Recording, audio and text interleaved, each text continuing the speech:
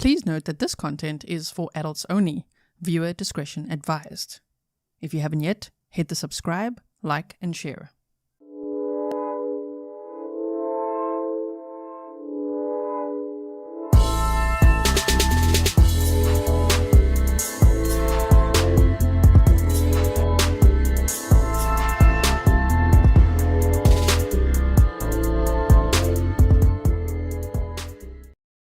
Hello everyone and welcome back to another live stream with me, Grizzly K. This is Grizzly True Crime and we are here to watch day 2 of Florida versus Mario Enrique Fernandez Saldana. And if you missed day 1, I made a little YouTube short for you, a recap. I've also put all the timestamps in for you and everything's on the playlist, which is linked in the description box and the pinned comments. So if you're new here and you don't know what that is, just look in the comment that's pinned on top in the comment section and you can just easily navigate through all the witnesses by clicking on the timestamps. So I think today we're going to see, I just took a little peek, you know, what are we in for? A little bit of a map time is going to be happening today. So looking forward to see all that and to see the evidence against Mario unfold. Because I don't think it's a slam dunk, at least not until they show the checks, but I do think the defense can actually argue that and say, but he's paid him over many months. You know, the guy rented from him, Henry Tenon, for 3 years. So like, I don't know. So it's going to be interesting to see what the state brings, right? I really want to thank Julie. Thank you so much for sending a PayPal. And you specifically said, thank you, Mr. Grizzly, for keeping us going. You made his day yesterday. So thank you so much for that. If you guys didn't know, Rafael spent last weekend just resetting my whole computer and doing all sorts of things to make sure it operates really well for us with no problems, right? And thank you also to Lobo Volcana for the PayPal as well. All right, so are we ready? Ready to bring up the trial day? Let me put myself over here. And let's go to the beginning of the feed, yeah? Somewhere, right? Okay. Also, if you're new here, we do start late on purpose. And we catch up after lunch, right? So we could just skip over the lunch breaks and coffee breaks and things like that. We do like to defluff. Okay, wait. I've got to get the chat going for us. Hold on one second. KT Perry said, hello everyone. K Kidsma said, love watching trials with the Grizzlies. Thanks for being a member for 15 months. Welcome to all my moderators as well. Thank you for everything you do. Patrons, members, subscribers. If you're new here, make sure you are subscribed, right? Notifications on. Evergreen said, G's wearing a court blazer. Of course. I'll see how long I can last with my hair down today. It gets annoying and hot when I'm streaming for long. Let's see how long I last, okay? All right, so wait, the sound is on. We go forward. There's no sound here, but we can see Mario sitting there. Mario Fernandez, who I think he's 38 years old. And he was facing the death penalty. The death penalty has actually been taken off the table, so the max he will face if he's convicted on first-degree murder and solicitation to commit murder is LWOP, life without parole. Florida's not playing here, right? Hello to Grizzly Cat. Thank you so much for being here as well. Let me show you, actually, Grizzly Cat, you're reminding me of something here. Wait, I did post this for you guys. Where is it? This one. Yeah. Let's pause him. Look at what Mario said in one of the documents, right? So we've got lots of documents. Grizzly Cat and I have worked on obtaining, you know, all the Freedom of Information Act files. There's a lot of documents, okay, working through them. So this one that I was going through today said, at approximately 1500 hours, the interview with Fernandez was conducted in the soft room and audio and visually recorded. Also present during the interview was Detective J. Lamont. Fernandez stated that they, Fernandez and Gardner, have been experiencing a backlash from Jared Bridegan, putting it out in the media. No wonder he was staring her down. Yesterday, the widow, Jared Bridegan, the victim's wife, right? She took the stand and he was just staring straight at her, and I'm like, damn, bro. Damn, you're really just like staring her down. This is quite uncomfortable to watch you, sir. Tone down your pettiness. He does say he's petty. Backlash from Jared Bridegan, putting it out in the media. He stated they were trying to maintain an amicable relationship for the sake of the kids, but that would not continue. He stated the kids are being affected by the constant media. Fernandez stated that what Kirsten is stating is starting to affect the business of Shanna's parents as well as their bakery business. He further stated that people are starting to accuse Shanna of being involved. Gasp! Clutch your pearls, Mario! How dare they accuse the ex-wife? Okay, anyway, because it took a while, but yeah. They do have evidence against these two, and they were the only ones with a huge problem against Jared Bridegan with the custody battle. So it says it's starting to affect the business, right? And Shanna's bakery. He further stated that people are starting to accuse Shanna of being involved. Fernandez said, the problem is, I'm running out of F's to give, and I am very petty. Oh, do go on. Oh, you are very petty. Well, where'd that get you? Petty facing Al Wop. He said, Fernandez stated he was going on Facebook Live and let her, Kirsten Bridegan, have it because I wanted to shut up. He also stated that they were going to seek legal counsel. He also asked if we, the police, were instructing her to do this. Like, whoa, bro. Oh my, Mario, you petty boy. With his pout. He's a pouty boy as well. Okay, let's continue here. Okay, there's no sound here yet. It's getting there. All right, good morning. Is there anything that we need to take up prior to bringing in the jury?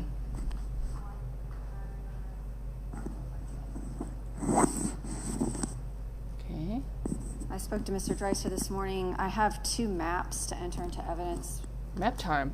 8Z coming in as states 209, Mr. Hathaway?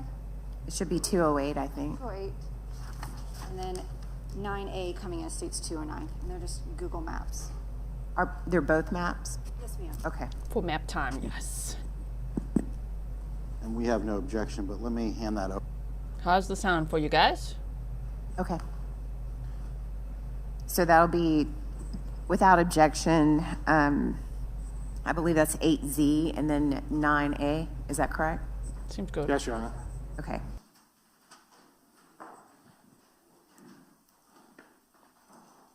Will be 208 and 209. He's feeling petty, this guy.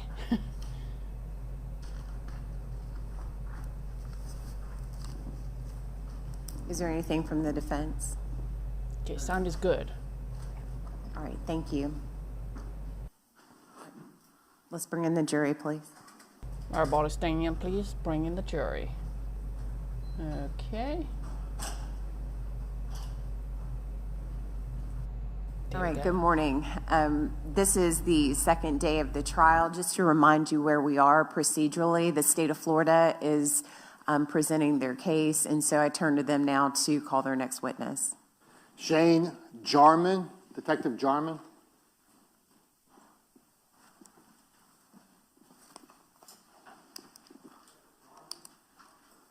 While the witness is coming forward, members of the jury, if you could answer out loud, did everyone follow the communication rules? Yes. Thank you. So we go witness number 6. Good morning. Detective All right, sir, Jarmin. if you please raise your right hand to be sworn in. Detective, do you solemnly swear or affirm the testimony you're about to give will be the truth, the whole truth, and nothing but the truth? So help you God. All right, this way, sir.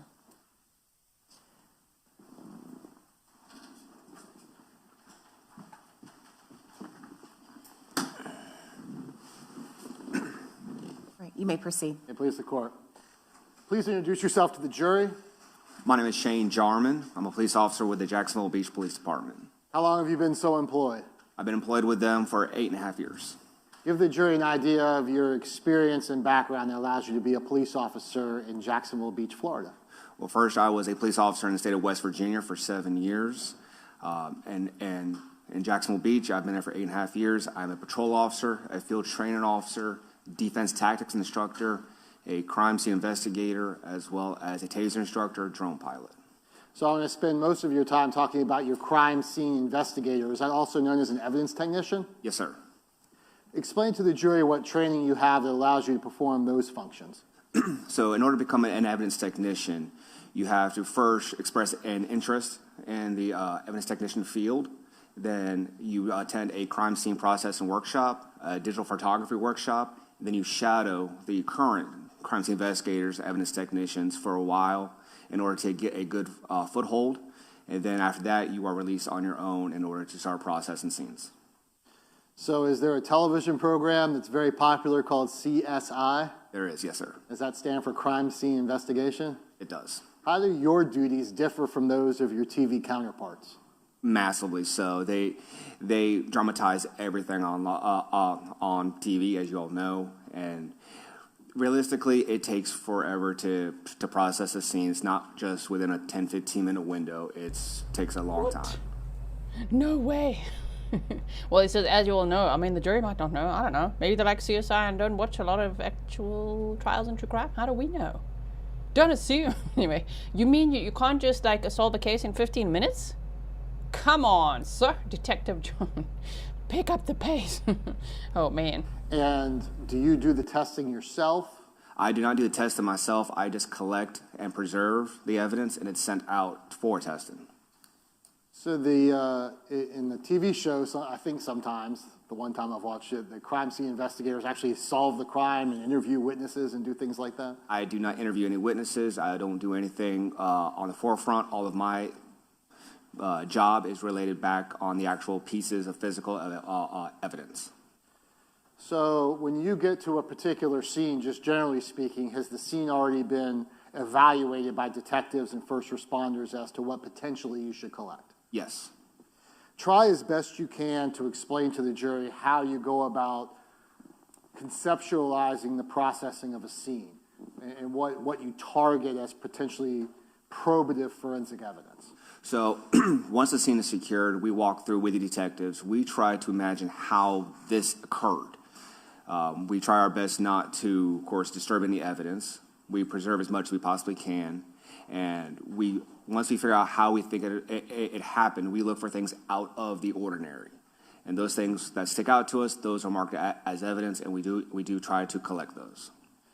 I'll give you an example just to give the jury an idea that you can't collect everything. If you were working, let's say, a home invasion robbery where the victims indicate they were robbed in their home, would you go and collect their toothbrush or things from their medicine cabinet as potentially forensically relevant?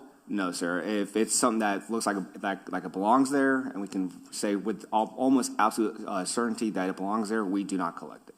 When you're talking about processing a scene in Jacksonville Beach on a street, like in this particular case, are you able to collect Sanctuary Boulevard and take it back to the police station? As much as we would like to preserve it in its entirety, we cannot do that. Explain to the jury why photography is so important for what you do. Well, the old saying, a picture is worth 1,000 words, it's 100% true when it comes to photography. It preserves the scene as it is. I can sit here all day long and describe those scenes to you, but when you look at a picture, that tells you the whole story right there. And in this particular case, you were the, lead evidence technician on February 16th of 2022? That is correct. You processed the murder scene of Jared Bridegan? I did, yes, sir. Okay. And then are you working with... There was a little glitch there. I'm trying to see, when did I first cover this case? Because someone said, you glad I'm covering this trial? Me too. It feels like it's taken forever to get you. You know, it's taken a few years. The first time that I covered this case, part 1, seems to be August 21st of 2023.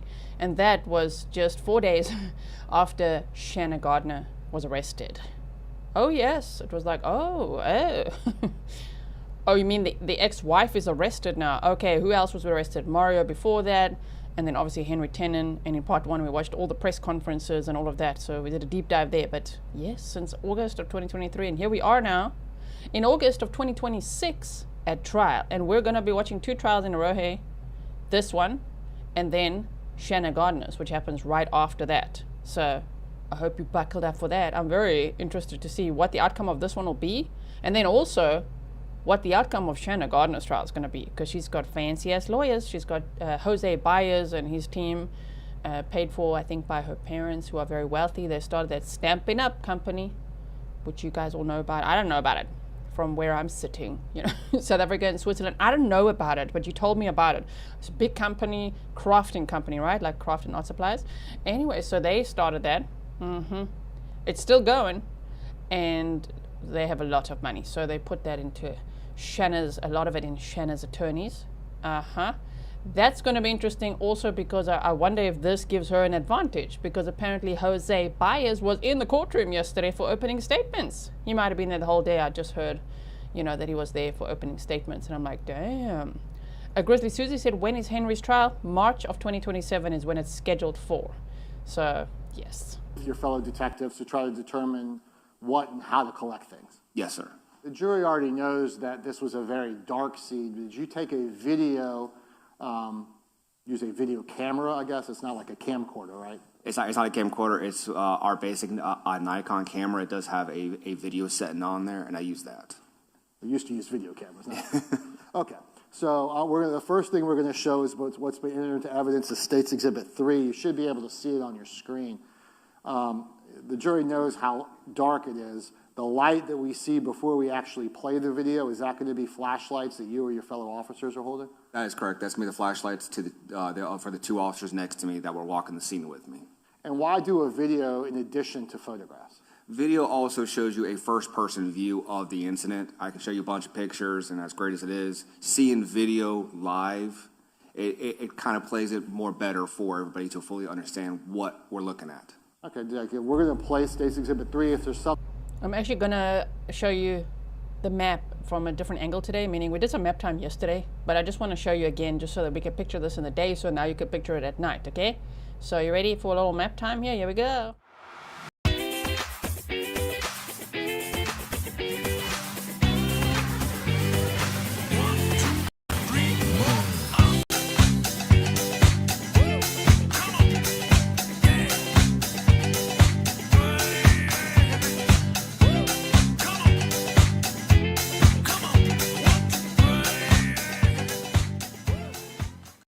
Sorry, I had to get that song going again, you know? Just a little bit. Okay, so here we go. This is Sanctuary Boulevard, and where Jared was coming from was obviously Shanna's house, because he took the twins out that he shares with Shanna, right, his ex-wife. They got divorced in 2015, all right? And he took them out for dinner, and he had a 2.5-year-old Bexley in the back as well. That's a daughter that he had with Kirsten, his new wife at the time, right? And they also had another daughter. And Kirsten and the infant were at home. Bexley was with them. Twins dropped them off at Shanna's house at Marsh Court, is what it's called? Marsh Inlet Marsh, something like that. Marshy. Wait. Marsh Inlet Court. There you go. That's the one.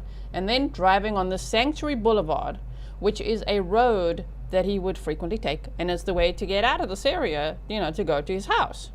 And so this is how he would have driven. And this is now, you could see the car would be in the distance on the court footage they're showing us with that exhibit. It's in the distance on the Sanctuary Boulevard. So even if we just go a little bit back, let's drive it a little bit. We'll go this way. You could see there's a lot of, you know, foresty wooded area around here. But clearly the perpetrators were making sure that they were calculating very well where it would be the darkest, where they could hide out, and where he would essentially be trapped, right? So if he's driving this way, buckle up everyone. Here we go. We're going, this is now it. This is now it. This is where the road, you can see it splits here. And we go forward this way. And this is where it happened. It happened here. Like literally somewhere right here. Okay. And so a tire was placed in the road here. Meaning that allegedly Henry Tenon was waiting in the bushes here with the tire. Traffic was going through. They said on surveillance cameras they could see that other cars were not stopped by the tire. And then the minute that Jared was driving here, you know, he came across a tire in the road. And he stopped, put his hazards on. Bexley was in the back eating ice cream, and he got out just to move the tire, because that's what they said, just that you can't reverse here. Especially, I mean, if there's someone behind you, you can't get out of here. You can only go forward. So you're stuck if there's something in the road. And that's what happened, right? So Stefan said the trees are actually really, the trees are really close to the road. They are, right? They are really. This really is a vulnerable area if one had a sinister plan like that, right? So this is, I just wanted to show you, because I also went to drive around again this morning. I'm like, I have to go find this and go look at it again, just so that I could see and visualize for myself, well, how did they trap him in this area? Why did they choose this area in particular, which is very calculated. So look, you have to, I actually think I remember last time we looked at it, it was literally around here somewhere.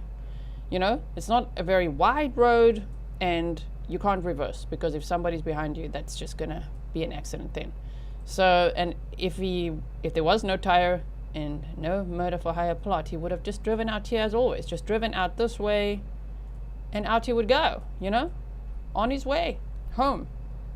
So I think seeing that as well, and I do hope they show the jury very nice and clearly as well, just to show just how one can be trapped in that little area right there. I mean, driving along and then being like, what the hell? As you get in here, what the hell? There's a tire in the road? Now you're stuck in here, you know?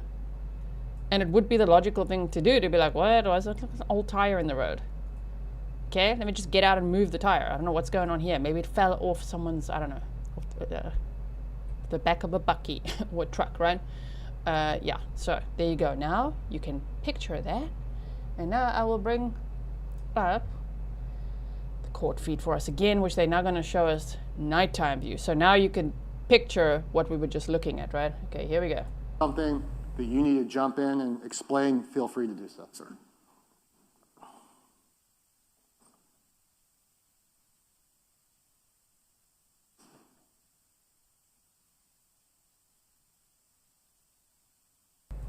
I don't know how much of this they're actually going to show. Just want to see. Just, it comes with a trigger warning because Jared Bridegan is on the ground, you know? I've seen the files from the FOIA request, so just letting you know, it could be upsetting to see if, I don't know, at this point. Let's see what happens. Let's put a trigger warning up in case. It's very dark in that area as well, right? Very dark. So not only being trapped in that little area, but it's also very dark.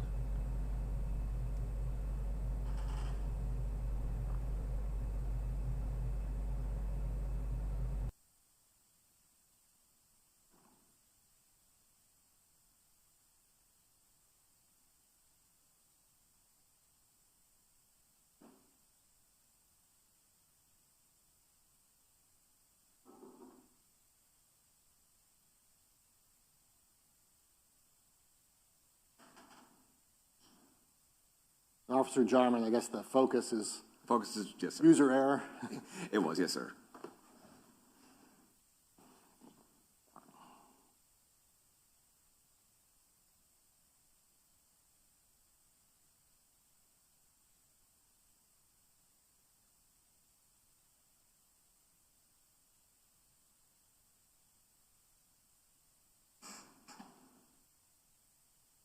As we look out there, is that going towards Butler Boulevard? It's going towards Sanctuary Parkway, which leads on to JTB.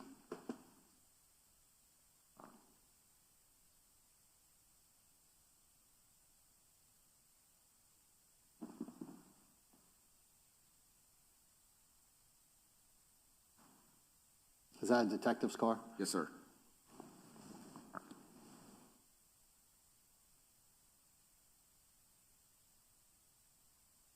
Now, at this point, when you get to the scene, it looks like it's actually drizzling a little bit. It is, yes, sir. That's a good point, Stefan. You said, how did they know it was Jared's car when it was so dark? Imagine if they messed that up as well, eh? Shame. Imagine if he just went a different way that night. I think they would have tried again, in my opinion. But how did they know? I mean, did they have a tracker on his car that no one knows about or what? Who knows? What do you guys think? That play a role in your ability to collect evidence? Potentially. Potentially, yes, sir. Okay, that was the trigger warning. That was him on the ground, right?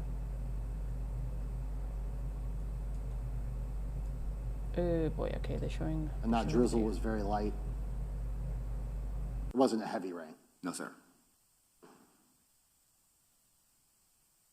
And is that a shell casing we're looking at? Yes, sir.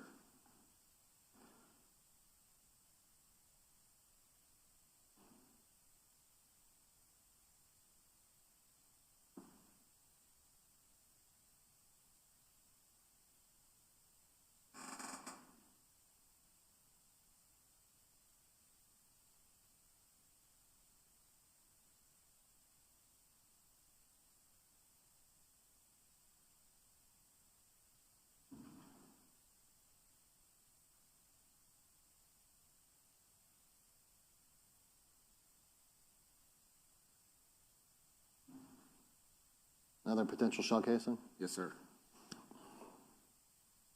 Are those little pieces of paper things that you have put down or your fellow officers to mark those shell casings? Yes, sir. My fellow officers put those down. and we'll see them marked with yellow placards later. Yes, sir.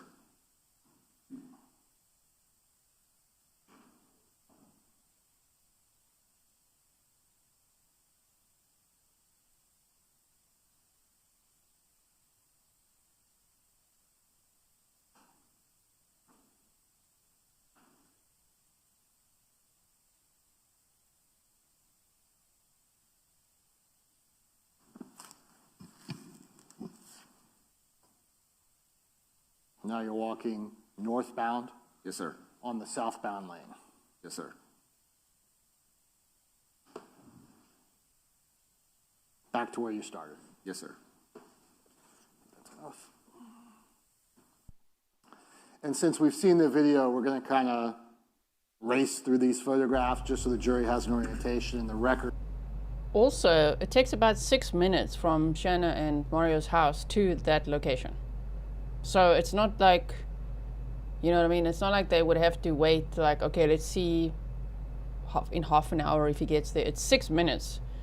So that's where it brings, yes, Shanna and Mario into it, because Jared dropped the kids off at Shanna's house, right? And so the kids go in, and then Jared drives off.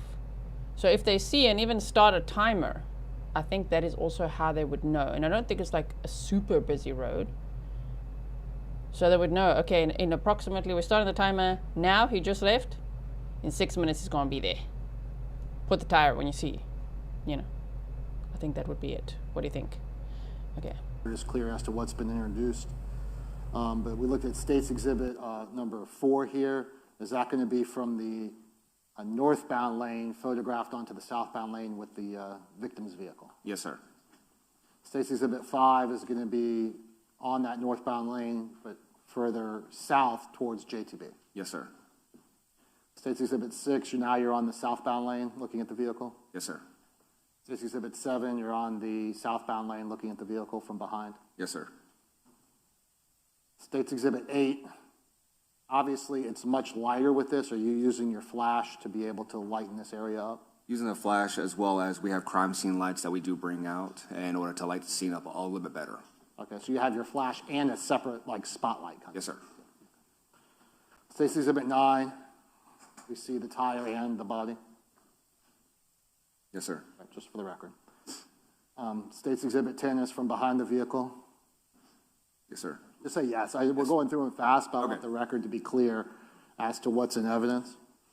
So even though we see, is this a picture in State's Exhibit 11 of the covered body? Yes. State's Exhibit 12, another picture of the covered body? Yes. Do we also see those placards 3 and 4 that indicate potential pieces of evidence? Yes, sir.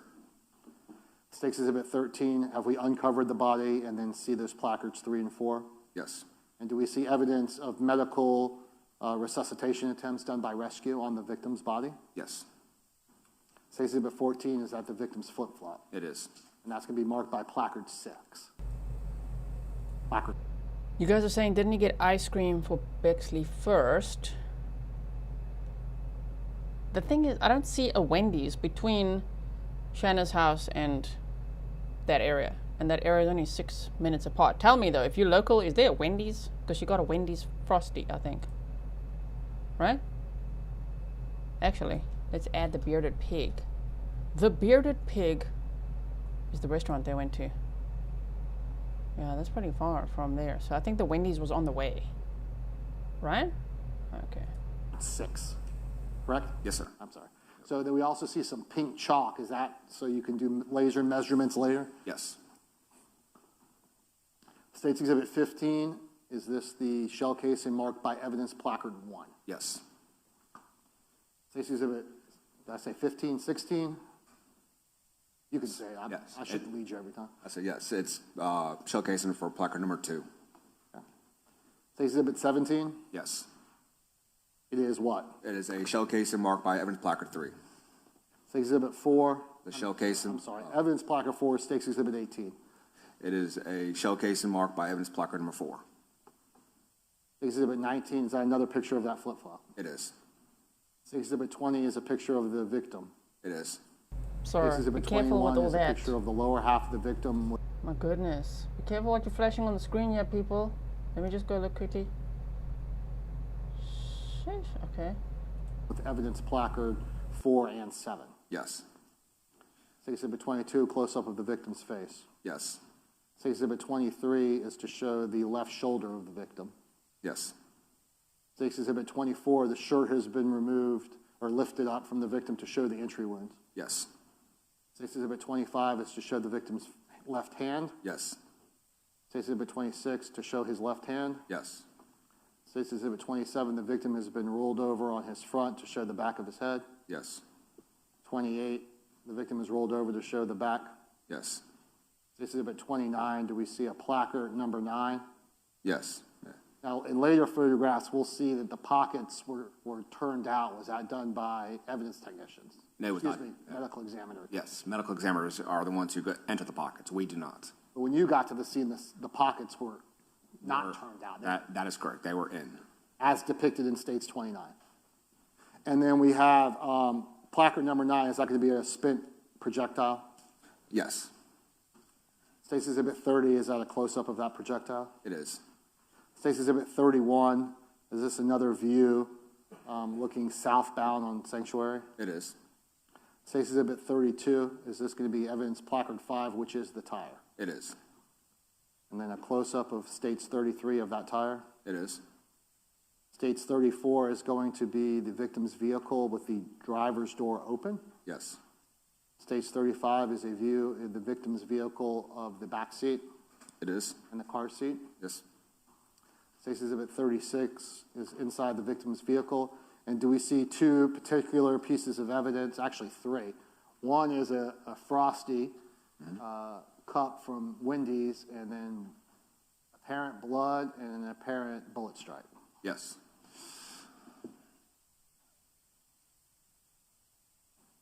States Exhibit 37 are close-ups of those inside the victim's vehicle. Yes. States Exhibit 38, do we also see blood droplets After this murder. on the driver's side door of the victim's vehicle? Yes. Sorry for that other sound. I just quickly wanted to check the transcript of yesterday, exactly how Kirsten phrased it with the ice cream, because I think she said that Bexley said, "Mommy, we got ice cream." I just think that it makes sense that they went for dinner, got ice cream, dropped the kids off, then he was on his way home, right? Okay. States 39 is going to be the passenger vehicle that apparently was struck by a bullet. Yes. States Exhibit 40, do we see a bullet strike there? Yes. States Exhibit 41. Now, we notice the difference between 40, which is at the scene, and 41, which is apparently at some garage. How did the vehicle get there? It was towed by one of the wreckers on rotation on that night and escorted by Property Officer Choate to the secured property room. So why do you further process the vehicle away from the scene? We wanted to wait till the next day in order to see everything possible, as well as we were tired. We were like, let's take a little bit of a break, a little bit of a breather, and then come back. And we processed it there in our back lot. So yesterday, Kirsten Bridegan said, so I was on the phone with my brother, and Jared called me, and I 3-way merged it. We all chatted for a little bit, and then my brother hung up to let Jared and I talk, and I remember Bexley telling me, "Mommy, we got ice cream." And that was around 7:45 p.m. He would have dropped the twins off. So I think they already got the ice cream. I know it's not a big issue. We're just trying to all, like, chronologically, it all starts with how did they know exactly that was Jared's car, because it's so dark. Like, they could have effed it up, you know what I mean? Put the tire there and it's not Jared. Like, what would they do then? Just let someone move the tire? Probably. They just let someone move the tire and just hide in the bushes and try again. That's the other thing, right? But I think knowing that it would take approximately 6 minutes from dropping the twins off to that area, I think that's probably how they would have timed it and known. Okay, because there's no Wendy's between those 2 points. So it makes sense that they went for dinner, got ice cream, dropped the twins off, and he was on his way home, and Bexley had said, "We got ice cream." Okay. Do you make sure that the car is secure, the vehicle is secure during this process? Yes, sir. So States Exhibit 41 is showing that you're beginning the processing at your lot in Jacksonville Beach. That is correct. States Exhibit 42 I guess we've already semi-seen this because we see the blood on the, near the gear shift. Yes. Exhibit 43, are we starting to see bullet strikes? Those are blood spots, yes, sir. Blood spots. You can see that with these little white placards that indicate that's where you're seeing blood. Is that correct? That is correct.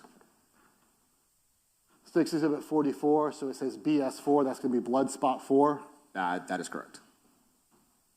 Now we see the jury can differentiate between the blood spots, which say BS, and then the placard that says 1 is going to be a bullet defect. Yes. And that's inside the victim's vehicle. Yes. States 45. States 46 is again a bullet defect with the shattered passenger window. Yes. Stakes Exhibit 47 is bullet strike 2. Yes. Stakes Exhibit 48 is, I guess you have taken out part of the door to show that bullet strike? Yes. And why did you take out the door? Are you looking for the actual projectile? That is correct. Stakes Exhibit 49, and another shot of the door taken, the inside paneling of the door taken off so we can see the bullet defect. Yes. Stakes Exhibit 50, what'd you find? We found a projectile inside the actual door, on the very bottom of the door.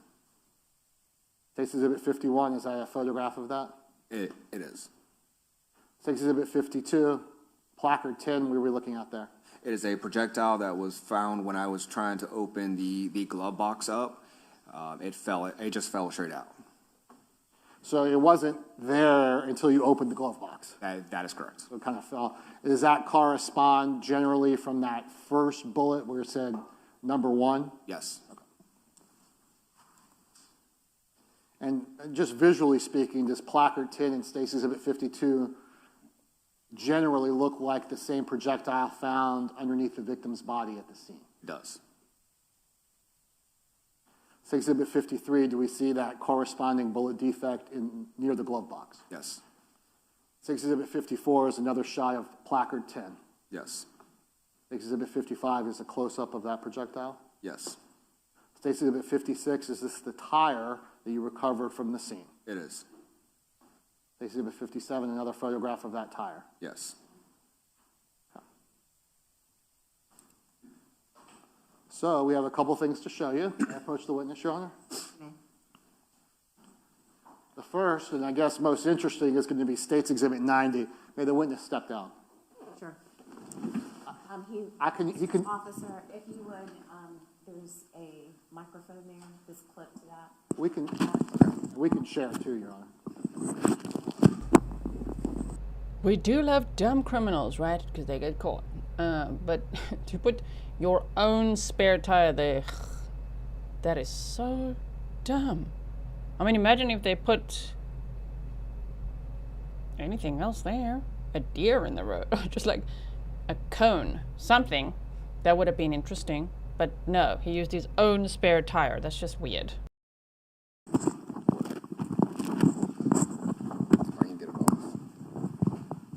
I'm very familiar with the microphone. Absolutely. Yeah,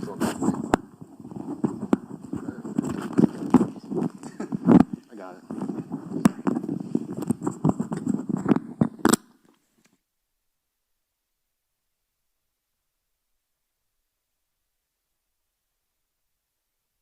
I enjoyed that wrestling. Any other spare tire, but no, they were able to track the tire. That's what started the whole investigation. Track where the tire is. There's some DNA on there.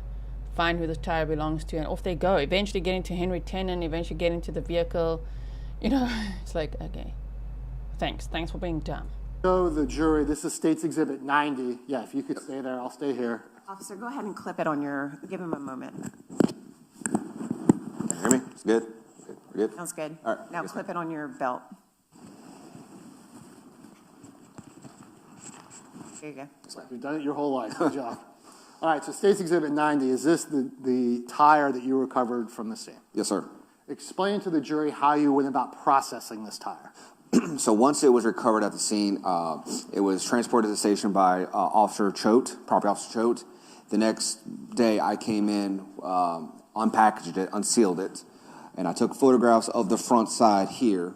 And And when it came to processing the tire for possible DNA evidence, per our policy, I wore gloves as well as using sterilized water. And to make sure there's no further cross-contamination, we also go an extra step. We put on 2 pairs of gloves between each and every swab. So I went through almost a half a box of gloves just to process this tire. And when you say process it to look for DNA, we see in State's Exhibit 92, it looks like a Q-tip. Explain to the jury how you use State's Exhibit 92 to process for DNA. So first things first, once I have labeled the package the way I want it to be for whichever piece of evidence that I'm processing, I open with the package up wearing double latex gloves. I pull the Q-tip out. I put on some sterilized water from a sterile tube. I put it on the tip of the Q-tip, and I process whatever I want to process. In this case here, it was clean areas on the tire that seemed out of place for a dirty tire. And State's Exhibit 92 is going to be from the inside of the tire, which is going to be the part of the metal that's facing the jury right now. Yes.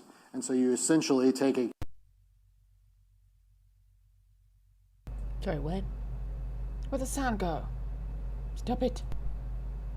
I'll just turn it around like this because we have Okay. what it's referred to as the valve stem. Was that an area that you thought maybe someone had touched? Yes, the valve stem cover, the cap itself. If anybody's filled up a tire.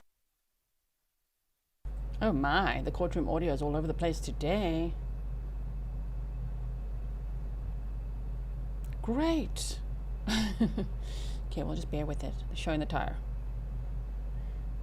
Okay. B-Town Princess said, what if he would have taken the spare tire with him? Would they be here now? Interesting, hey? Sir? Processing of the vehicle is one of the things that you looked for on the victim's Volkswagen Atlas, that there was a potential tracking device on that vehicle. Yes, sir.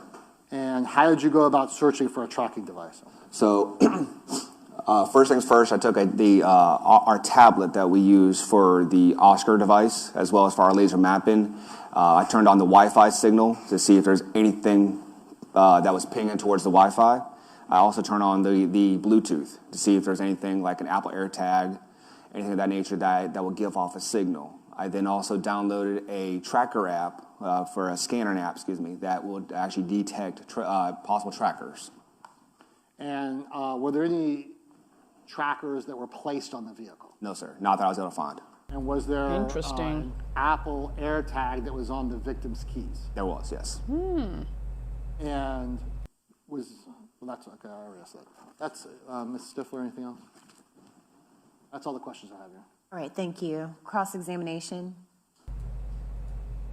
So I wonder if Shanna was still able to see, like, track him with his Apple AirTag, right? I don't have an Apple AirTag, but do you have to give someone permission to track it, right? You got to, like, sync it, but maybe because he took the kids, you never know, right? I don't know. Okay, yeah, Stefan says, wow, they really checked that. They really did. Yes? Did you need any pictures, Mr. Dresser? Thank you for offering. I don't think so. Good morning, sir. How are you? I'm good, sir. Thanks for being here. Yes, sir. So just real simply put, you spent a lot of time collecting evidence in this case. Is that? Yes, sir. And you did so carefully? Yes, sir. And you did so that you could help all of the officers in your department, including the detectives, figure out who committed this murder, correct? Yes, sir.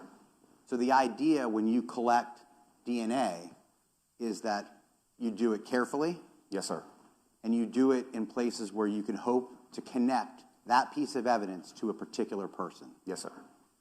So that later, and in this case, the jury may be able to hear that somebody's DNA was found on that tire. Yes, sir. And that somebody may be connected to all the other evidence that you collected. Yes, sir. That's the whole idea, right? Yes, sir. And you did that with all of your training and experience to make sure that the detectives in this case could solve this crime. Yes, sir. I don't have any further questions for you. Thank you. All right, thank you, Mr. Dreiser. Any follow-up? All right, may the witness be excused. The witness is excused for now, subject to recall. All right, officer, do you know what that means? Yes, ma'am. All right, thank you, sir. You can step down, stay in touch with the attorney. Thank you. Yes, ma'am. All right, the state will call its next witness. State calls Corporal Brian Wallace. Corporal Brian Wallace, please.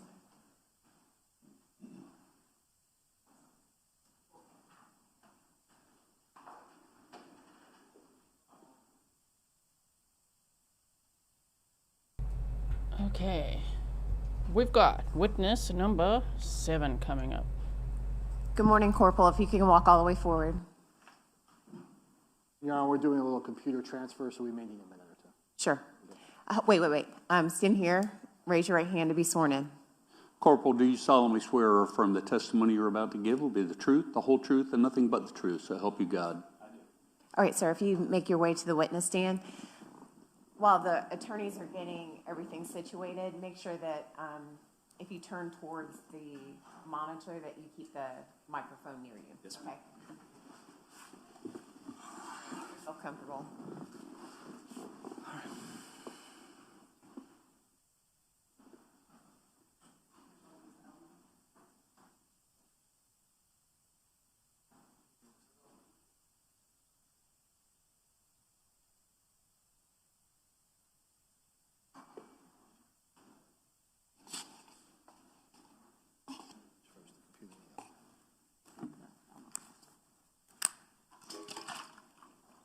I know how to do it. Just like you. Good morning, Corporal. Good morning. Could you please introduce yourself to our jurors? I'm Brian Wallace. I'm currently the traffic sergeant with Jacksonville Beach Police And how long have you been with the Jacksonville Beach Police Department? for 15 years. And during your time there, what positions have you held? Started off July 11th, 2011 patrol, and then I spent about 2 years on patrol, went to the Downtown Cape unit. It's the community assisted policing effort, basically downtown bar unit.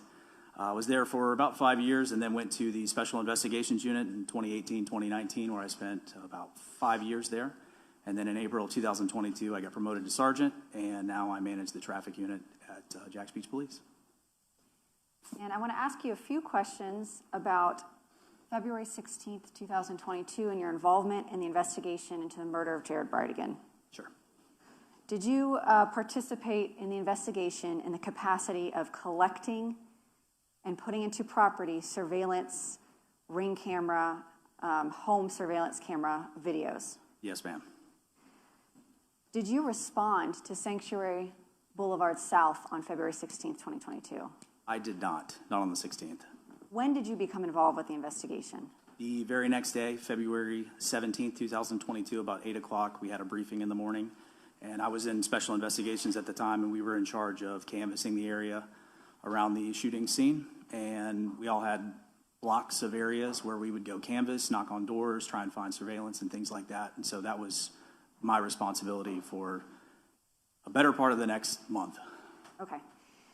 Could you give us an estimate, if you know, how many houses do you think yourself and members of Jacksonville Beach went to looking for surveillance or eyewitnesses? Hundreds.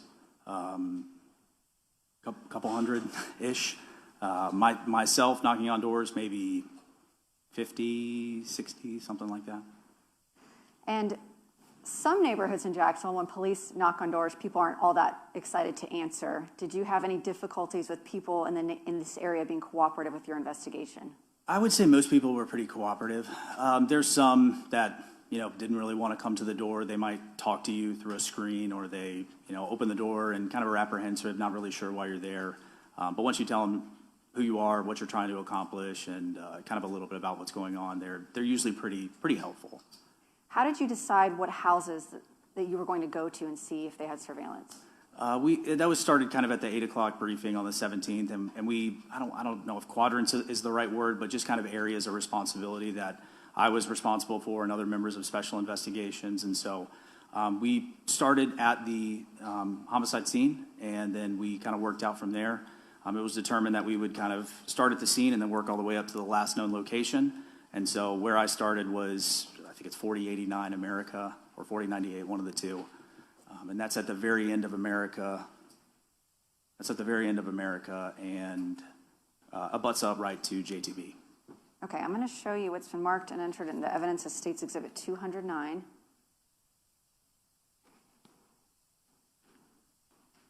More map time. And do you recognize this area?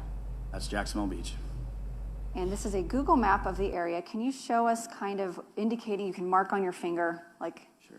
touch screen, where you began, where the homicide scene is and where you began canvassing? Sorry.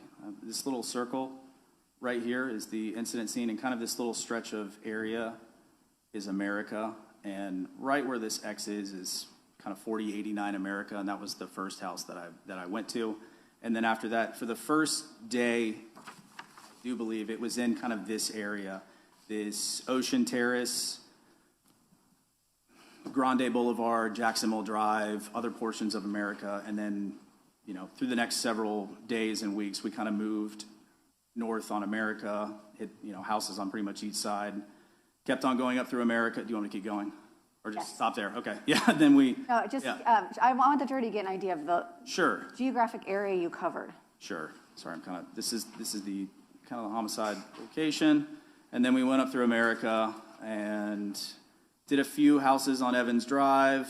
There's actually like a West Wind, which is this, and East Wind. We did some houses on West Wind Drive. And then kept on going. Hit Seabreeze, which is this location right here. And then now we're getting into Fairway Lane. And go up through Fairway Lane, and then it turns into 15th Street at this location, and then there's a kind of a northern portion of the map, but... I have another portion of a map I'll show you in a Sure. moment. On February 17th, did you or the team with Jacksonville Beach Police have any information as to a suspect description or a vehicle description? How is it that you chose this route? I think it was just investigative effort. You know, you start at the X, right? You start where the incident happened, and you kind of work up from there. And you're trying to find some type of evidence, video of, you know, was this captured on someone's home surveillance system? And so it would make sense to start in the America Avenue because it is a pretty wooded area, right? I mean, on this location right here is woods, and then there are some houses on America, and then there's a few on that Sanctuary Way North, and then you get into Sanctuary, but it is pretty wooded, except for that area on America Avenue, 40, 67, 89, 73 houses right there. Are you following a route of what appears to be kind of, for this area at least, some of the thoroughfare streets that someone would drive? Was that intentional? Can you explain to the jury the thought process behind that? I'm sorry, you're saying going from, like, the thought process of this route? Yes. Yeah, last known location, right? So he dropped off kids at the residence, which is on Marsh Inlet. It's a northern location of this map. I'm going to show it to you right Sure. now. I'm going to show you States 208. Yeah, okay. And from the bottom of this map, is that the end of where we left off previously? So we see Fairway Lane here that you had circled previously. That's correct. So Fairway Lane, then we go up, Fairway turns into 15th. It's kind of one and the same. And then we go up, and then right here we're at Marsh Inlet, last known location. Okay, and this pin here indicates the residence that you all had information was the last place Mr. Bridegan had been seen. That is correct. And that would be Shanna's house, and where Mario lived as well. 1511 Marsh Inlet Court. Correct. In this area, where else did you canvass for video surveillance? There's a golf course right here, so this is kind of out. A few, I don't think any houses on Marsh side went, and again, this is kind of a group effort, right? This is not all just me. There's several detectives that are doing this canvassing.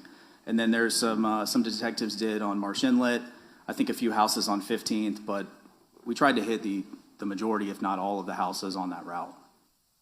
Did you gather any surveillance? Obviously, this is the golf course. Did you gather any surveillance from Cradle Creek Preserve, from Shutter Avenue, or any of these areas? So eventually, yes, at the police department, which is kind of right here, we have some surveillance that we were able to pick up. This is Discovery School right here. Their cameras this is later in the investigation, found out that their cameras were not working. And then there's nothing. There were nothing here in the golf course. Cradle Creek's cameras were down from a previous tropical storm. I think a tree hit the pole or power outage or whatnot, and they were not operational at the time. On this route, specifically, there's one house, I think it's 25 Fairway, where we were able to get some video eventually in the case, and I think that's kind of the first one where we were able to use that for, I guess, not the first video that we obtained, but one of the ones that we used. And we're going to show the jury video compilation in a moment that you've previously seen before today, correct? Correct. The video they're going to see, you mentioned that this house on Fairway Lane is kind of in this particular area, one of the few cameras you were able to get surveillance of the victim's vehicle and what would eventually be identified as a suspect vehicle. Is that correct? That's correct. This reminds me of, remember when I had a pen that I tried out? I must actually check where that is again. Some software that I had, some pen that I'd whip out and try to draw on a map too. That reminds me of this now, y'all. It's like, oh my, look at that go. And you mentioned that there were no working cameras here at Cradle Creek. That's correct. No working cameras here at the Discovery School. That's correct. And eventually, did you obtain some video surveillance footage from this apartment complex? Yes, we did. That's, I believe, 1712 Pablo Hamlet. This is a assisted living facility. We were able to get some video from Pablo Hamlet. And then if you go even further north of this and kind of go a little bit west, we also obtained video from 1712 Beach, which is Taco Lu. They had some exterior surveillance that was also working. So as far as up north here, if you kind of like look up here, there's Taco Lu on Beach Boulevard. And then you turn down on 15th, and we ended up getting Pablo Hamlet, and then some at the police department.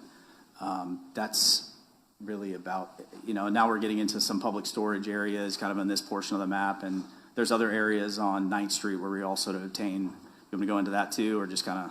Sure. Okay, yeah, so there's, if you go to this 9th Street area, this is, again, further on in the investigation. We were able to obtain some video from some Jack's Refrigeration, which is at the corner of 7th Avenue South and 9th Street.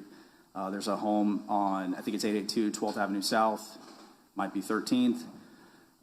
We used that as well. And then I think public storage, we also had some surveillance from there. And that looks about it on this map. Okay. So for this particular area, we know we've got surveillance here, Taco Lu, which is up here. Correct. This area, and this area. That, I believe that's correct. It might be not 12th, it might be 13th. Sure. And just for the jury's information, it wasn't for lack of trying. You didn't skip houses along these routes or anything like that. It was just where businesses in this area or houses in this area actually had working cameras that faced the street. Correct. Working cameras. You will find that a lot of people don't pay for the subscription service, so they only have just live video feeds and things like that. And so when you went to visit people, tell me more about that. Were there occasions where somebody had a camera in the front that you noticed, but they don't have historical footage? Sure. A lot of people, they have cameras, but they only pay for example, I think a couple of cases that were like Google Nest, there's a free system that you get, and you get, I think, 3 hours worth of data. Everything else after that is washed. Most of the cameras now are subscription-based, so if you don't pay for the subscription, then they're not going to hold on to that data. The videos that we did find, some people have like the Lorex systems, or the ones that you would find that have like an internal terabyte or just some internal hard drive that would hold video, and those places were the ones that had historical data that was longer than, say, 3 hours, a day, a week, things like that. So it kind of varied. Some people had data for 7 days. Some people had data for longer than that, but it was not a lot, but a good portion, I would say. Okay, I quickly want to show you again the map. just a little bit so we can see it a little bit clearly. Hey, we can see it there, but I just want to show you this quickly. There we go. Do you want the Maptime song again? You want it again? One more time.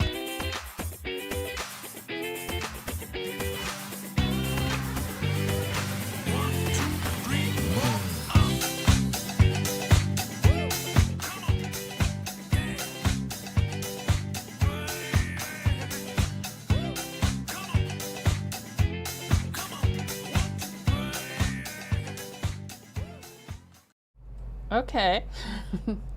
I don't know if you wanted it again, but you got it. All right, so let's quickly show you this, right? So if we look here, what's interesting is firstly, YouTube, I'm not doxing anyone. This is all public record, and we're just showing a satellite view of the same map that Corporal Sergeant dude just showed us, okay? So, sorry, let me not botch his name. Corporal Brian Wallace just showed us, all right?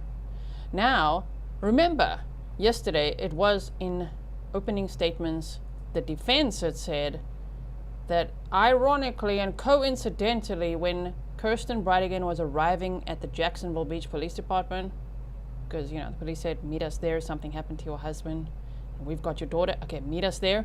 When she was arriving, surveillance caught what they believe to be, and what we saw yesterday to be, the Ford in the background in surveillance, and then Henry Tenon walking around. Do you remember that? That was like such a mind F for me that I doubted it. Do you remember? I doubted when I heard it. I'm like, wait, for real, like for real. I know the defense said it, but until we saw it, I'm like, what? Like he was literally walking right there? He was still walking around for like an hour or more. I think hours actually after the murder. Henry Tenon, allegedly, right? Now that, look here. Here's the Jacksonville Police Department, and here's Shanna and Mario's house. Damn! So that also tells me that Henry Tenon would have walked from the area over here, which is how long? A 55-minute walk, which makes sense, hey? If you look at the time, look at him walking. Look at the time from when she arrived and when the murder happened and when the 911 call was made. Oh, he was walking all along here, meandering his way back. What, to Mario's house? To Shanna's house? Was the truck near there? Interesting. Where do you have to meet them? And how odd that it was so close to the police station. Here's the Jacksonville Beach Police Department. Okay. And, yeah, the house is here. Public record. Shanna's new house and Mario's is jail. They've been held on no bond since they were arrested. Mario was arrested the day that Henry Tenon pleaded guilty in March of 2023, and Shanna was arrested in August of 2023. So that's just amazing. Like firstly, how close they lived to a police station, how Henry Tenon, it seemed like, allegedly it's Henry Tenon, it really looked like him, was walking around here, and that Ford truck, because this is his truck that he inherited from his father, the one with a spare tire. There's a spare tire in the back in one of the surveillance videos. They said it seemed consistent with, and then later when you see the car again, there's no more spare tire in there. So interesting. But the fact that allegedly Henry Tenon was walking around here, oh my word, did these two idiots literally have him meet them back close to their house? Oh my goodness. All right. Is that like, so Mario, what, was he the getaway driver? Did he drop Henry off? Did he? Leave his phone there with Shanna and be like, I'll be right back. So the digital evidence shows, no, my phone was there the whole time. Yeah, but where were you? Where was the car? And then, again, if we just go to, they were showing us on the map two parts. They showed us from where the crime occurred, right? Which is this, you could see the road splits here at Sanctuary Boulevard, right? And this is where the crime happened.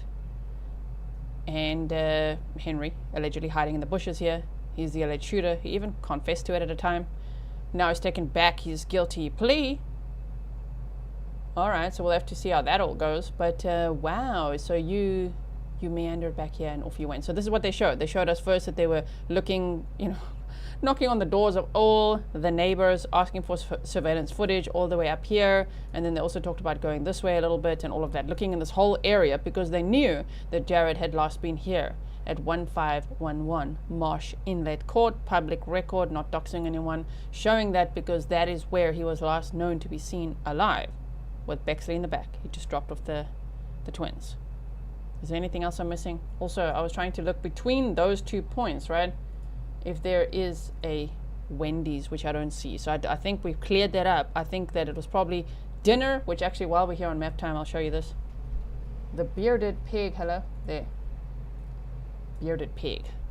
Here is the Bearded Pig, the restaurant where Jared took the twins that were 9 years old at the time and Bexley along for what they called was like daddy date night. Okay, so to the Bearded Pig, and then he went and dropped them off at this 1511 Marsh Inlet Court, and he was killed shortly after that. And he was going to, what was that area? St. Augustine is where I think he stayed. St. Augustine is where he would have gone home to that area. So that's That's that. Does that help? Anything else I need to show? Okay, it's just amazing how close they live to the police station and how Henry Tenon was seen walking there. Allegedly him. Okay, so... Right, Mario, you made him... you made him walk by the police station? Okay, weird. In collecting this video surveillance, and I understand there were other detectives working with you, did you all make efforts to ensure that the time and date stamp on the videos you collected were correct? Correct. There's a few that you'll see some time and dates that are incorrect, and some people just don't manage their home security system, or when they start it up, they don't change it properly, and it's not synced up, right? So Ring's usually pretty good about that, but other of those home systems that you can buy online, they're inaccurate. So there's a few, like the Pablo Hamlet one is going to be a little off. I think it's 3551 America, which is the Slayman house. That one I think is also a little bit off, and then a few here and there are not exactly accurate, so we had to adjust for that, right? So we're using our phone to just make sure that, like, okay, what we're looking at right here, we need to do some quick cop math and find out that, this is the time that we're working within.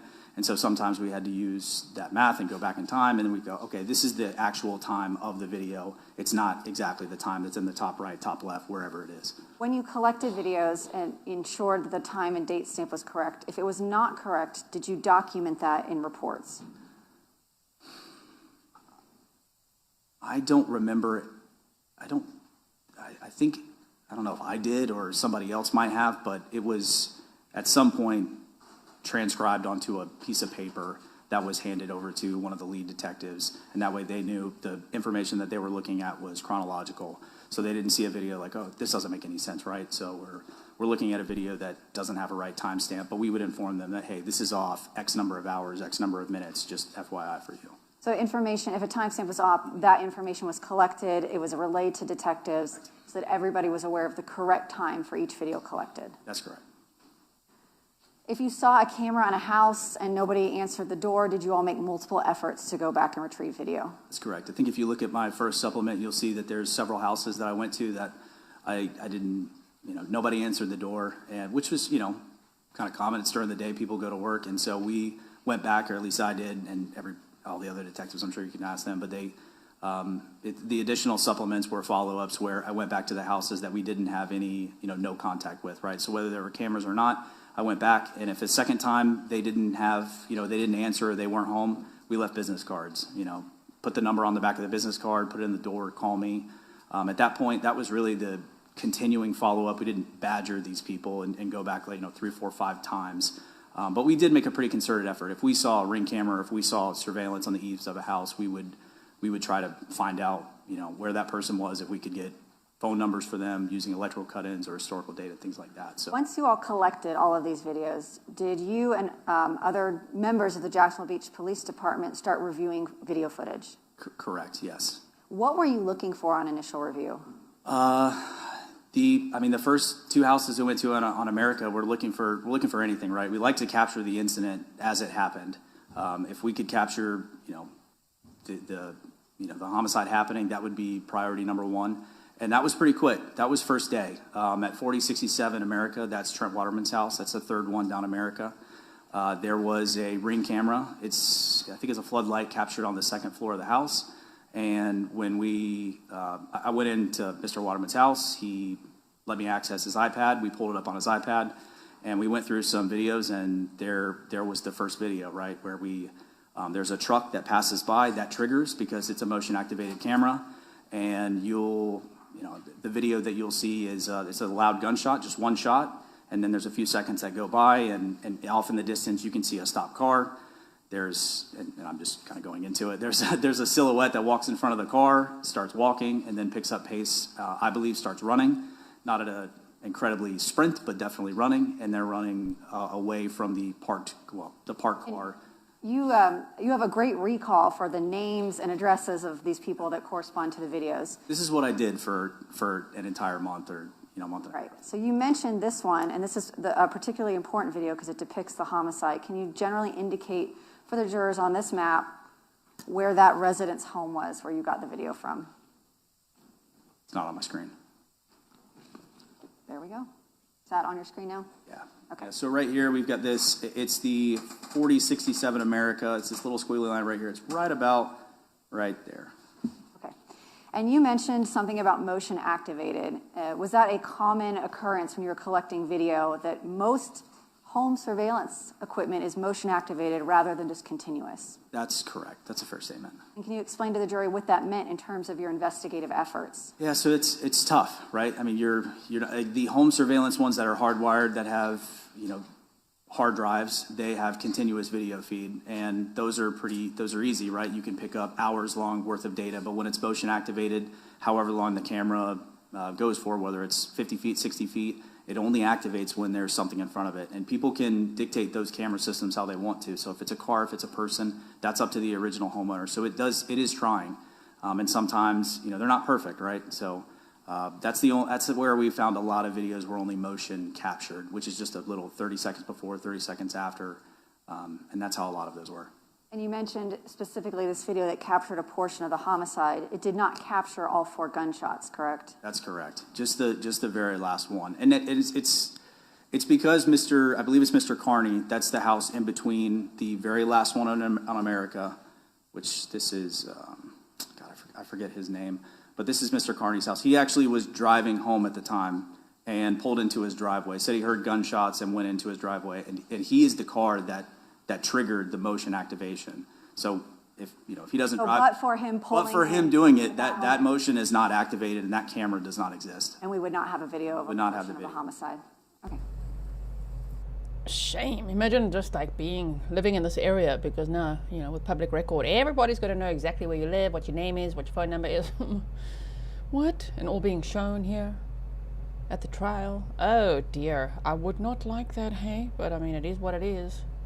They went around, they got surveillance footage, they spoke to people. What did anyone hear? John Hank said Dr. Peter Gillespie's medical examiner testimony yesterday indicated 2 wounds, 4 shell casings found at the crime scene. Correct. And there is, through a FOIA request, which I'm not going to play, but there's a clip from one of the neighbors. I don't know if they're going to play it. If they do, okay, it's part of the trial. But there's 4 gunshots heard. So that is correct, yes. Thank you for that. Thanks all for being here. Please like and share so others know we are live right now. We're covering this trial, and we're covering the next one right after this too. Shanna Gardner.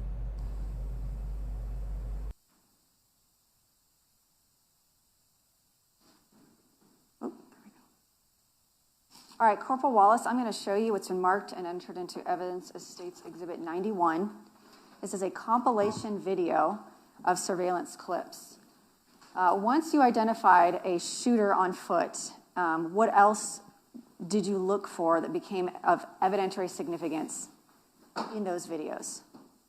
You were looking for the victim's vehicle. Yeah, we're looking Explain to the jury how your investigation developed from there. Yeah, so we have a video, and then we're just going backward. We're trying to just, figure out the pattern and which route he drove, right? The last known location to where he was from there. So that's the first thing. And now we have, okay, this is definitely looks like a suspect, right? Running away from the scene of a homicide location. So, all right, he's running south towards JTB. That's pretty much an interstate, right? So at that point, he's either... Yes. Oh.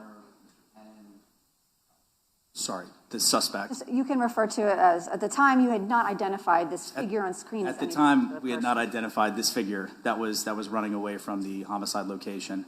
So the suspect is going to run into an interstate, and at that point, they either take a right, which is west over the bridge, or they have to go back east, back into Jacksonville Beach. And the first road that they're going to hit is Grande Boulevard. And at that road, they either turn back down Grande and go back towards Jacksonville Drive, or they kind of continue up and they're going to wind up going towards South Beach Parkway. So we're trying to find that figure, right? Either they got picked up, or they're still on foot, or they're in hiding. You had a description in a known vehicle belonging to the victim, in this case, Jared Bridegan, a black Volkswagen Atlas. Did you also look for surveillance clips of Mr. Bridegan's Atlas? Correct. Yes. That was the route that we established down America and Jacksonville Drive and the 15th Street, Fairway Lane, Seabreeze, and things like that.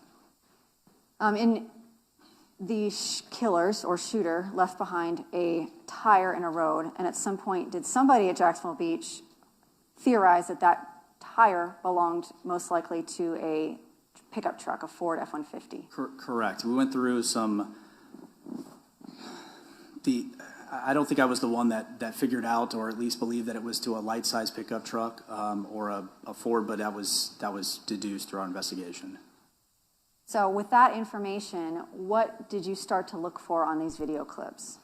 We looked for other, just other trucks, light-size trucks, but the real, I guess, aha moment was we were sitting in detectives, and we had gathered a lot of video at the time, and we used, we went back, I say like an hour and a half back in time, and one of the detectives who was sitting in the same room as me kind of noticed a vehicle that was looking, or that just acted a little different at the 4067 video, and that's Trent Waterman's video, because not only did we get the shooting video, we went back a couple hours before, a couple hours after. You don't know what you have, right? And so he noticed this vehicle, a truck actually, that was operating unusually in that stretch of Sanctuary Boulevard, and then the truck passes in one direction and then comes back another. And so once we kind of identified that was unusual, we started to really look at that vehicle, and that's kind of what started the blue truck of our investigation. And that vehicle that you said was driving in an unusual manner before the homicide, what was unusual about the manner it was driving? It's just kind of, I don't want to say stop for no reason, because there could be a reason that you would slow down in that area, but it wouldn't be because there's a stop sign, a yield sign, or a crosswalk. Like, there's really no reason, unless a squirrel runs in front of your car, to slow down to that length in that area. And when you say that area, what are you referring to specifically? Sanctuary Boulevard, going towards the JTB on-ramp. Most of those cars are going to JTB, and they're going to jump on the entrance ramp and head west over the bridge, because you can't go east, right? And so just going slow, the way that vehicle was traveling was unusual, is the term I would use. And then it actually turns back and does a U-turn, which again is pretty unusual. Most vehicles turn right and they go west over the bridge, but this truck did not. And it went back and came back Sanctuary Boulevard, and then kind of paused again, fairly unusually, not at a stop sign, not at a crosswalk. And so that really piqued our interest with this truck. And that was appeared to be a blue pickup truck. We determined to be a blue two-tone, top blue, bottom gold pickup truck, older model Ford F-150. Once you identified that truck, in going through the surveillance video, did you look to see if there were occasions when Jared Bridegan's Atlas and a blue two-tone pickup truck were together on camera? Yeah, we found that out pretty quickly after we really started looking at the blue truck, where we essentially, once we went back, right? So we started at the homicide location, then went back towards the last known location. And at 25 Fairway, you'll see the blue truck, and that's in front of Jared Bridegan's Atlas. And this is on the way from the last known location to the eventual homicide scene. And then we followed it and obtained other video that also kind of corroborated. Same blue truck, gold, two-tone, blue top, gold bottom, through several residents and home surveillance pre-homicide. Were you ever able, in your review of the surveillance video collected, to make out a tag number on that vehicle? No tag number. We went through some pretty extensive efforts, took a trip to Orlando to an FTLE task force for some type of video enhancement. We couldn't find a tag number. We even sent a lot of compilations to the St. Johns County Sheriff's Office. They had some type of video enhancement and things where they could try to zoom and see the tag, but we were unable to capture that. And at this time, back in February of 2022, did the Jacksonville Beach jurisdiction have license plate readers? No. And can you explain to the jury, if they're not familiar, what is a license plate reader? It's a moment-in-time snapshot that captures alphanumeric characteristics of your license plate and your vehicle. Occasionally, they can go into more in that and use the AI to actually figure out what kind of vehicle you have, like a truck or a car or a semi and things like that. But no, we did not have them in 2022. We do have them now, but did not then. The video we're about to watch, there are several clips that are strung together in time order based on the corrected timestamps. Have you reviewed this video yourself? Yes. And there were many, many, many clips collected, and there are many trucks in Jacksonville Beach. A truck's not a unique vehicle. Right. As best you can say, the clips we're about to see, were you able to, with some degree of reasonable certainty, identify those as being very similar or consistent with the truck, the suspect truck? Absolutely. Older model, blue top, gold bottom, two-tone F-150s around that same time. It's, we don't have a ton of those. And so that was with, like you said, pretty much some consistency. Yes, the same truck.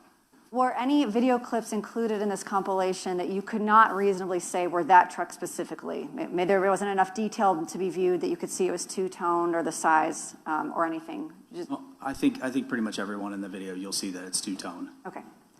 All right, Your Honor, mistake published states 91. Yes.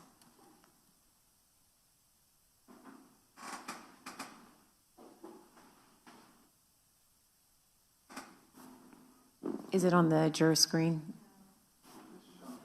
Can you publish so? Yes. Sorry, it's still opening. All right. Confirm, can everybody see the still shot? The doodle is still there. Okay.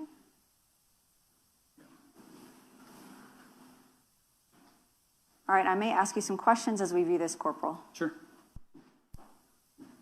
Beginning with, we see these little thumbtacks here.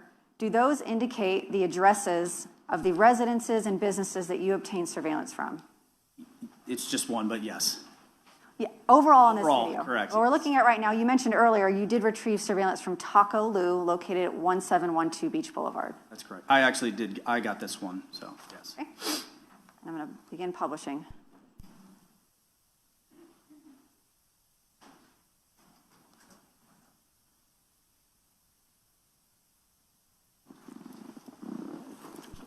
I'm pausing it at 15 seconds. Corporal, we see a blue Ford truck driving down driving down Beach Boulevard on the Taco Lou camera, and that is one of the surveillance clips you identified as potentially being the suspect truck in this case. That's correct.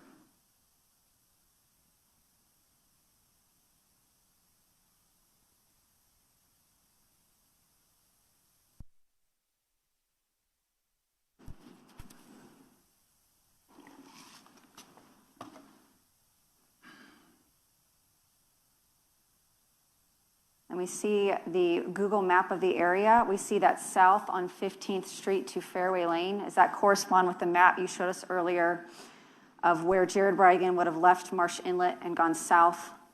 That's correct. Down Fairway Lane. And here in this area to the left, is that Cradle Creek area that did not have working cameras? Area. Small little public parking lot right here, 5-6 spaces. There was a camera right here, again, not operational. Okay. But there is a little, where you've circled, there's a small parking lot right there. Right. Mm-hmm. Are there any homes or businesses there? No. What is Cradle Creek? It's a park. It's just a preserve, walk-through, nature trail. Good way for it. So the parking lot is at the entrance of the nature trail? That's correct.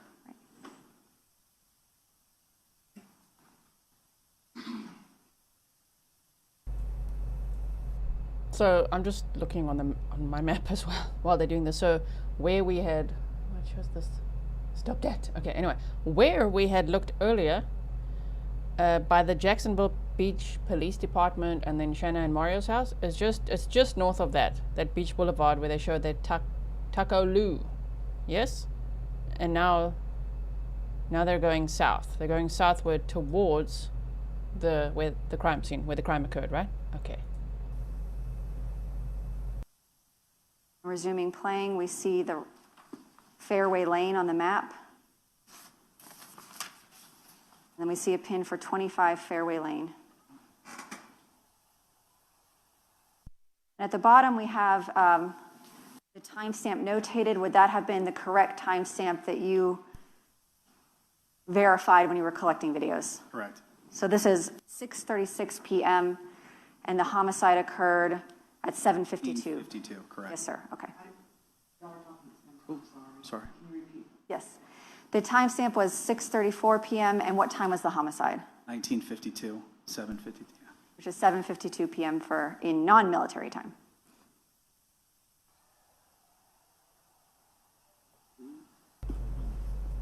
Okay, so driving around at 6:34 p.m. That's an hour and almost 20 minutes before the homicide occurred. Damn, Henry Tenon, just around. Allegedly Henry Tenon. They said his cell phone data also showed he was in this area on that date.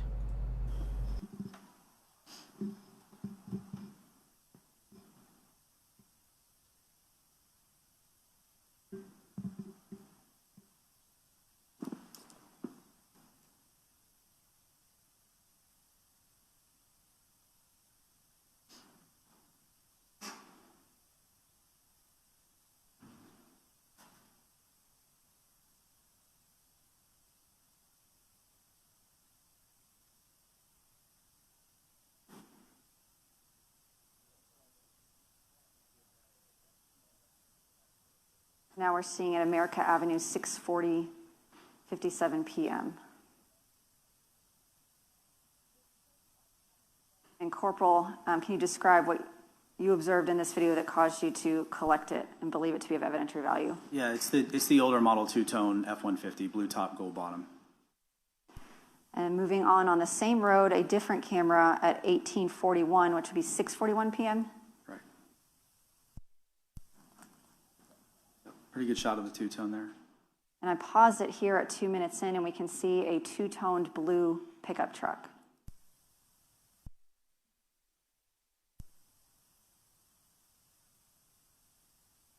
Resuming playing, we're at 2743 America Avenue. And this Nest camera indicates this is 6:41:15 p.m. And again, Corporal, are we seeing that blue two-tone truck? Blue two-tone truck.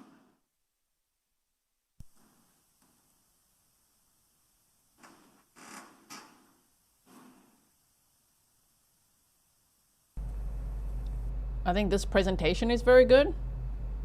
But you know what it reminds me of? Is at the Burgos Aviles trial. Do you remember how amazing their presentation was? It was kind of like this, but a little bit better. It was so well done, so well put together, how they showed all of Burgos Aviles's movements using software similar to this, but it definitely was very clear and very nice, right? Do you remember it? If you watched it with me? If not, go check it out sometime.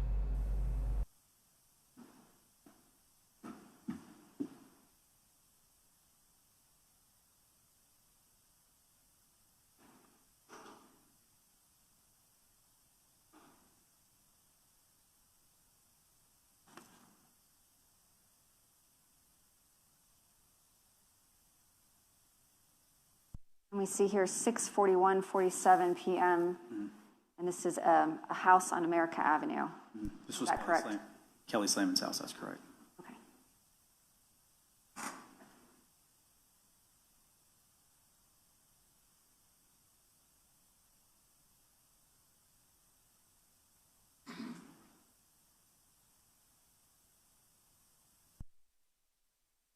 And here, Corporal, do we see a two-toned vehicle, a two-toned truck, passing through on this video? Blue top, gold bottom.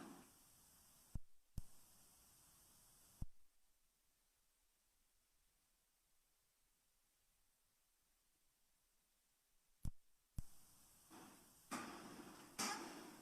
want to show that again with the time bar out of the way.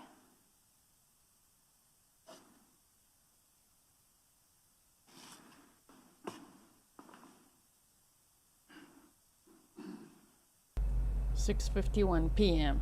The crime occurred at 7:52 p.m. An hour before.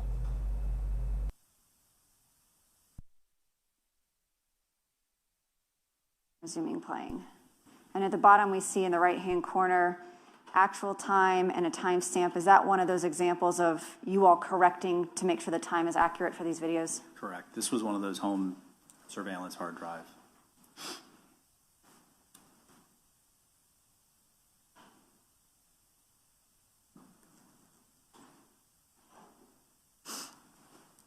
Resuming playing, we're going south on America Avenue. And then we see Sanctuary Boulevard. Here, I'm going to pause briefly. Before we get to the video, Can you indicate for the jurors where the homicide scene was, if we're looking at the map on this video? So it's back up in this area. This sanctuary Wishbones, it's one-way traffic, so I'm just going to mark on it again. Sure. It's one way here, and then this is also one way in that direction. And if you exit onto, this is J. Turner Butler down here? That's correct, and that's what I was saying earlier, is that you would head west onto JTB. You can't, unfortunately, you can't see it based on this picture, but then you can kind of deduce based off of the traffic signals on the roadway, like you can only turn west. You can't go back and turn east. So again, doing a U-turn here, not unheard of, but unusual. Okay. They did a And this U-turn there. 4067 America Avenue, is that the video that you were discussing earlier was significant because it actually captured the homicide? That's correct. That's Trent Waterman's house.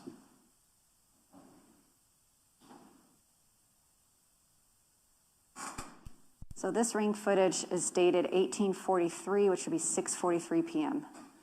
This is what I was, sorry. Go ahead. This is what I was talking about earlier. Just pretty unusual for that truck. And you could, again, see the characteristics of it right there.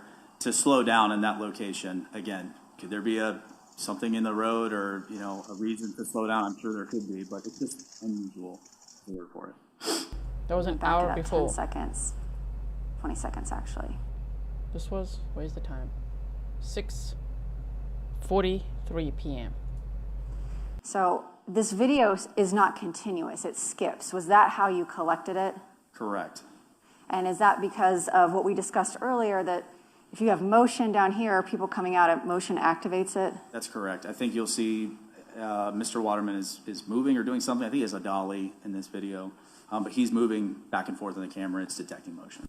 So when the screen says 10 seconds later, that means there is no corresponding video for that time frame because there's no motion down here activating the camera. That's correct. We do see that truck slowing down. Right. And is Almost comes to a stop, it looks like. where it slowed down, this area here, is this where the homicide occurred? Yes.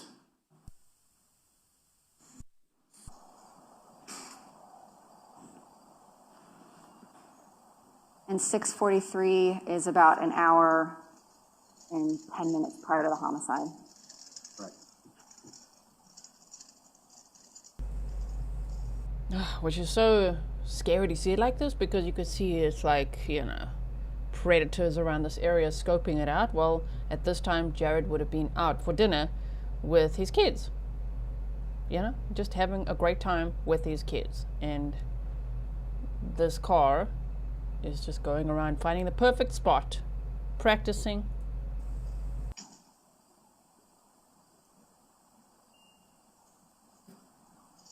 Damn, he actually made a U-turn there, which they said was unusual. We see that truck again, and we see the brake lights coming on again.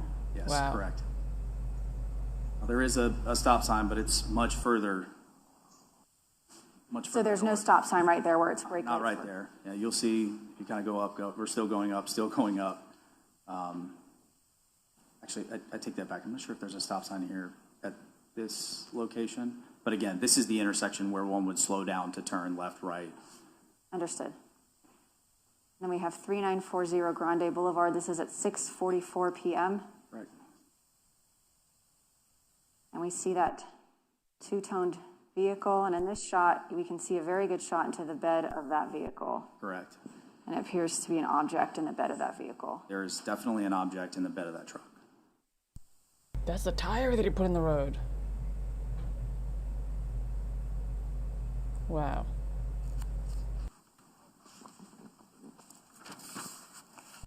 And in this video on Grande Boulevard at 6:45 prior to the homicide, the vehicle, would you say, appears to be driving a reasonable speed for the neighborhood? It seems fine. Right, it's not speeding. No, not speeding, that's reasonable speed. Continuing publishing.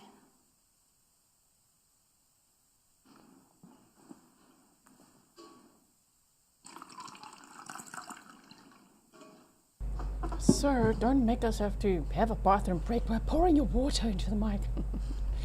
Estina said, we love dumb criminals. I wonder how long these geniuses took to plan all this. They allege from November of 2021.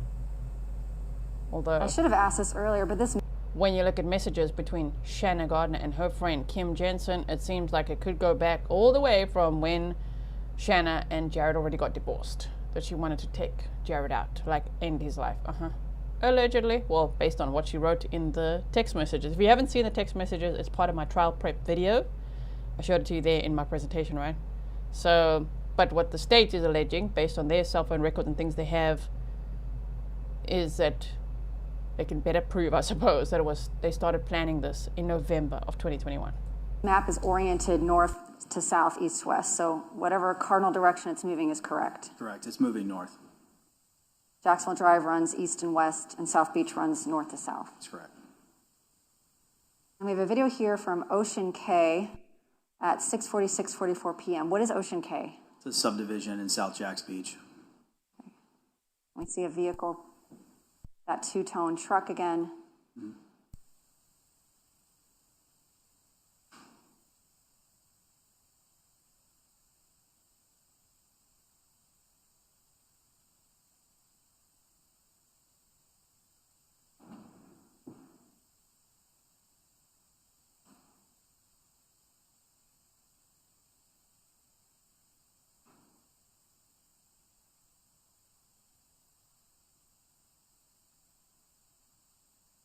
Here we are at 882 13th Avenue. You had mentioned earlier expanding your search to 9th Street and 13th Street. And then here we also see that the start time, the timestamp has been corrected. Correct.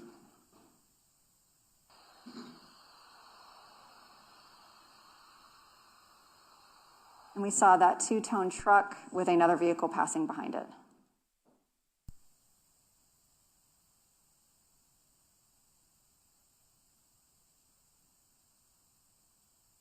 And 901 7th Street South. Actual time 1850, which would be 6:50 p.m., correct? That's correct. 1 hour before the You homicide. see that?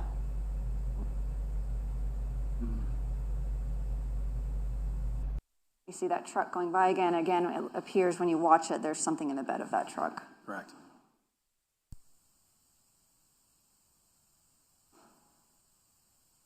The jury will obviously have this in the jury room with them. This is on Windows Media Player. If you pause it and hit key E, you can go frame by frame. Jurors This will probably is writing that Shetter down. Avenue. Heading towards the police department. Okay. And also towards their house then. My word. You mentioned earlier builder's choice and also a refrigeration. Correct. Jack's Refrigeration was back on 9th Street. This is Builder's Choice and Public Storage. What I wanted to ask was the video that we're seeing on the map that was more south would it be fair to say mostly residential cameras? Yes. And then now here we're further north, we're starting to get into more Commercial properties. commercial properties. So in the area where the homicide occurred, are there very many businesses or commercial properties? No, it's pretty much all residential. Except for this one. It's not a Walmart, but an establishment, a builder's, whatever they called it there. Builder's what? A builder's company. Sorry, I missed the name there. Wait, Lady Jane Gray said, I live in Utah. My son's mother-in-law knows Shanna Gardner's parents. They all blame Mario. It's ridiculous. Shanna is the ringleader here. I sure hope Jose Baez doesn't get off. Oh my. Okay, thank you for being here, Juan. Thanks for sharing that as well. And I also hope Jose Baez doesn't get her off.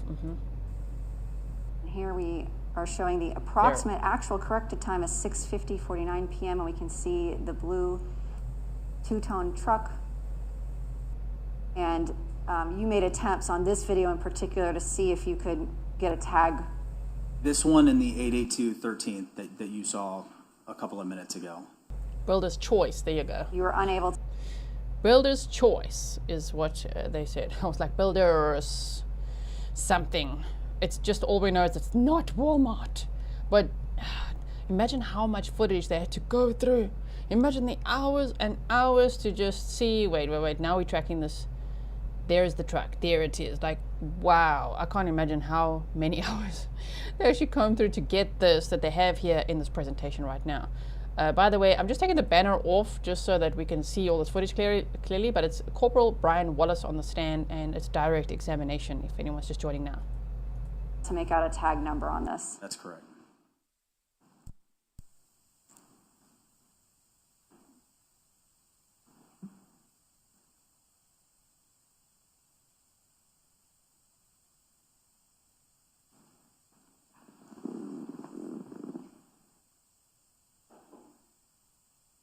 And we're seeing right here on Penman Road and Shutter, this is the Jacksonville Beach Police Station. Correct. You all obviously have surveillance. One would think. See here at 6:52, that two-tone truck driving past the police station. Wow. And again, over here, do we see that two-tone truck? Blue top, gold bottom.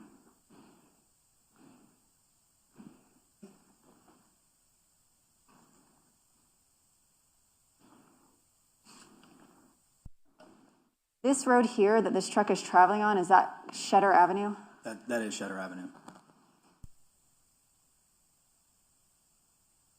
If you keep driving Shutter Avenue west, what do you get to eventually? You're going to run into Pablo Hamlet. It's an assisted living facility. And is that kind of the dead end of Shutter Avenue? That is the dead end of Shutter Avenue.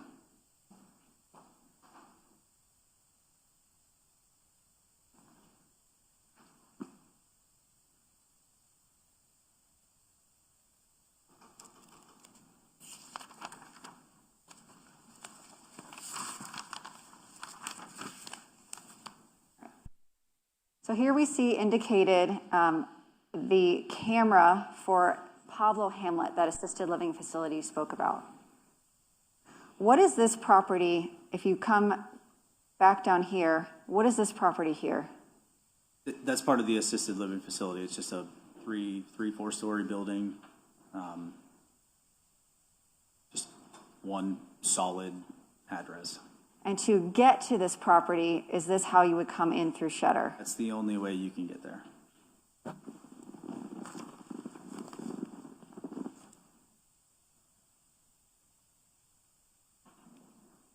So we see here from this camera angle, and this is a video with an incorrect timestamp.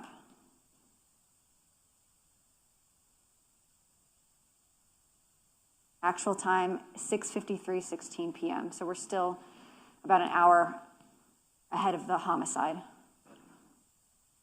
In this video, we see that two-tone truck backing up. And right here, just to orient the jury, this camera, that assisted living facility that I just circled in the last frame, it's behind us, correct? Correct. Okay. And then where is Shutter, if we're looking at this? Shutter is right here. Like there's a little, I guess, cul-de-sac dead end that kind of circles around right here. But Shutter is back up this way. This is all Pablo Hamlet parking lot. What is here? What is this way on this side of That's the back side of Pablo Hamlet. And if you keep going out Shutter, what property is located here in between? Hold on. Sorry. I don't want to talk over you because Miss Melanie, our court reporter, is going to give me the stink eye if I keep doing that. Sure. In between this assisted living facility and Shutter Avenue, is there another property right here? Discovery School. The Discovery School.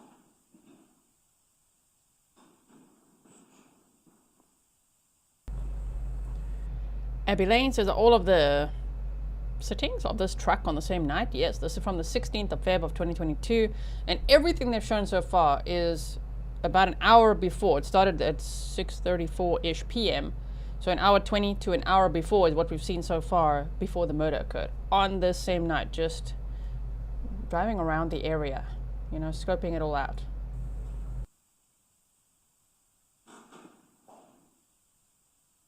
And can you explain to the jury what the Pablo Hamlet surveillance is going to show? There's quite a bit of time this truck is sitting here, correct? Yeah, so we watched it, watched this video a lot to see if we could see someone walking away from it to it. But it's just backed in, sitting there in the back of a cul-de-sac. Like it's, I don't want to say a parking area, but vehicles have parked there and do park there. But backing in that, like, you know, U-shaped area is How long classified approximately, unusual. if you can recall, about how long does this truck sit here? 20-30 minutes. Which is very close to Shanna and Mario's house, this Shetter Avenue. And at the end of that road. Oh, waiting there for 20 to 30 minutes, huh? After just scoping out the area and waiting for the go-ahead, I would assume, of like, okay, he's just dropped off the kids, go, type thing. I don't know, whoever it was. I still speculate that it was Mario Fernandez driving the truck, or not. Did they have someone else? Somebody drove the truck, because Henry Tenon, he's the alleged shooter, he was seen walking around for over an hour afterwards. And the truck was also seen driving around. So there's two people. And that was only recently revealed in hearings leading up to this trial. We didn't know that before. So, oh, okay, now who's the other person? Is it Mario?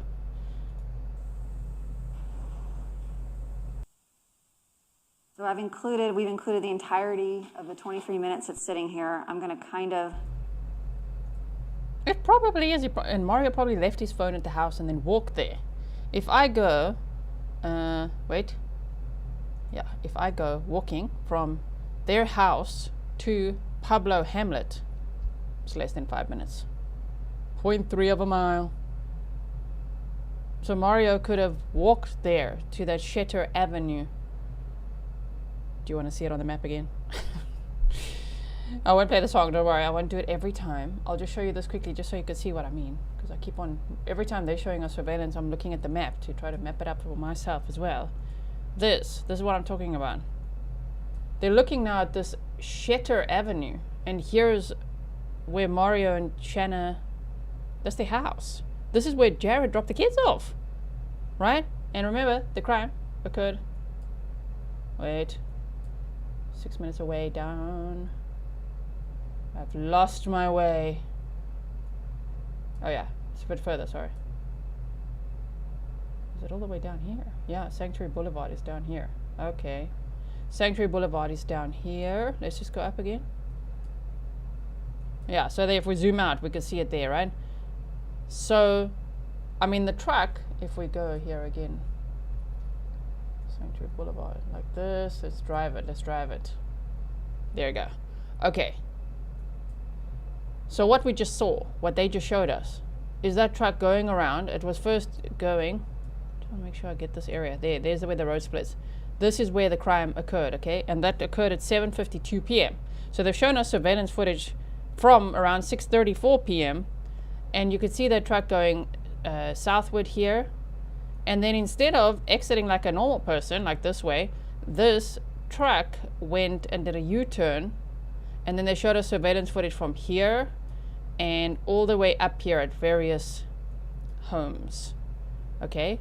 All the way up, and now where the truck was stationary for about 30 minutes, so that would take us from 6:51 p.m.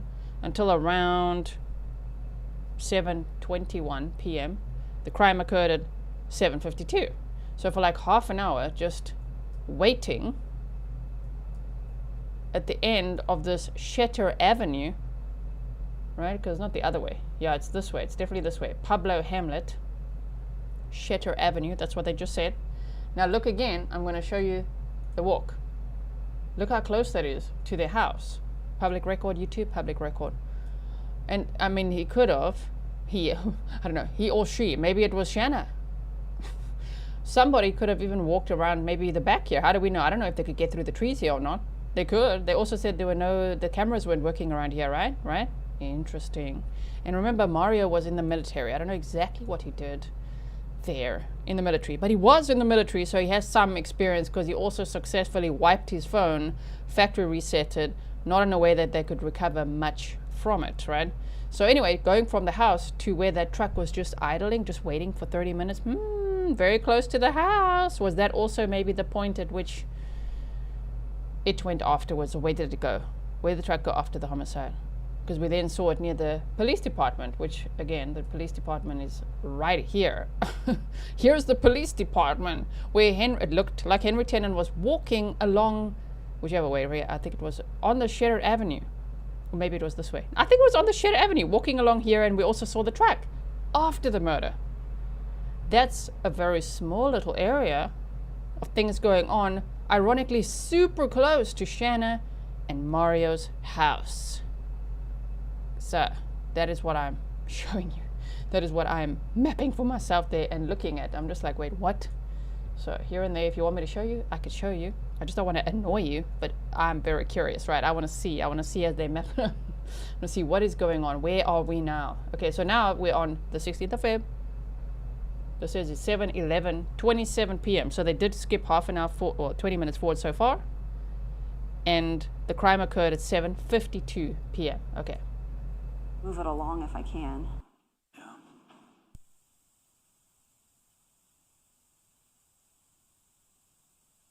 So they're trying to, move it along, go forward. You could do it.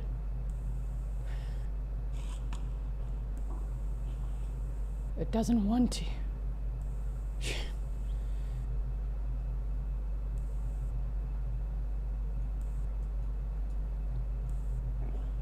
Susie said it makes sense So the that Mario... entirety of the time of this 23 minutes, this truck remains here, and we can tell that. Man. Okay. Firstly, Bold and Snarky, thank you for the 5 ice lattes for the best mods ever. Thank you.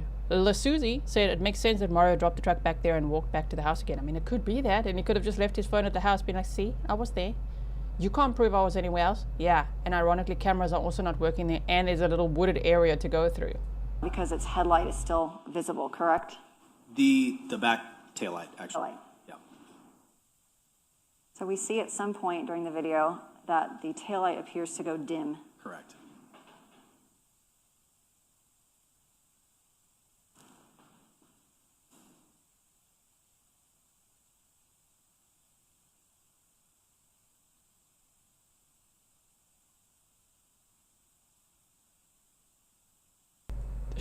They're trying to move it forward. 7:14. Okay, we're just going to leave it there as well. 7:14 p.m. We'll probably go until around 21 if it was idling there for about, or just waiting there for 30 minutes. And must have left that area around 7:40 p.m.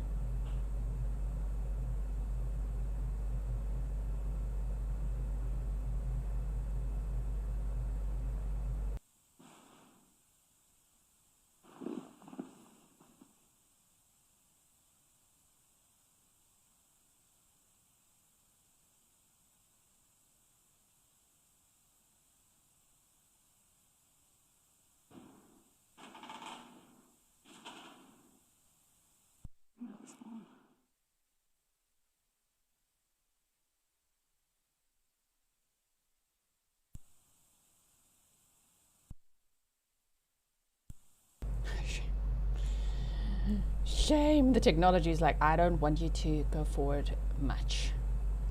Just a little bit at a time. Is that the truck? No, there it goes. There it goes. What's that? Where's it going? Is During that the this truck? 23 minutes, we're going to see other vehicles and people coming Other back vehicles. into that living facility. Is that correct? Correct. Right here, though, this is just like a cul-de-sac cut-in. There's no apartments here. There's no businesses. No, it's just a cul-de-sac. There's no formal turnaround. parking spots drawn. I don't think so.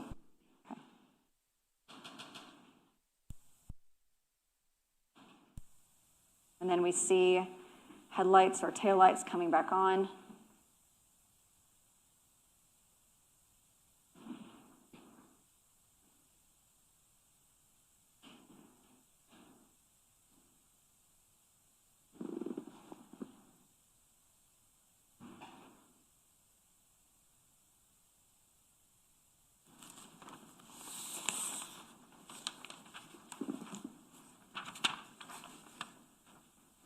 And then they dim again.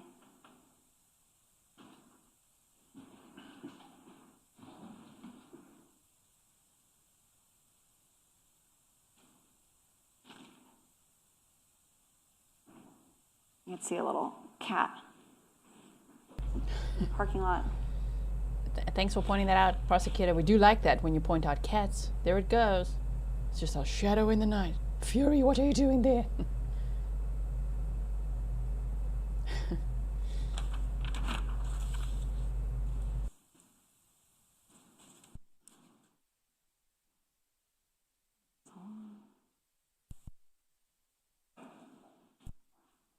I'm gonna try to move this along. I don't want everyone just sitting here while this truck is sitting here. Obviously, the jury can take it back in the jury room and watch it in its entirety.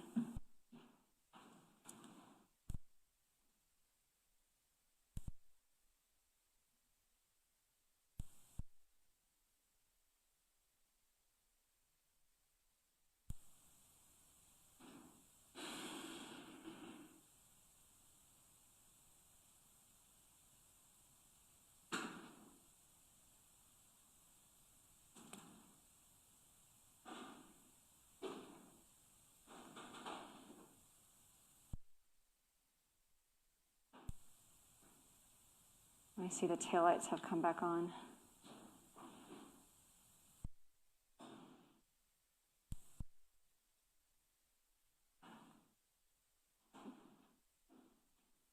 Too far. And they're dimming, and then we can see that the truck pulls out at the actual corrected time of 7:12 p.m., correct? Correct.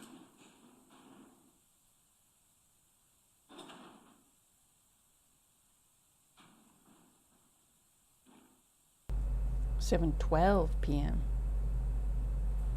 40 minutes before the murder took place.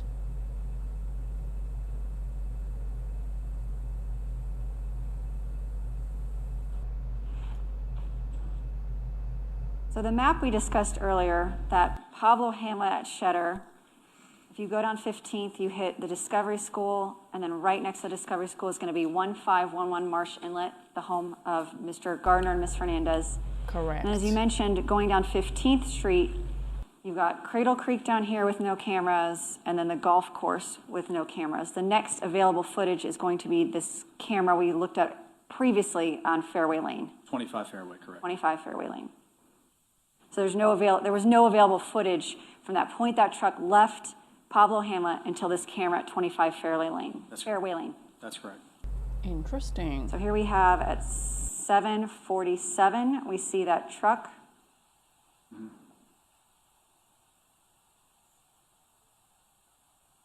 And then, is this one of those videos you discussed where we actually see the truck followed by that black Volkswagen Atlas? Correct.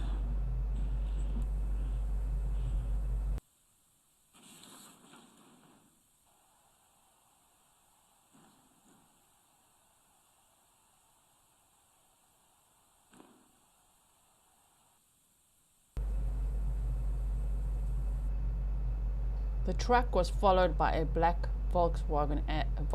We say Volkswagen. Okay, Volkswagen Atlas. So Jared's car. The truck was in front of the car. Wow. Okay. And Corporal, for the next few minutes of surveillance, we're going to see that truck and then the victim's vehicle, and then we're going to see the homicide video. Correct? Correct. Oh dear. Okay.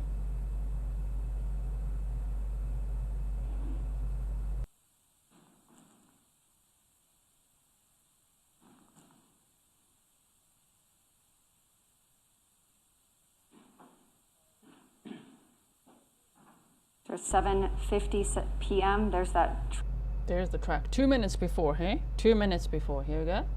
truck. Again, the truck. And this time, does he appear to be moving at a higher rate of speed than the previous videos? Definitely following pretty closely behind the white pickup truck.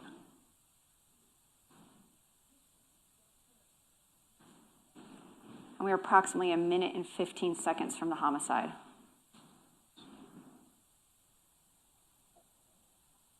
And we are seeing what appears to be the Volkswagen Atlas.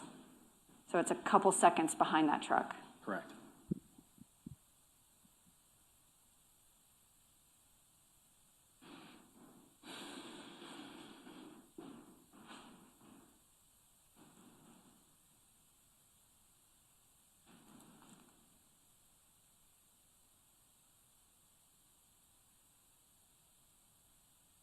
Seven 25 p.m. We have that Nest camera. We see a white truck. We see that two-tone truck.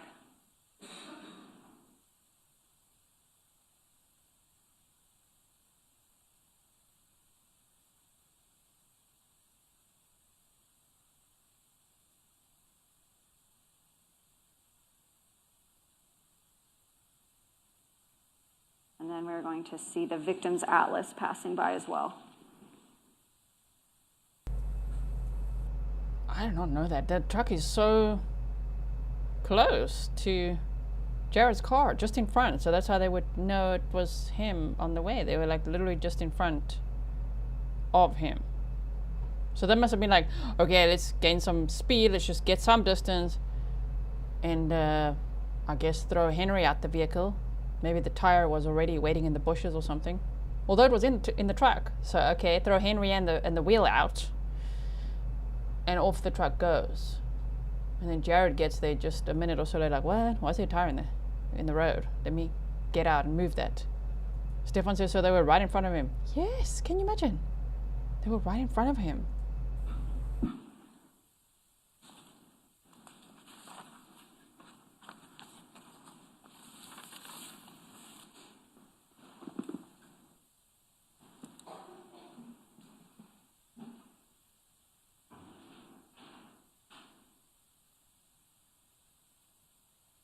And at 7:51:11, that 2-ton truck is going by, fair to say, at a decently high rate of speed for the area?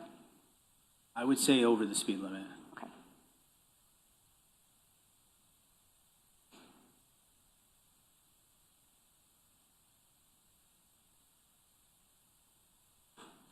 And then we have the victim's vehicle behind.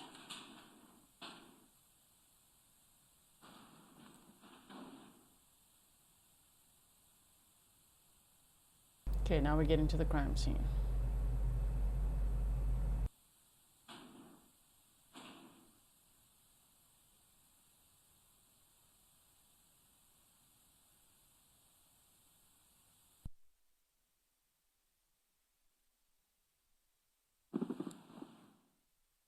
Your sound's not on?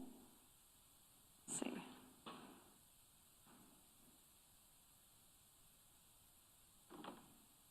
Sure this is on.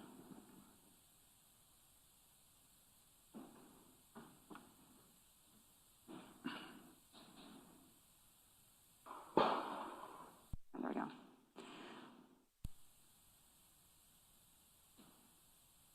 So, Corporal, we see a black placard sign. Was there audio of gunshots collected from other ring cameras in the area that did not show the homicide?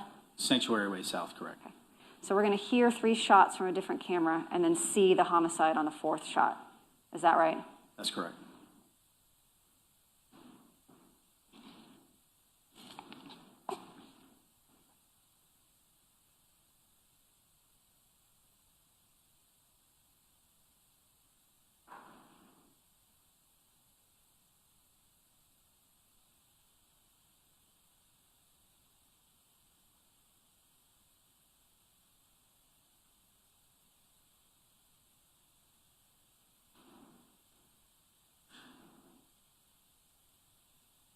So 7:51:11 is the suspect vehicle.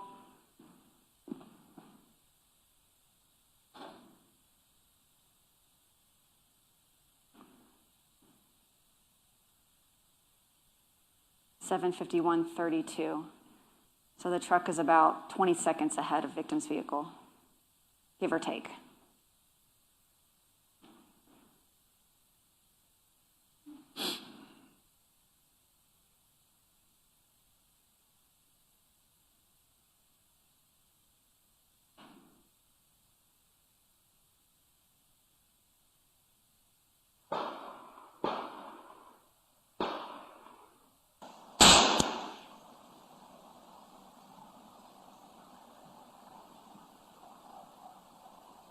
And we see that figure you described walking and then running out of frame. Correct.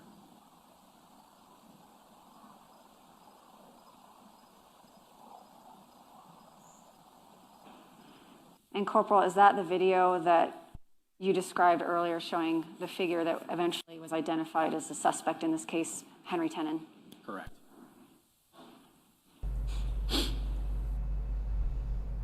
It's always horrible to hear, you know. I wonder if when the truck made this U-turn, I speculate somebody was driving the vehicle. Maybe Henry was in the car with them. Somebody like the defendant, Mario. Okay, driving here. Remember when they slowed down here? Maybe they dropped Henry Tenon off here in the bushes, right? And they kept going, driving around. I think that was Mario, in my opinion. Okay, it could have been anyone though, driving the truck, sure. Someone with Henry, a getaway driver, who they have not arrested then at all. So, logically to me it'll make sense that it's Mario. But moving on, so they drop Henry off here. The tire is still in the back. Okay, then driving here and driving around and going to hang around there for half an hour close to the house, and then off they go again. Meaning, if that truck was driving just 20 seconds ahead of Jared, I feel like what it may have done was drive here, quickly pause, Henry takes the wheel out, puts it in the road and goes back into the bushes, right? Just waiting, because it's like 20 seconds before Jared arrives. So all they need to do is, okay, I'm going to come past. When you see me, and I'm going to tell you I'm coming past on a burner phone probably, get the tire out, put it in the road, and I'm going to keep going, type of thing, right? Because then Henry was walking around afterwards as well. That's probably what happened. Sure, that was terrible to hear though. 4 shots fired. After Henry Tenon was identified, did you go back and look for a figure on foot that matched his description and matched the homicide timeline? Yes. All right, we see Grande Boulevard, and we saw this same view earlier with the boat when we could see that tire in the back of the vehicle. So we're now at 7:53:40 p.m., and we appear to see no object in the back of that truck now. Correct. And would you say, earlier I asked you, it appeared to be driving at a normal rate of speed. Would you say that that vehicle is now traveling at an excessive rate of speed in the neighborhood? Definitely above the speed limit. The reason I also think it's Mario driving that truck and that just dropped Henry off in the bushes and then just came past to say, okay, he's like 20 seconds behind me, here I come, get the tire out, I'm going back. Because they went back, the truck went back in the direction of Shanna's house, Shanna and Mario's house, because it was later seen after the murders, somewhere around there, that police station, right? On surveillance. So was Henry Tenon, but Henry was walking for over an hour. So there was a driver of the truck and the shooter. Okay.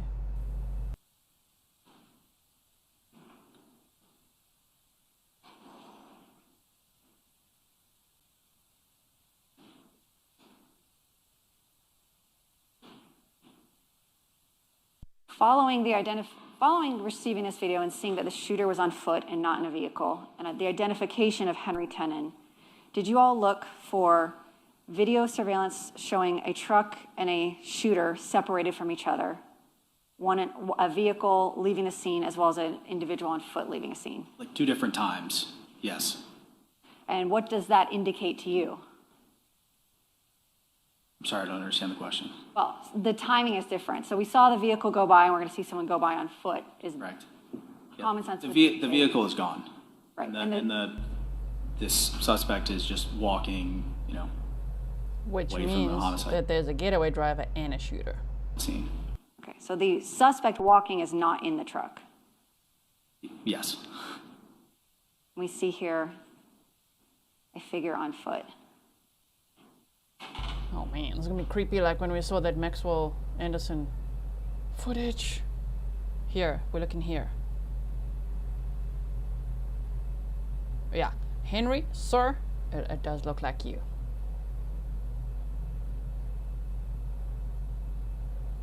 We see some minutes later, after we watch that truck speed down Grande, we see this figure on foot following a few minutes behind. If you look at the time on the screen now there, it says 7:57 p.m., right? Which is 5 minutes after the shots were fired at 7:52 p.m. Meaning, now would be the time when the people come across the crime scene. They're trying to figure out what happened. Why is there a man on the ground? Oh my word, Bexley's in the car. Let's get this little girl out of the car. All of that happened around this time. And for 3 minutes, Bexley was alone in the car, and she told police, I heard booms. There were loud booms, and my daddy was hurting on the ground.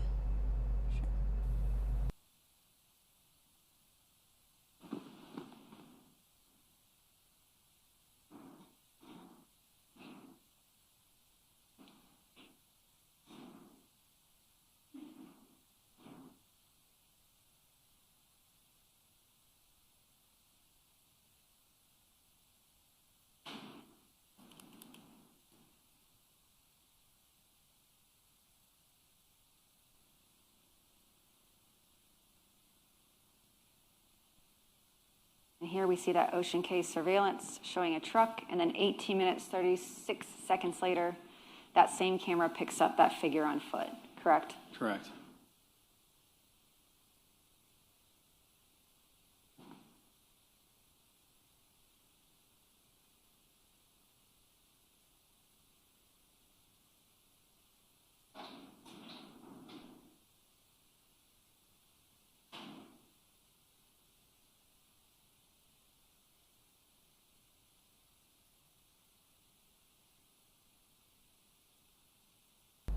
To be walking around so casually after you just murdered somebody and just left their 2.5-year-old daughter in the vehicle crying. Wow.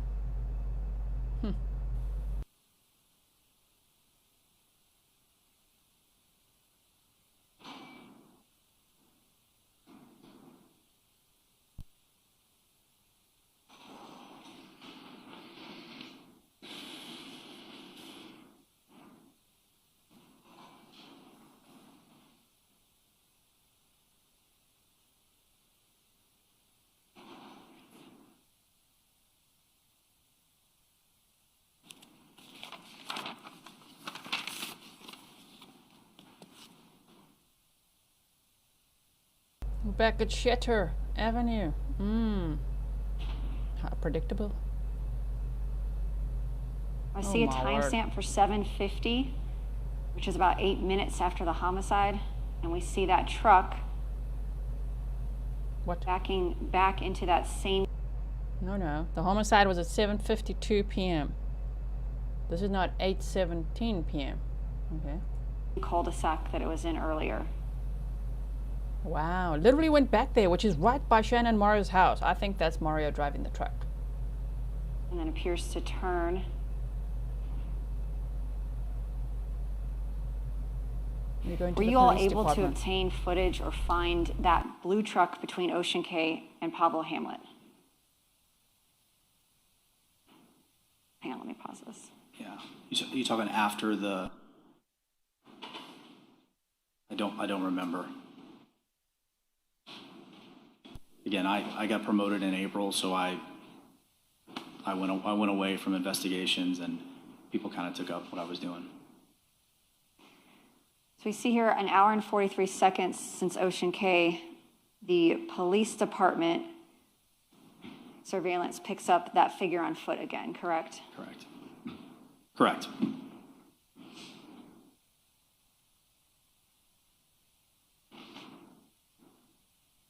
We'll literally go strolling past the police station. Damn. A seasoned criminal, are we?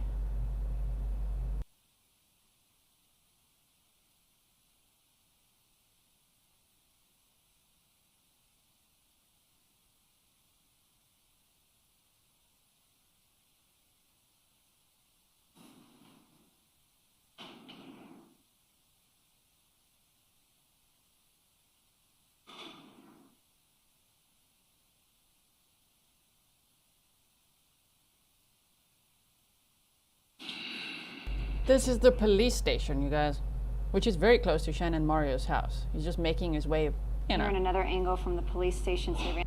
to that Shatter, what is it called? Shatter what? Avenue. Shatter Avenue. Pablo Hamlet, the area where the car was just waiting for 30 minutes before. It went there after, which is so close to Shanna and Mario's house. That's why, walking past this police station, you literally just gonna casually be lanky ass walking there. Okay, cool. Ready to get picked up. Ready to get my truck back. We see that same figure walking. And again, is this Shatter Road, Shatter Avenue? Shatter. And does Found this on Shatter. Sorry. and does this lead all the way back to that dead end cul-de-sac at Pablo Hamlet? It does.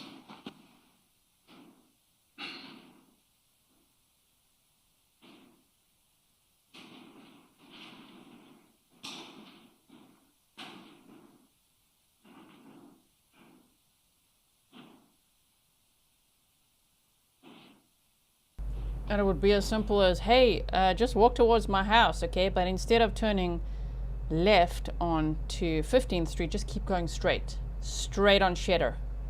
Okay? That's all you gotta do. Henry.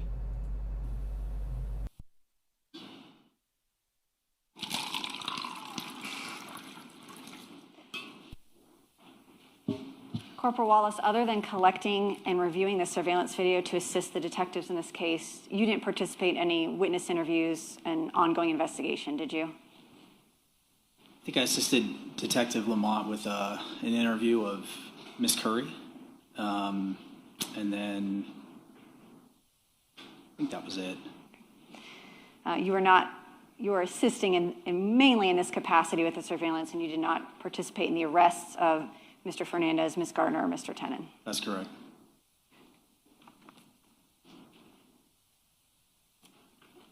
Give me just one moment. Yes. No further questions, Your Honor.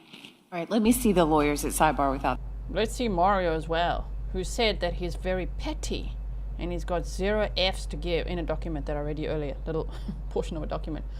Oh, you got 0 Fs to give anymore and you're petty.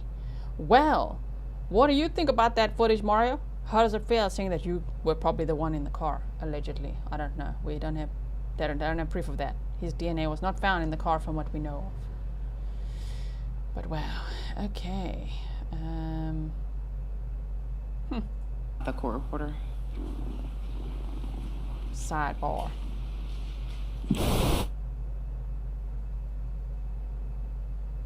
Break. Hey, 5, okay? wait, sorry. That was a quick sidebar.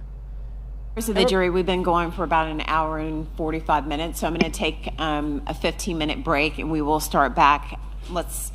It'll take you some time to get back there at 11:05, okay? So leave your notepads on your chair, and you can take your mid-morning break. And I'm sure everybody needs to tinker. No, everybody in the jury got the ASMR of the detective, the corporal, the sergeant pouring the water at least twice like that. Making us need a break, sir. Stop it. Okay, I'm gonna go forward. Yeah. What? That was quite a long break, actually. Okay, and we're gonna skip over lunch, which looking forward to that. Ma'am. Okay, they're coming back here to say something. Say it. No sound yet. Bring the jury. Sure, that was some amazing surveillance that they got their hand pieced together. Very well done. Oh, I'm going orange again because my freaking shades are going up. I'm telling you, man. Landlord problems. I'll be right back.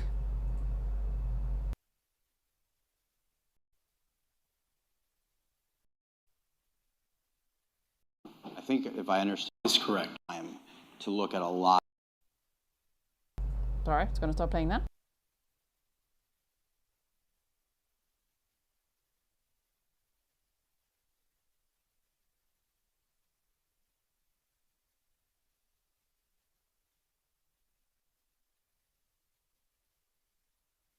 You took a lot of time to look at a lot of footage in this case. Is that fair? Fair. And you wanted everything to be as accurate as possible. Is that right? Yes. You took time to try to match times, and I think if I understood you correctly, that was not the first time you had seen that video before today, correct? That is correct. One time. Okay. So and you agree with me that accuracy is important, right? Yes. This is a big case. It's an important case. Yes. All right. So let's just start with one thing I think you'll agree with me is just flat out wrong about that video, okay?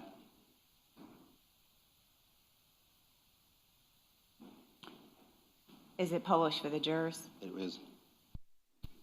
Members of the jury, can you see that? Can you see it? Yeah. Okay, you may that, Corporal? proceed. All right, so this is, Okay, sorry, wait. I'm going to take a little stretch break in a moment here. That is wrong. Initially, because they said actual time is 7:50 when the car got back there, and that's not possible. That is wrong. You know why? Because the crime happened at 7:52. So the car driving back to this area couldn't have been at exactly 7:50, could it? I don't think so. I think it would have been like 7:55 or 8. Okay, let's see. Should be. well, hold on, let me ask my question. Sure, go ahead. My question to you is, this is the part of the video where the blue two-tone truck, as you say, comes Yes. back to Pablo Hamlet, correct? Correct. And you and I know, and you know now what the mistake is because you see it, this homicide was at 7:52, correct? Yes. Correct. And on this video that the state put into evidence and asked you detailed questions about, you said that this is the truck coming back at 7:50, correct? I did not say 7:50. Well, the video says 7:50, correct? It does. That's correct. That's wrong. Correct. That's wrong. Should be 8 o'clock. Right. Yes. It can't come back at 7:50 because it would never match the timeline. So if that in fact is the truck, it's either the time is wrong in that video or that's not the truck. The time is wrong in that video. That's what your position is, the time is wrong. That's correct. Okay. So now let's go back to the first time that the truck goes to Pablo Hamlet, okay?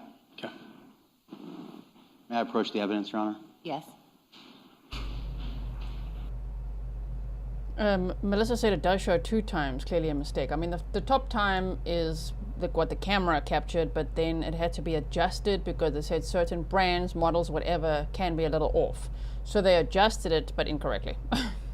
This one where they type in their own font, actual time, that's not correct.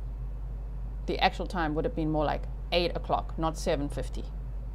Okay, so state that was naughty.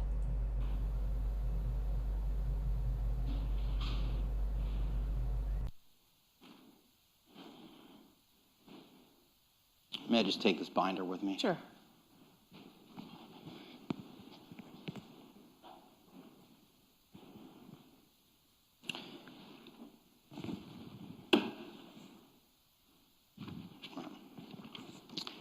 I'm going to show you what's been marked by the defense as exhibit number 26, okay?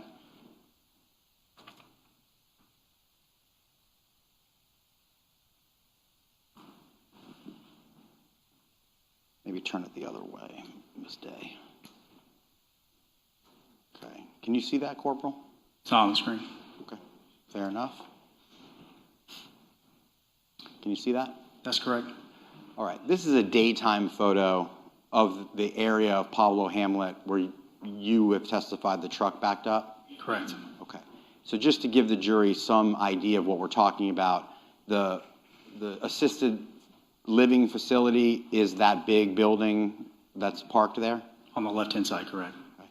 And then there's some signs in between the roadway and the little mini cul-de-sac. Do you see those signs? Correct. I assume being in Jack's Beach as long as you have, you know that those signs say that you're being recorded. Can you tell me when this picture was taken? Do you think those signs are new? I don't know. Okay. Do you dispute that there are signs there that say you're being recorded? I don't dispute, I just don't know. Okay, sure. Well, let's just use what we know to be true then. That area is being recorded, correct? At the time, yes, it was. Sure. And that's how you have the evidence that you have, correct? Correct. Okay, so it wouldn't shock you that there's a sign there that says you're being recorded, right? Yeah, but it would shock me, I guess. Okay. Oh, can I see that photo back?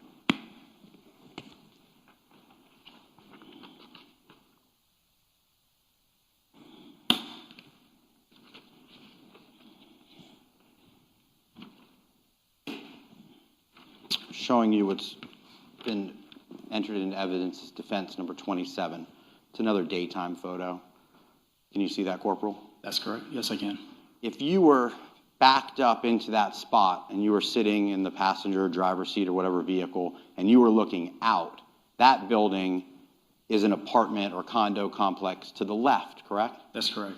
So that would be just on the other side of the street to where you sort of saw that station wagon parked, just maybe a little bit forward or east. Station wagon was in the previous photo? It wasn't in the previous photo. It was in that long video that we all watched. Yeah, okay. You remember there's a station wagon sort of on the right-hand side for that 17 minutes. I'll show it to you again. Okay. But nonetheless, Sure. it's on the roadway as you're going into where the assisted living facility is. Yes. So just so everyone understands, you have this apartment complex that's over here. You have the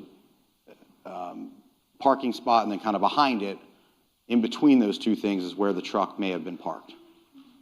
Was parked, yes. Was parked. So there's lots of residential living areas that surround that spot, correct? It's a lot of units, correct. Okay.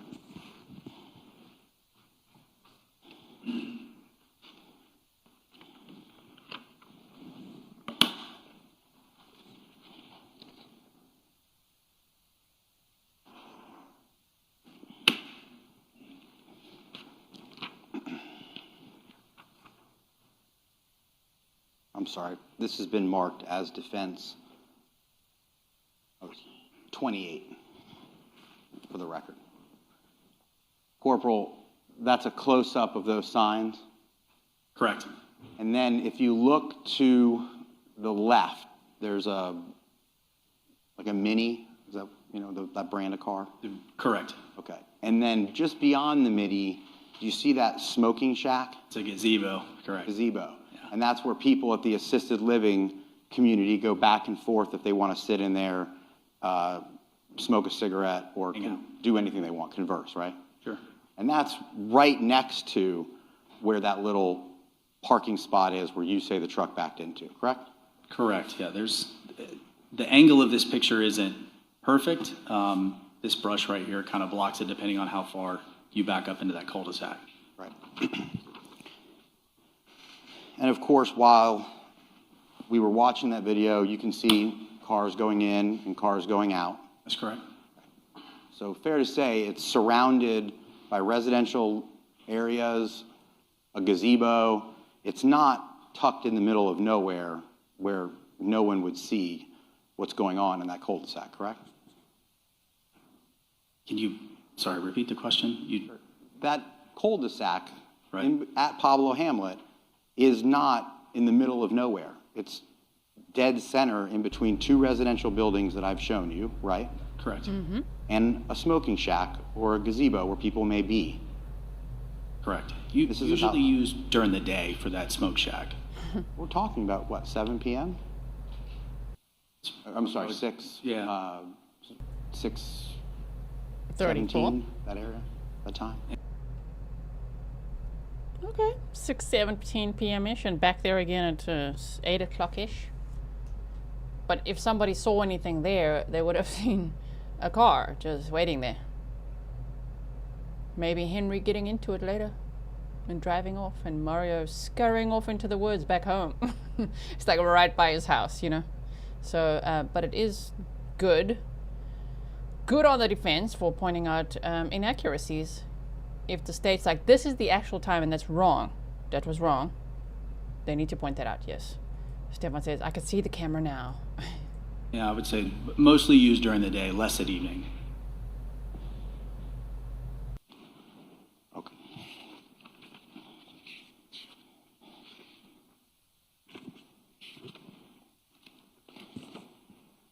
Oh, can I have that photo back? Okay.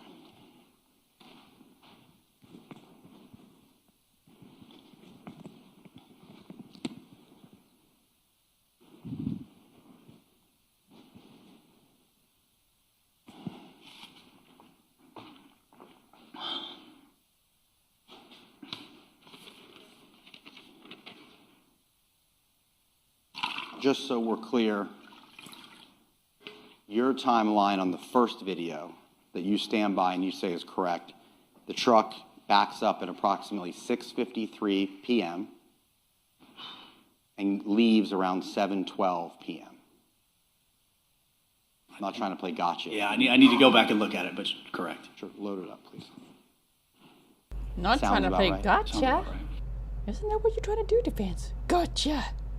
This was wrong. Yeah, so when it arrived at that Shetter Avenue, Pablo Hamlet, was around 6:51 p.m., backing into where it was waiting for around 30 minutes at 6:53 p.m., and leaving at 7:12 p.m., and then the crime occurred at 7:52 p.m., and then it was back there at the same area where it was hanging around before around 8 p.m.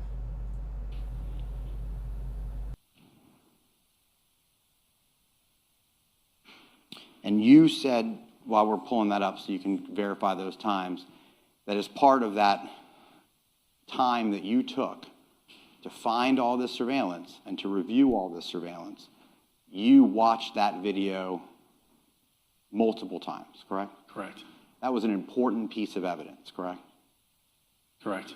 And you can never see a person going to or from that truck at any point during that surveillance, can you? That's correct. Okay. And that's something that you looked for. That's also correct. And as you sit here today, there is no evidence of that. I cannot see anyone walking to or from the car. Okay. Common sense tells us there has to be a driver in the car, correct? Yes. Okay. And a point that I think the state asked you, and maybe I didn't understand that it was so clear, so I'll ask you again.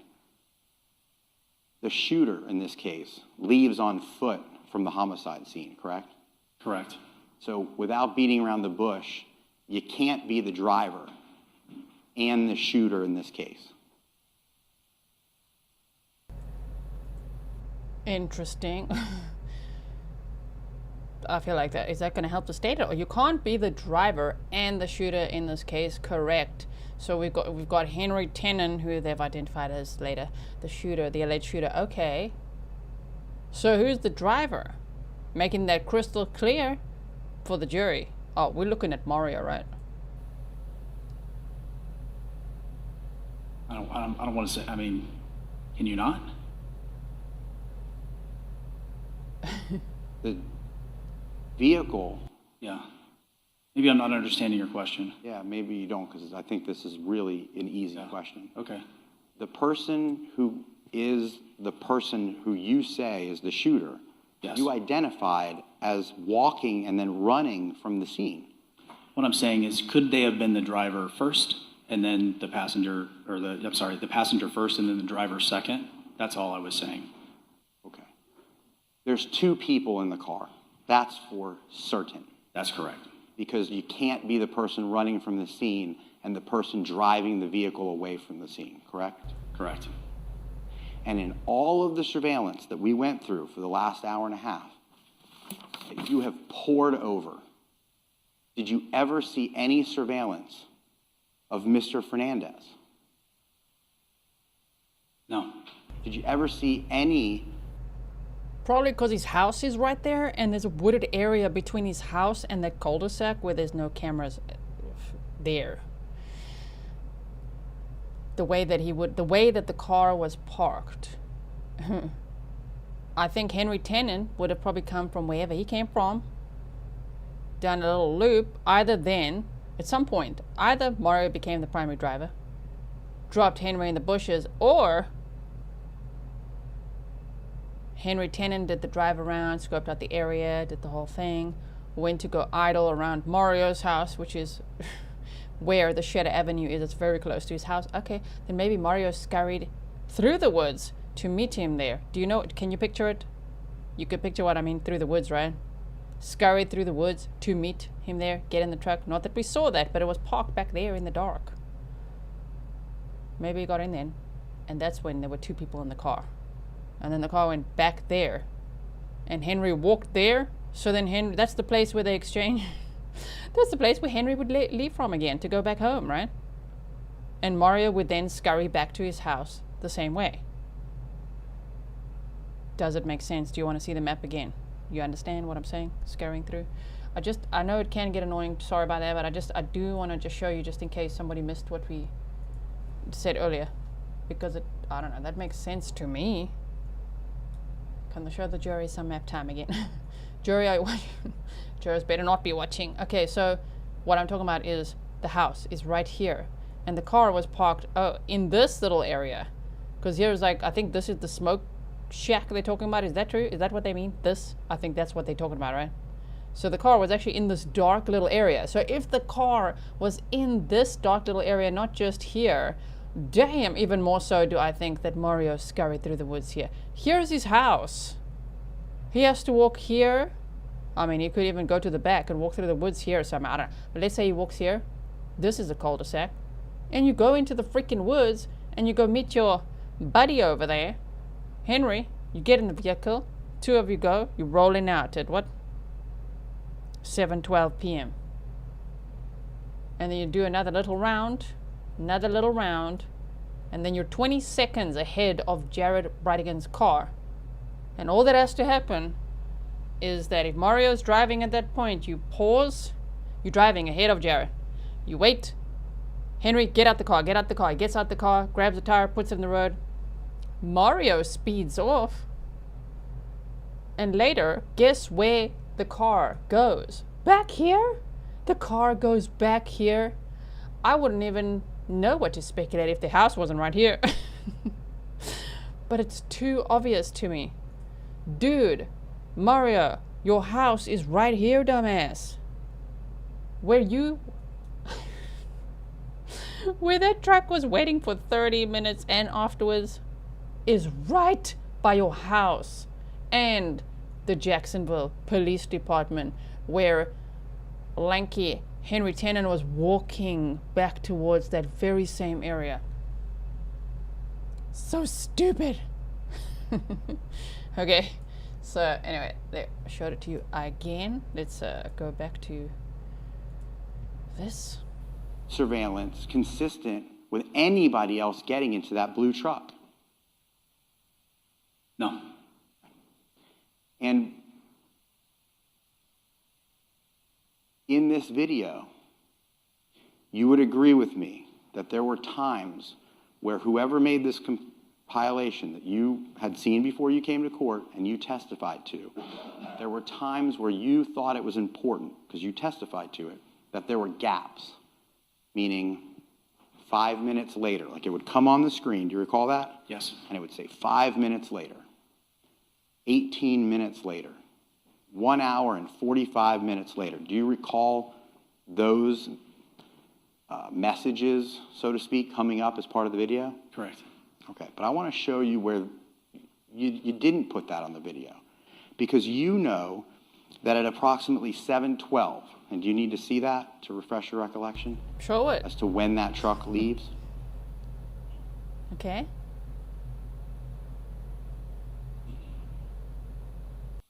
Corporal, may I answer? I'm sorry. Oh, when it leaves on the video. Sorry. Sure. The correct, and I'm not talking about the time that the video says it leaves. I want to talk in fact, what time you think it actually is. Okay. Because just for the record, we both agree that this video time is not accurate. That's correct. You had to do some math. Correct. And it's approximately a 17-minute fast video. Correct. Okay.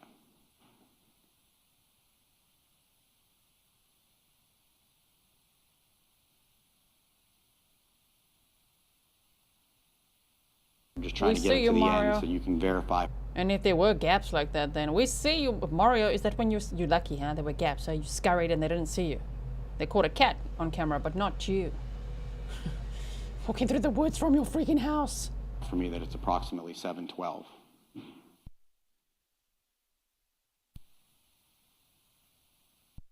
Okay, take your time.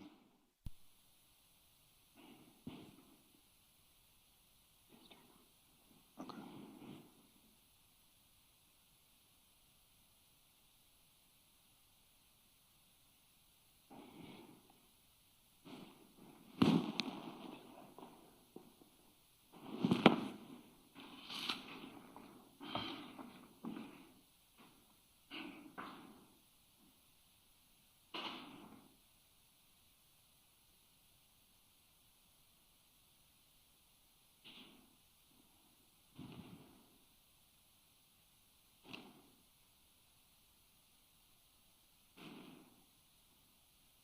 Okay, there it goes. 7:12. Okay. Was I pretty accurate when I told you it was 7:12? Good. Yes. And you agree with me? Yes. Okay. Now, the next time, do you agree with me that between when that vehicle pulls out and the next time on this video you see that blue truck, no message pops up to tell anybody who would be watching this video that there's a gap like you do the other few times in this video? You understand my question? I see what you're saying. There's no like 20 minutes later, 30 minutes later. Doesn't tell you. So now let's look and see what time, the next time this video picks up.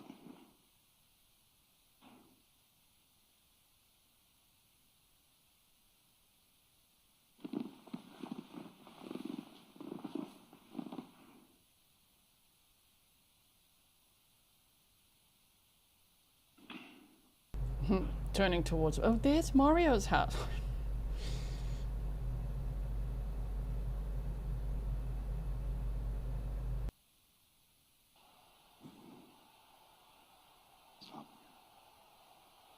Okay, so we all watched it together. It shows the truck pulling out, and then it shows an animation as if it's just going down the road, and then you would agree with me, the next time it hits anything, it's 7:47. Correct. That's 36 minutes later. Correct. You have no idea where that blue truck is for 36 minutes. I don't know. There's not a single Amazing how close it is to Mario's house in between, though. piece of surveillance that you can provide that gives this jury any indication of what was happening during that 36 minutes. Not to my knowledge. And fair enough, although it may not say it, you agree with me, I've now pointed out that it's an accurate approximate 36-minute gap. Correct. Okay.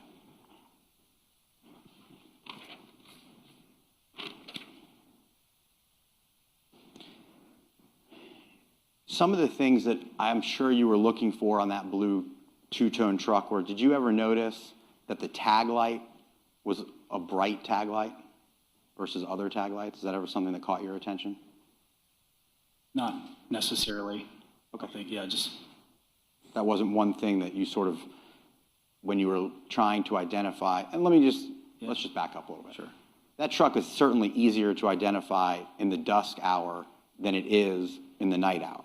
Correct. In the night hour, harder to identify is just a fact, right? You're using brake lights, the, I guess, truck bed light, the front headlights, and then the actual shape of the car. And you never noticed anything like that tag light was particularly bright?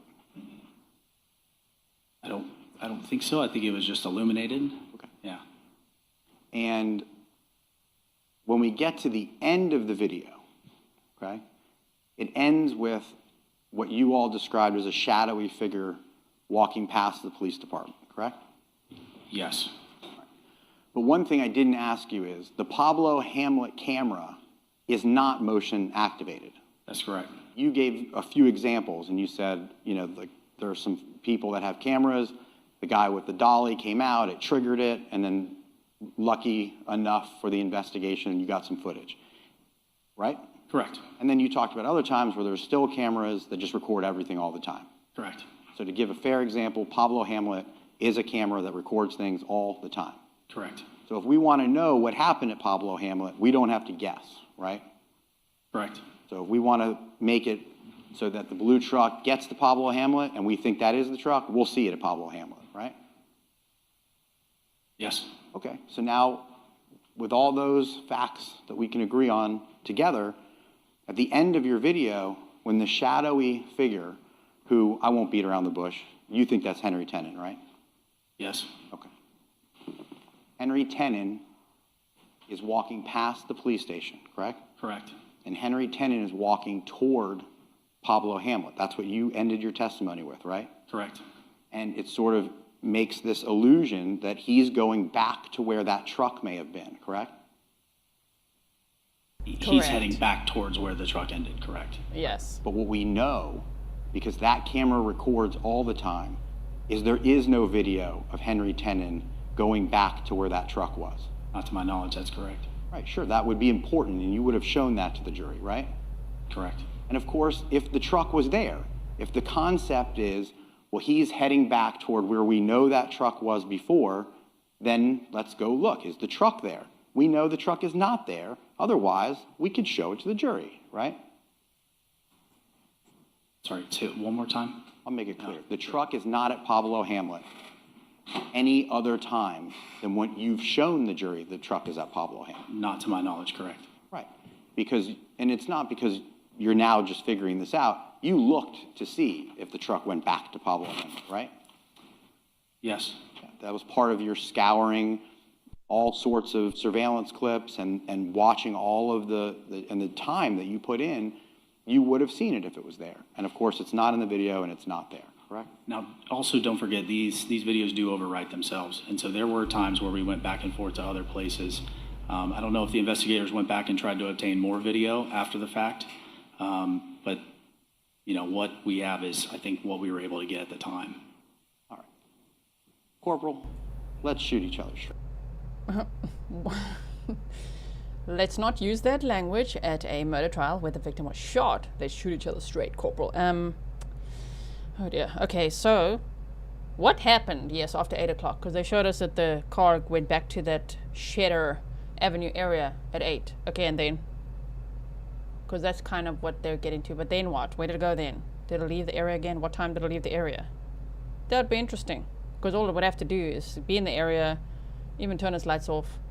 And then Mario and Henry could have also been told, just go to my house and go to the to the back through the woods, back to the car. There's woods between Mario and Shanna's house and where the truck went before the murders and after the murders. It's very close to the house, so like, I don't know, there's something going on there. And that gap is interesting. Where to go? Where the truck go from when it left at 7:12 p.m. until it was picked up again at 7:47 p.m. Where to go hang out? Where to go drive around, huh? The Mario's video house? that we have from that night is that night, correct? Yes. You have it earlier in the evening, like we talked about, between the hours of 6:53 and 7:12, right? Yes. And then you told me there's a corrected time where it goes back at 8 p.m.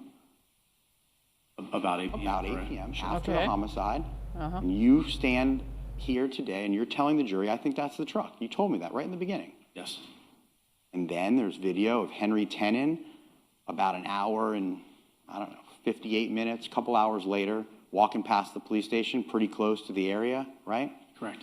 You can't possibly think that in that gap of 2 hours that there was a video override and somehow you guys just don't have footage from 2 hours later. You're not testifying to that, are you? What I'm saying is that when you go to get the video, let's just say you go back one time and then you maybe go back a month later or weeks later, and videos do rewrite themselves. So if you're looking for more data, which we did do, where we only had like an hour before, 2 hours before, you want to go back and you want to get more data. I mean, if I could go back and get the entire day, I would have done that.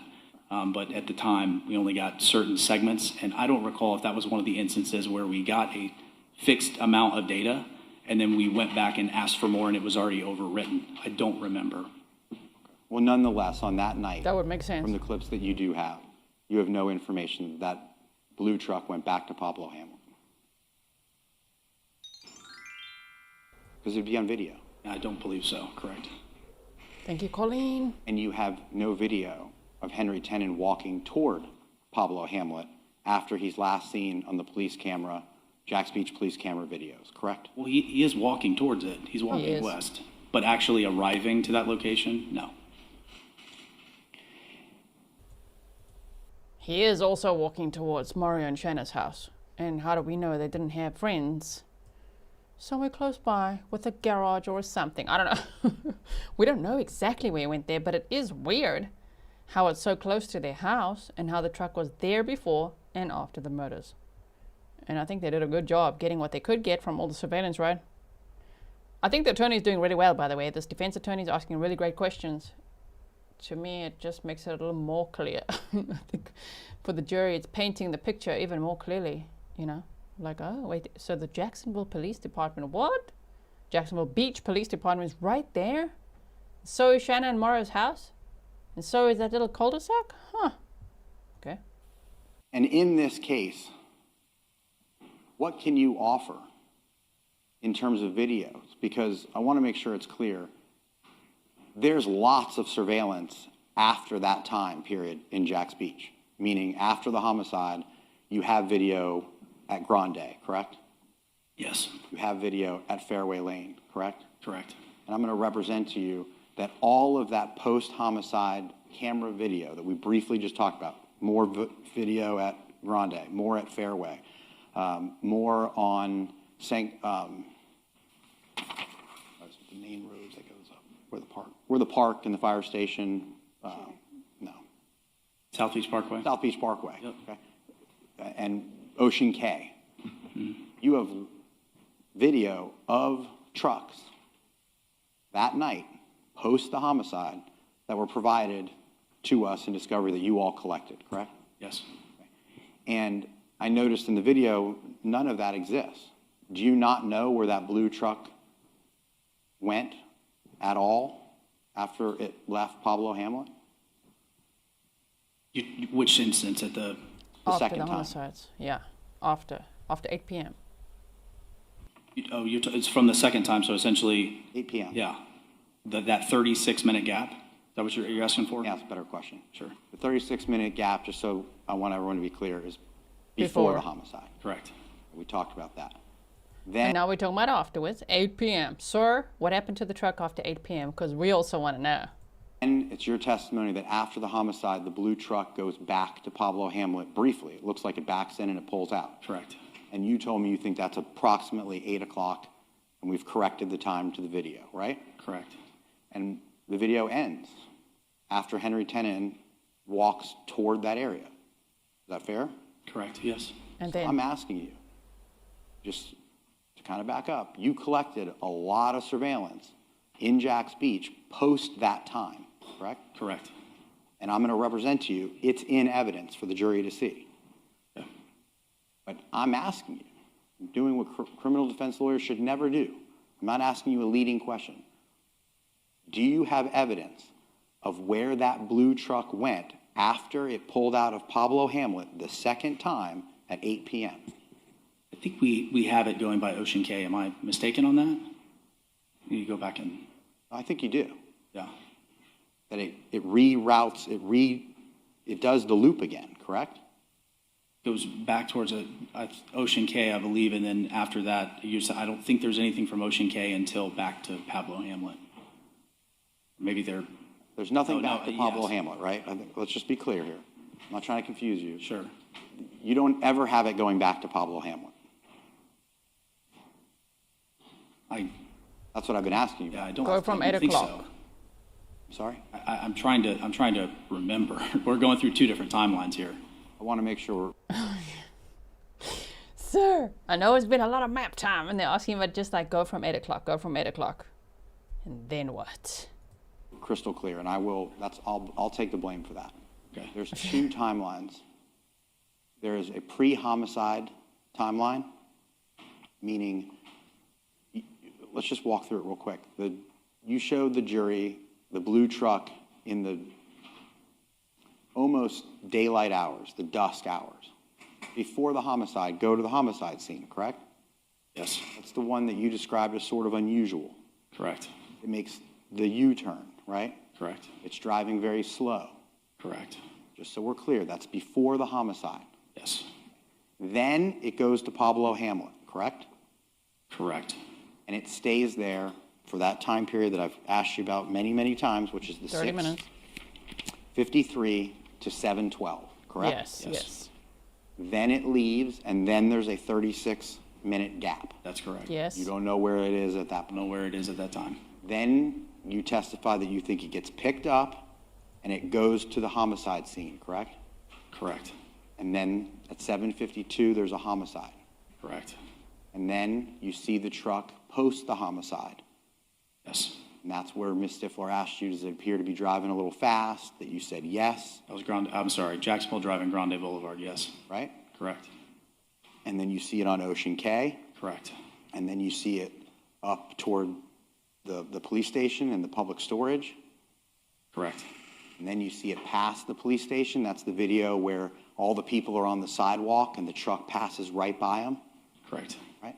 So we're not talking, and another question is, that truck passed people right there on the sidewalk at the police station, correct? Yes. Okay. It wasn't in the middle of the night. We're talking between 7:52 and 8 p.m. on a Wednesday night, right? Yes. And then, just to continue, because I want this to be so crystal clear, So clear. then the truck goes back to Pablo Hamlet, correct? yes. Yes. and you see it pull in Yes. and pull out. 8 o'clock. Doesn't stay there for Very long. very long. Correct. And that is the last time you ever have that truck at Pablo Hamlet. To my knowledge, yes. Okay, that we can agree. Okay, sure. All right, I certainly am not. Okay, pulls in, pulls out. Last time it said Pablo Hamlet. At some point, Henry's got to find his car somewhere. He's walking towards that Cheddar Avenue, but they don't have that footage. The corporal's like, okay, there was almost 3 timelines, you know what I mean? There's the 7:12 p.m., there's first 6:53 p.m. and then hanging around till 7:12 p.m. Then there's a leaving and a 36-minute gap. That's almost 2 timelines too. It's all pre-homicide. Then there's the homicide that occurred at 7:52 p.m. and then the car going back to that Cheddar Avenue. But they said pulling in, pulling out, not being there for too long. Did it pull out? Did it go in there and go out again? I don't know if it went out. Did it go out? I don't know. But the thing is, that is very close to Mario and Shanna's house, and Henry Tenon was walking towards there. So there's something in between there. Some field, somewhere where that car would have been close enough to Mario's house for him to get back home. And also, ooh, what if Shanna was also driving something? I don't know. We don't know. Anyway, at some point Henry would have taken his truck back and then after the homicide gone back home, right? Sure, that was intense. I do love intense timelines though. I do like it a lot. Trying to confuse you. I'm just trying to get the facts. Sure. Then, if I understood your testimony correct, you think that you do have evidence of the truck again in other places of Jack's Beach? Or were you confused and you didn't understand my question? No, I was confused. That's what we have, the evidence that we have. Okay, so you would not feel comfortable testifying that in the clips of all the other surveillance, because again, let's continue with this timeline to make sure you're not confused. I did ask you, you did collect more surveillance after the homicide, meaning after 8 o'clock. Yes. You have surveillance at Ocean Cay after 8 o'clock. Yes. You have surveillance at Grande after 8 o'clock. Yes. You have surveillance at Fairway and America after 8 o'clock. Correct. Okay. And I'm going to submit to you that that's in evidence for the jury to look at. Yes. They can make a decision if they see the blue truck driving around Jack's Beach. But what your testimony is, if I understand it, is that you don't feel comfortable saying where that blue truck is after 8 p.m. Correct. So it takes Mr. Tenon a couple hours on foot to get back up to that area, right? Correct. And it would be your testimony, you have no idea where that blue truck is during that time period. Correct. And as part of collecting all the surveillance and speaking to witnesses, nobody puts that blue truck at Marsh Inlet, the residence of Mr. Fernandez and Shanna Gardner at that time, correct? To my knowledge, that is correct. Of course. And nobody has any surveillance at Marsh Inlet that puts that blue truck over there at Marsh Inlet, correct? To my knowledge, correct. Because that would be included in the video. That'd be really good evidence against Mr. Fernandez if you did, right? That would be good evidence. Sure. And you don't. That would be good evidence. But I don't know if were there ring cams at Shanna and Mario's house or no? Were they deactivated? We don't know. That is interesting. There's a possibility. It doesn't mean there's zero possibility that the truck didn't go there, but I don't think they'd be that dumb. Pretty dumb, but not that dumb. But then there was also this LLC that they had where they had these rental properties, right? I don't know how many properties they had. I got to look into that in the mountain of documents I have from Grizzly Cat. Thank you, Grizzly Cat. I don't know how many they had, but maybe it was some rental property they had with no cameras where the truck went, for all we know. Anyway, but I do think the defense, I think they're doing a good job because it could make people think, wait, so maybe it was Henry and someone else and not Mario at all. Maybe he was trying to frame Mario by being so close to his house, but I don't know. One would have to say, why would he do that though? Anyway, I think it was Mario. Lou DeBeer said common sense dictates that specific truck is a link to Uncle Tenant Mario, right? The landlord. Mario the landlord. Mario is the defendant in this trial, by the way. For anyone just joining now, there's a trial prep video for you. You can also just expand the description box and just read about the case background. Okay. Don't have that. Do not.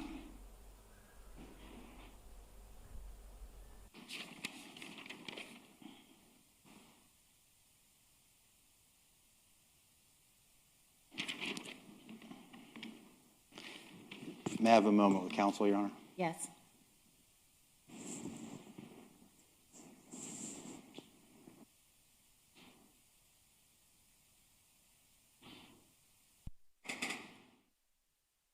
Caroline, thanks for being a member for 58 months. Holy crap. Oh, we got a bit of sidebar.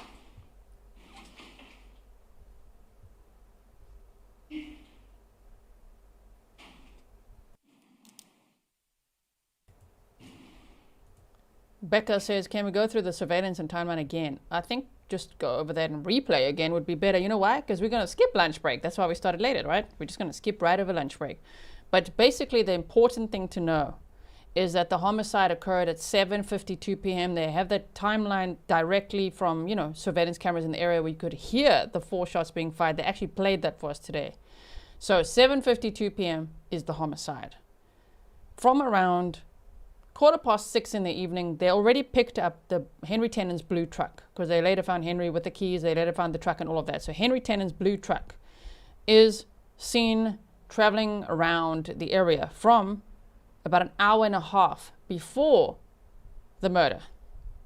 And they saw that truck going in many parts. Many surveillance cameras picked up that truck an hour and a half before the murder at 7:52 p.m.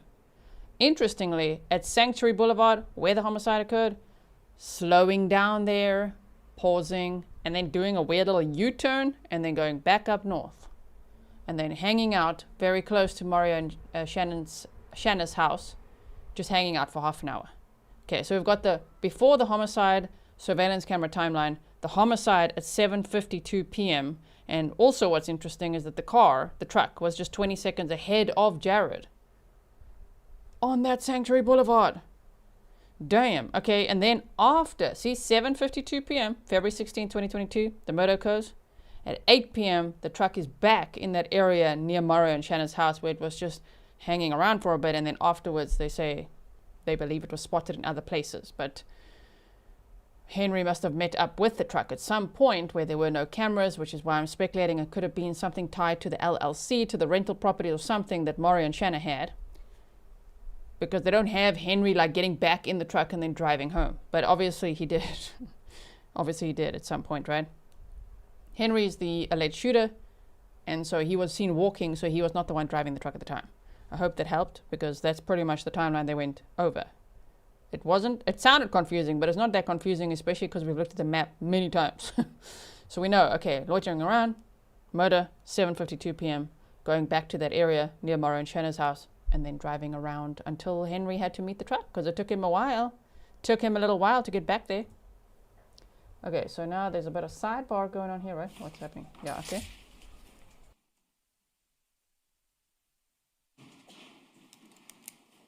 She Jukester said Tenon was promised and paid big money. He was promised $150,000, and they only actually paid him about $10,000. We do not have any further questions. Thank you, Your Honor. Right, thank you. Any read right? There better be.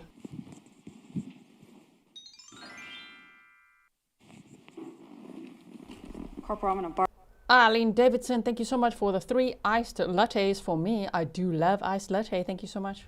borrow some of these photographs the defense showed you. Still up there. They're in white. 20, it was around 28, 29. Gotcha. I got it. Thank you. Also, this is less annoying than an ad, I promise, okay?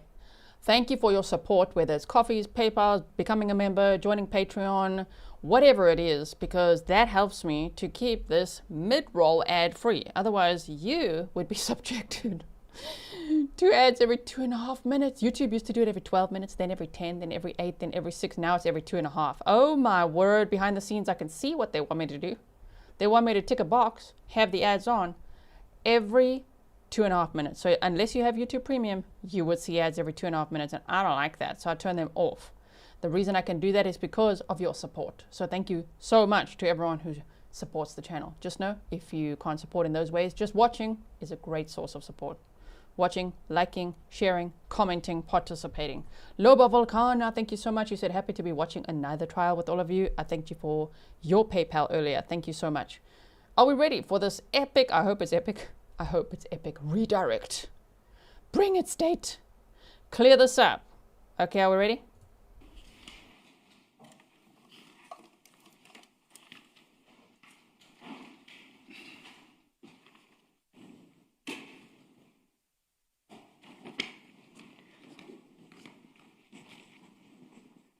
Corporal, defense counsel showed you a photograph of Pablo Hamlet with some signs, and you asked when this photo was taken because you could not recall if those signs were present back in 2022. So I think in fairness, you should know this photograph was taken by defense counsel in July of 2026. Does that give you any information or refresh your memory as to whether those signs were present back in 2022? Again, I can't say if they were there or not. Okay. Somebody said in the chat earlier that Uncle Google said that those cameras or signs were there since 2011. I don't know if that's true or not. Locals, you know it or what? Okay, naughty defense bringing in a 2026 photo. And for the record, this is Defense Exhibit 26.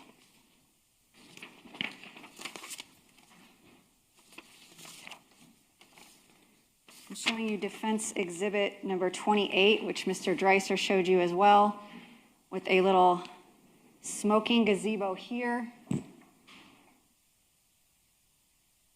There we go. And I'm circling the left-hand side of my screen. And these signs here, which I'm circling on the right-hand side of the screen. The cul-de-sac where the truck is located is around this corner, correct? That's correct. Okay. So if you were backed in the truck, you would be adjacent to these bushes and not, and I just want to make it clear because maybe I misunderstood Mr. Dreiser, you would not be right here next to the smoking shack, would you? No, likely hidden from view.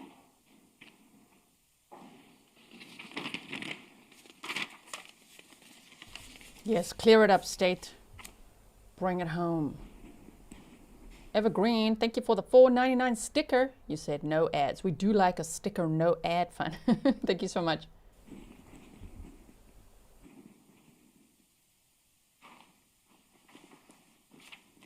Mr. Dreiser mentioned a gap in video footage for 36 minutes when the blue truck leaves Pablo Hamlet for the first time and is not seen again until Fairway Lane prior to the homicide.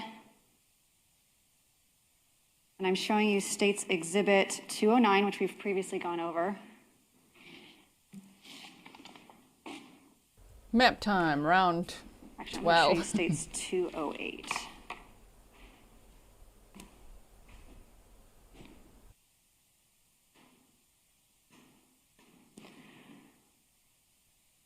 This is kind of a silly question, but you can't know what you can't know, right?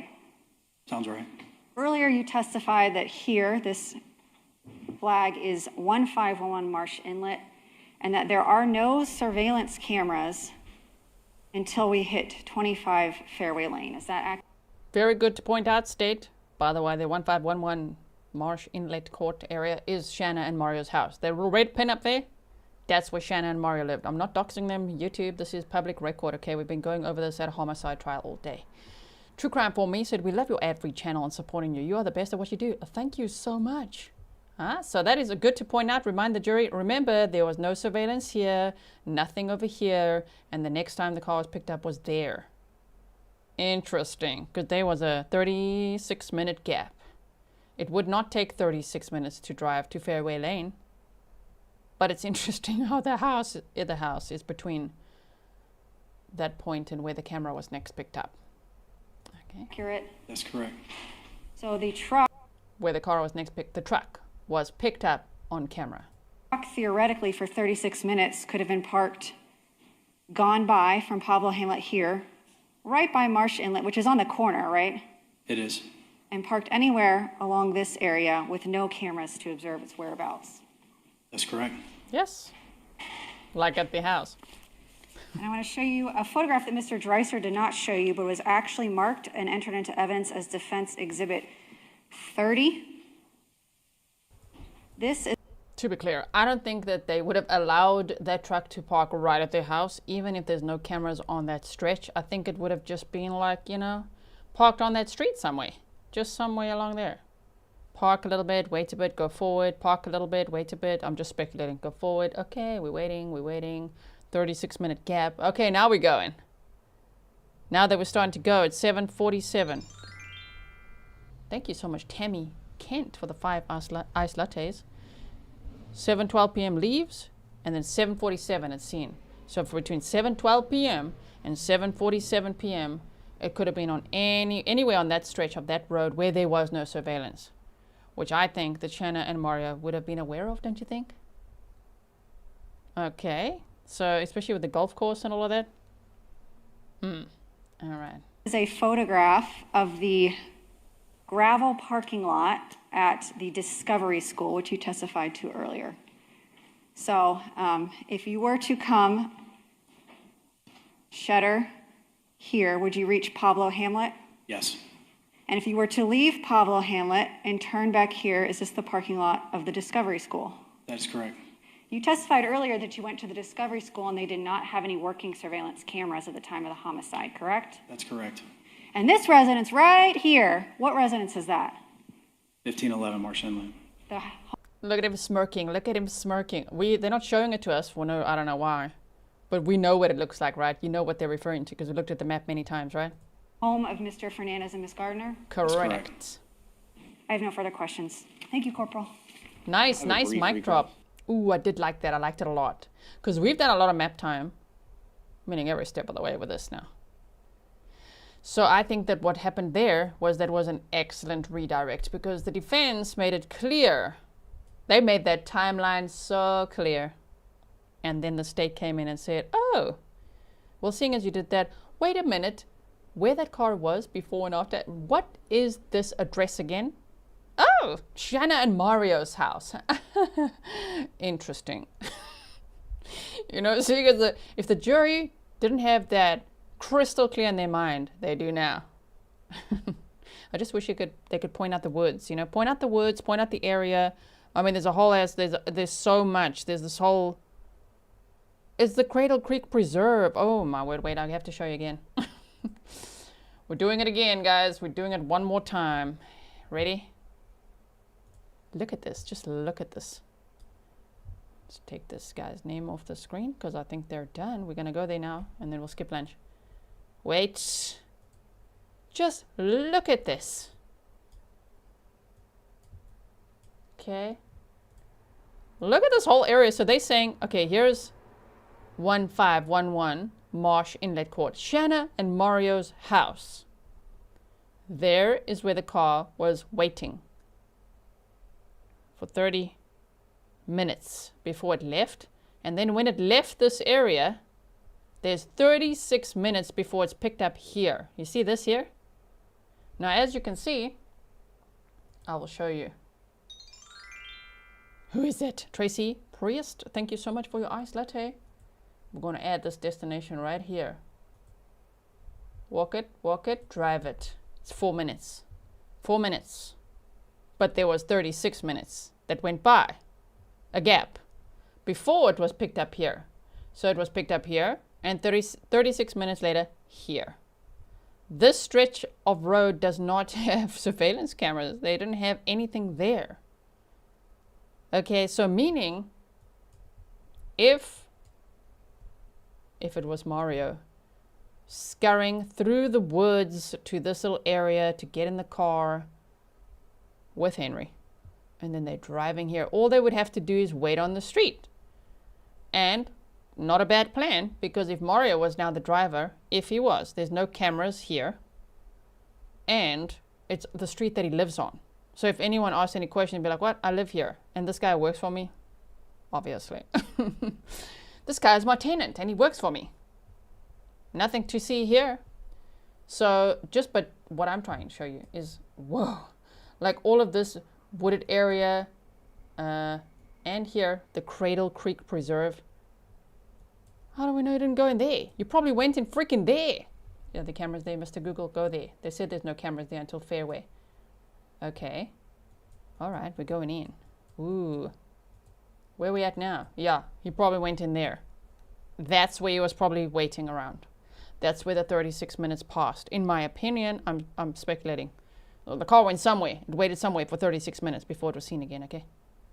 Do you see what I mean? And this in the dark, imagine. And they had no cameras here at the time. There were no cameras on this stretch of road at the time. So crazy. Let's orientate ourselves again north. Sure, a lot of map time today. Let's go here. We'll put ourselves right in front of this area. Oh, which is it's public record. This is an exhibit being shown at a trial multiple times. Stefan's like, no camera, but the little Google man. So Jared would have stopped here, said here, the kids ran in, probably with ice creams. And then we know that truck. How was that truck 20 seconds? Huh? Think about it. How was the truck 20 seconds behind? No? Ahead of. 20 seconds ahead of Jared's vehicle. Because I think this is the house, okay? And they're going out this way. Yes? You want me to back it up? Hold on. Buckle up, everyone. Okay, here. So we're going. All right. This is the way now back down to Sanctuary Boulevard. Look. Jared Bridegan would have to stop here. Right here. And drop the kids off. And then he's on his way. Okay. So what has to happen now? Shanna could tell Mario, okay, he's leaving now. Or the truck is literally on the street where there's no cameras, parked here, just on the side of the road, just here in someone's driveway, just a little bit maybe here. How do we know? So anywhere here, anywhere, including that which I just showed you. Where is it? Are we still going? Almost there.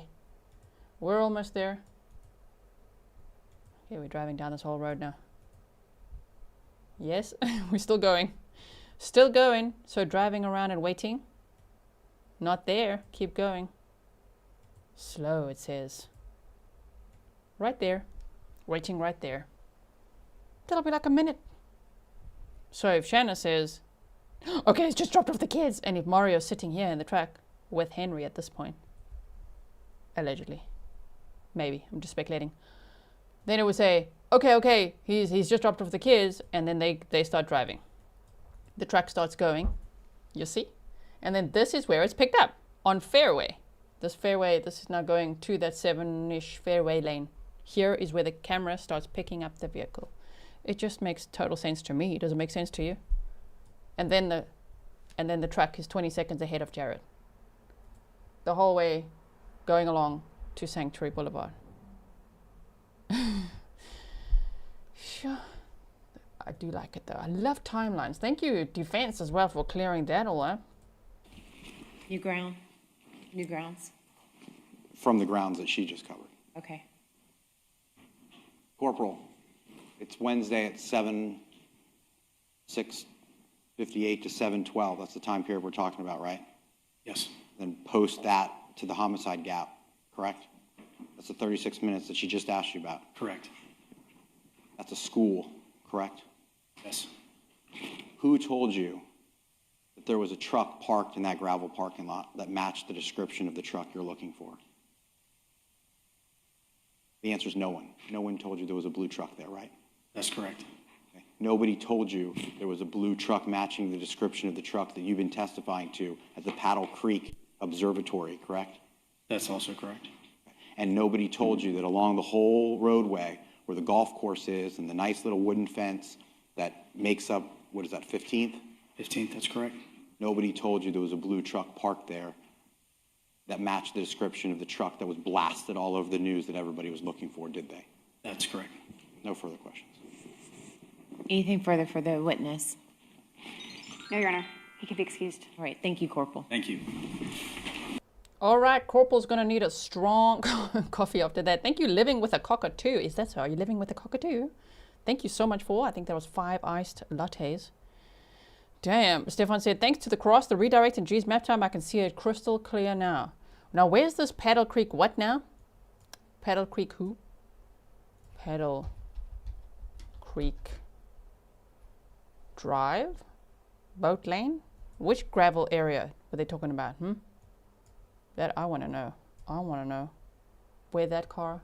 I don't know. That would still have to be mapped out a little bit there. Can I go back 1 second?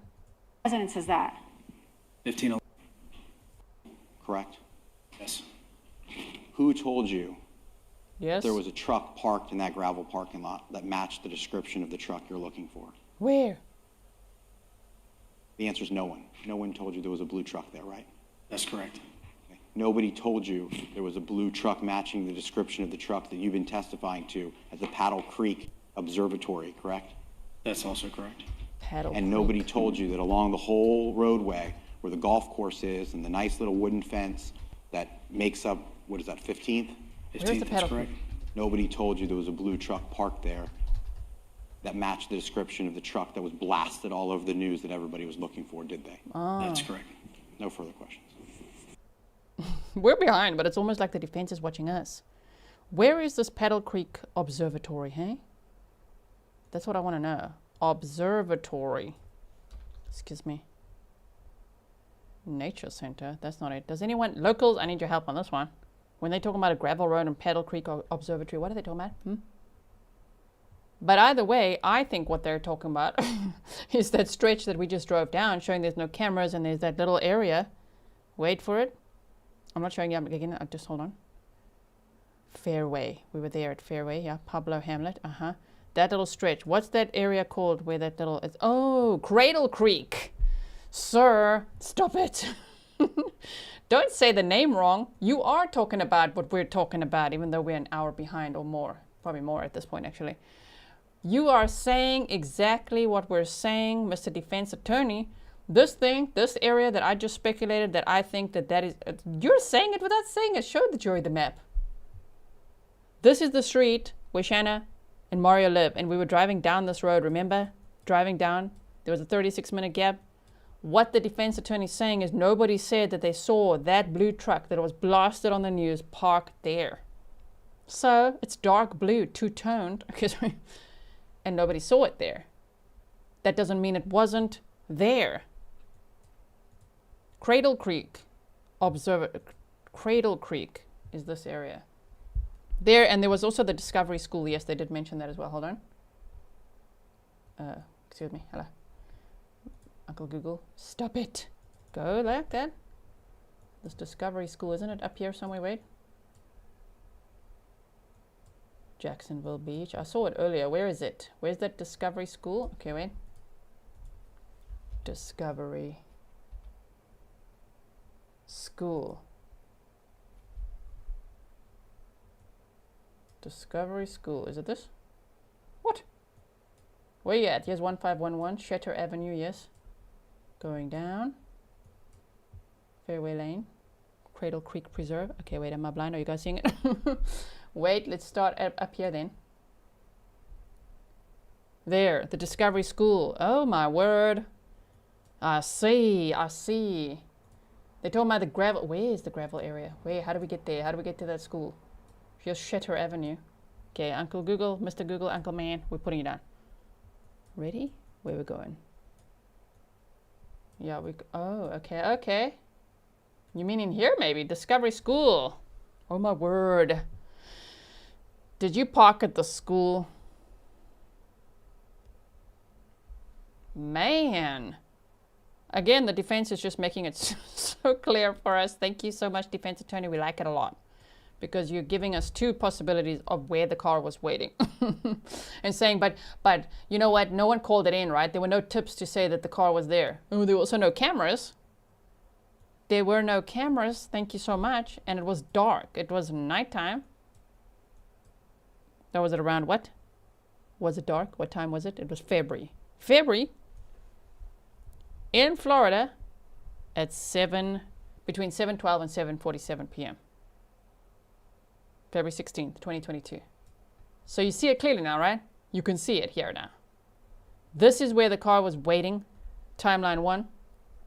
from 6:53 p.m. until 7:12. And it wasn't seen on camera again. It was leaving, wait. It was leaving at 7:12. It wasn't seen on camera again until here at 7:47. The murder happened at 7:52. What's between there and there? Oh, Shanna and Mario's house. Mario, who I speculate is the driver. Okay, and where would that car then, why don't they see it on surveillance in that gap? Because there's no surveillance cameras on this road right here. Right here, there's no surveillance cameras. We've established that. And so I'm speculating the car could have been parked at Cradle Creek Preserve, not Paddle Creek Observatory. Cradle Creek Preserve is probably where it was parked. But you know what? The defense just gave us another whole possibility, which is at this gravel road at the Discovery School, which is actually even better because then Mario can easily get there too. And Henry could also get there. So if the car leaves this area around 8 p.m. and who knows where all it was driving around, all it has to go is go back here for Henry to pick up his vehicle. Okay, so that's what we have. Now let's see. Are they going to lunch? Are we skipping lunch? Because that's another one of my favorite parts. Anything further for the witness? No, Your Honor. He can be excused. All right, thank you, Corporal. Thank you. Members of the jury, it's 10 minutes to noon. We'll go ahead and take our lunch recess at this time. If you would leave your notepads on your chair, retire to the jury room, and we'll set up your lunch, okay? Ready, everybody? Buckle up. Close your lunch boxes. Because we're going ahead now. We're skipping ahead. Ready? Teleported right through lunch. Unfortunately, with all my map time, we are still 40 minutes behind. Damn it! Yeah, Mario, how does it feel for the defense to point out where you might have been, where you allegedly would have been hiding out? Petty, petty boy. He called himself petty. I didn't say it. He said it himself, right? Sure. Look at him. He's feeling quite pleased after his lunch. Did he have something spicy? It looks like it. He's touching his nose and his lips look a little red. He ate something spicy. I'll refrain from the comments I was going to make. Stop it. Okay. Lou DeBeer said Mario just shat on his front stoop. Who am I? Lou DeBeer, thank you for the South African rand. On his front stoop is the front porch. Is it? No, he's smiling. You're at a murder trial. You were going to face the death penalty. That got taken off the table. You're facing a first-degree murder charge and solicitation to commit murder. But sure, yak it up with your attorney. Show your teeth. Stephen says, sorry, now I've got the giggles. You guys make me laugh. Stop it. Doritos for lunch. For little Mario. He had his flaming hot Cheetos, you guys. Stop it. Oh, man. Okay. I have to try to pull myself together. Shay, focus. Look at him. Ah.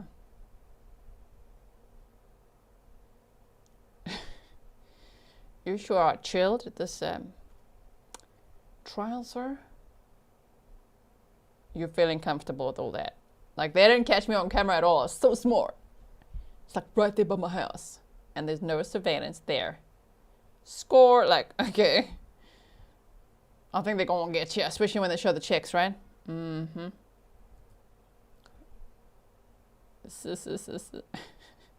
Mario, we are watching you, and we have a bird's eye view.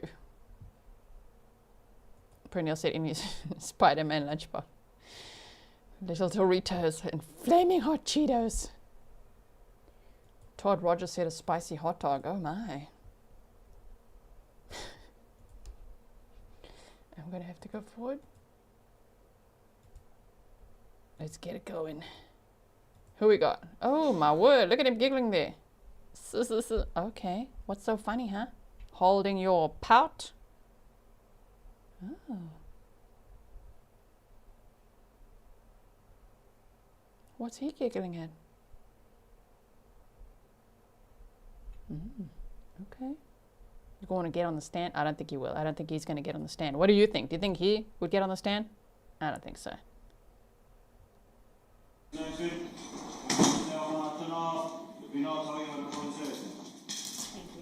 Oh, that's basically everybody staying, please. Proceeding. Okay. Excellent.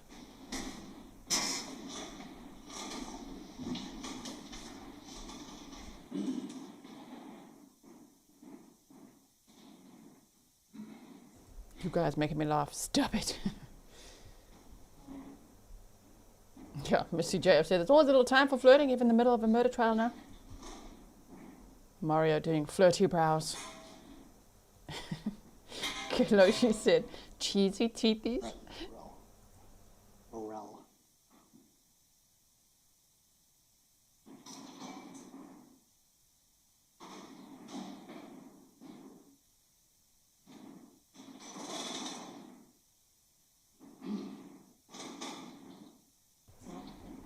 We are ready.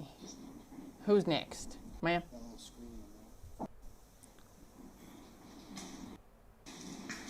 Okay, there you go. Everybody's standing. We're seeing the great seal of the state of Florida.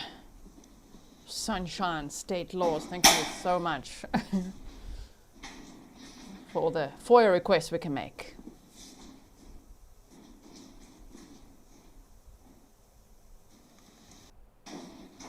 Mizrahi. Please, Burrell. Wait. Sorry. Here we go. All right, welcome back, everyone. Everyone may be seated. Good afternoon, members of the jury. We hope that you enjoyed your lunch. We are continuing on with the state's case. Mr. Mizrahi. Please, the court.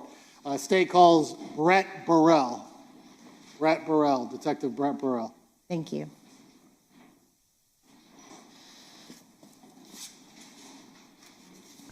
Okay, next witness. Witness number 8. Detective Brett Burrell. What you Good got for afternoon, us, Detective. sir? You could go. You look like a digital forensics guy, are you? What you got there in that binder? All the way forward, please. Please raise your right hand to be sworn in. Detective, do you solemnly swear or affirm the testimony you're about to give will be the truth, the whole truth, and nothing but the truth, so help you God? All right, this way. Watch your step, please.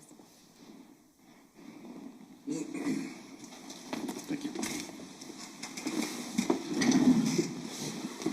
You may proceed. May it please the court. Detective, please introduce yourself to the jury. Hello, my name is Brett Burrell. I'm a detective with the Jacksonville Beach Police Department. How long have you been with Jacksonville Beach? 22 years. What have you done with the department during the course of your career?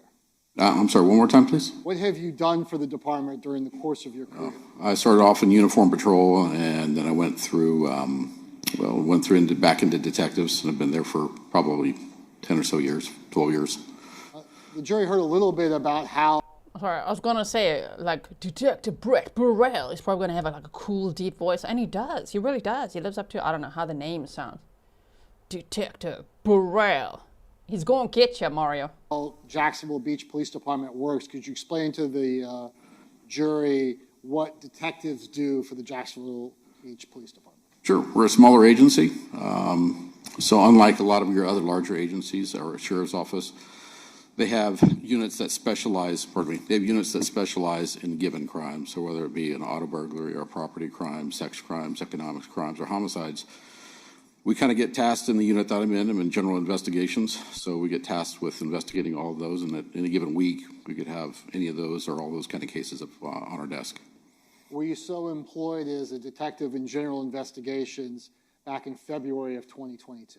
I was not. I was actually a detective with our street crimes unit, where I'd spend most of my time. So what were you doing in the street crimes unit? Primarily, it's vice, narcotics, guns, drug gangs, things like that.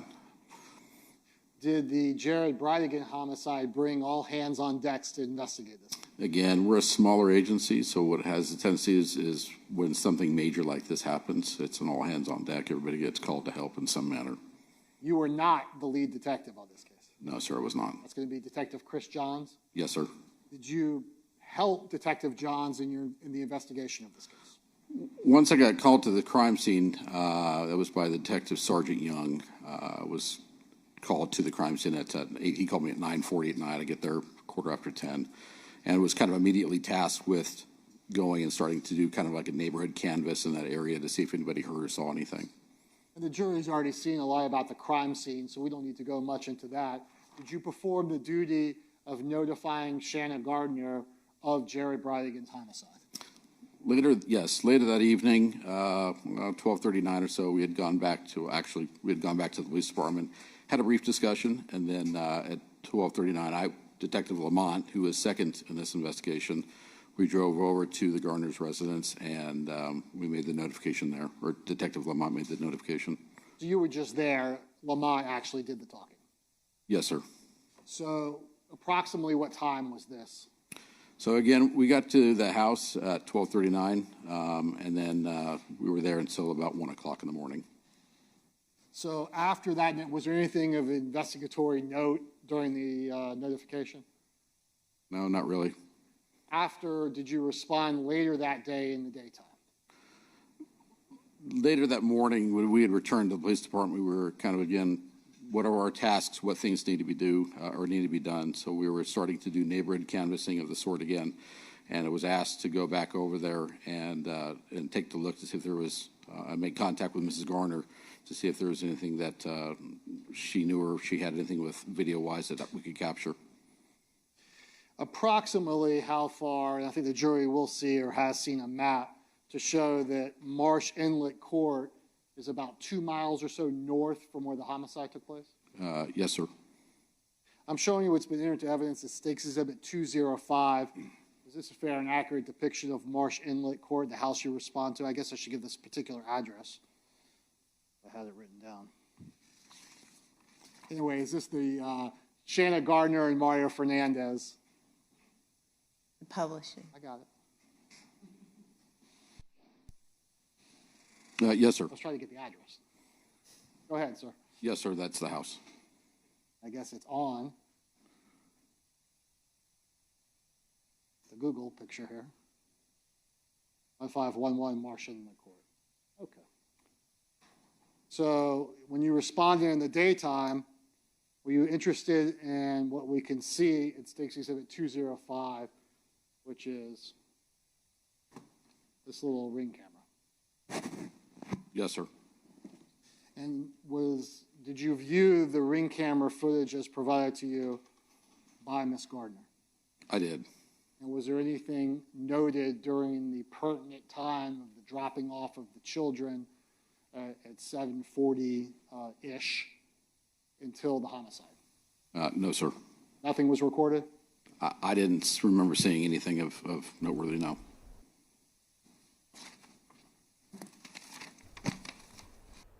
You didn't see anything noteworthy or nothing was recorded? Because those are two different things. Can you imagine if there's just a gap with their ring cam footage? That'll be interesting. Okay.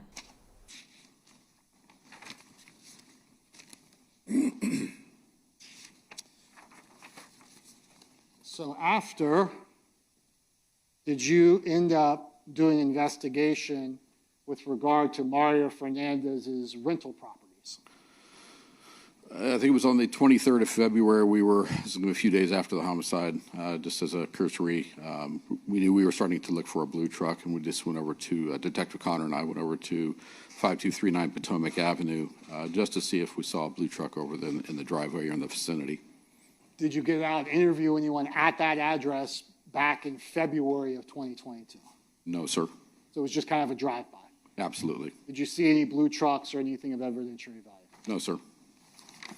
Fast forward to July of 2022, did you respond back to that address?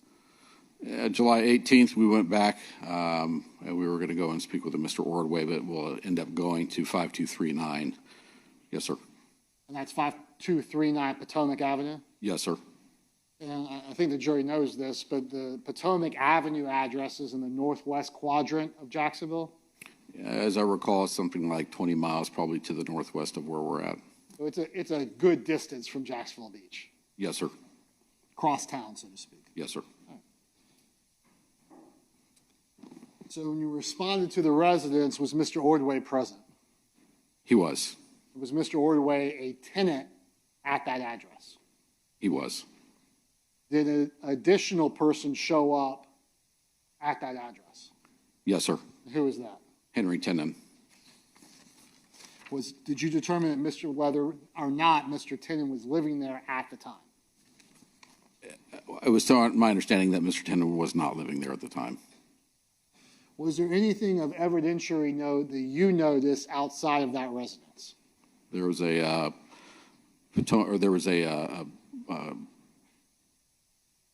it was a Bridgestone. Sorry, I had to think about that. It was a Bridgestone truck tire that was found by the garage. Explain to the jury why, seeing a tire leaning up against the garage, why did you take note of that?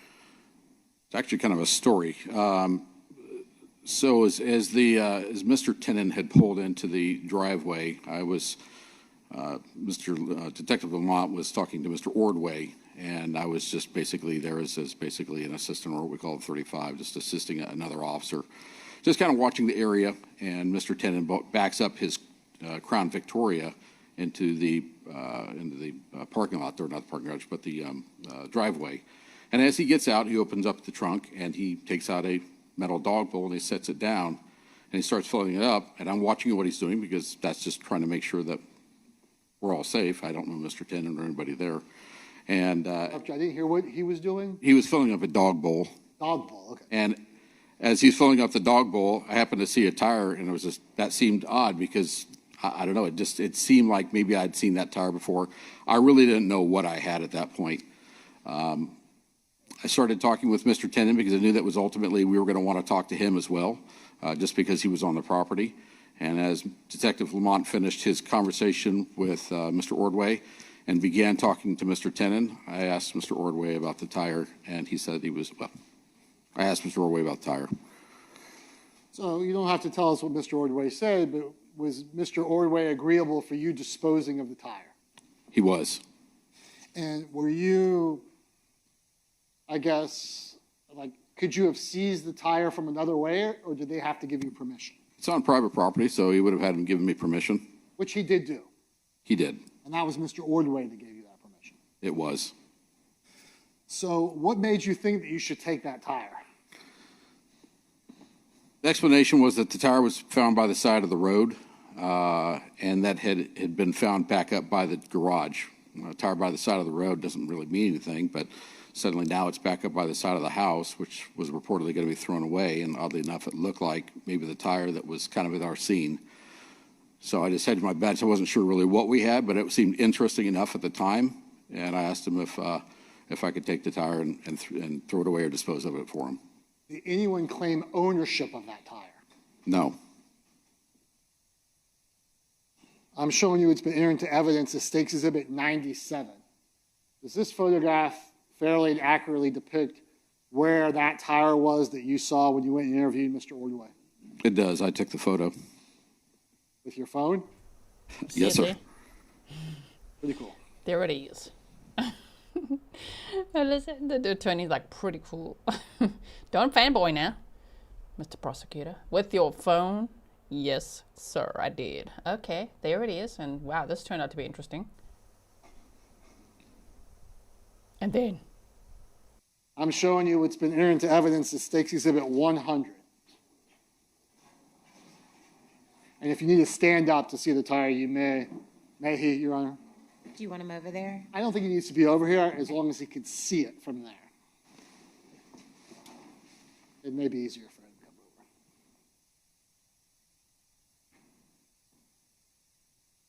over. And do you see State's Exhibit 100? Give him a moment. Yes. I do. That's the tire. And the State's Exhibit 90 is going to be the tire that you and your fellow officers recovered at the Jared Bridegan homicide scene. Correct. Which you saw right next to State's Exhibit 100. Yes, sir. So obviously not the tire at the crime scene, that one they had, and this was one that looked just like it. So, where's that car? They had to track down where is that car, because that's what they were looking for, right? So obviously, State's Exhibit 100 did not have a rim inside of it. It did not. So even though the two tires look the same, did you endeavor to find out whether or not these two tires actually had any similarities to each other? You got to love Google. Yes, I actually got onto Google and started looking at the DOT numbers that are on the tire. And according Uncle Google's going to get you. To Google, and ultimately later through Bridgestone itself, they matched, or they appeared to match, at least the same date and manufacture plan. Okay, and I have a couple more pictures I guess I'm supposed to show. State's Exhibit 98 and State's Exhibit 99, those are going to be the other pictures you took of that tire? Yes, sir. And I guess that's the back of your truck? It is, and this is actually at the police department, so, but yes. With your phone. So let's look at the information from Michelin. This is going to be pursuant to State's Exhibit 175 and the certified business record.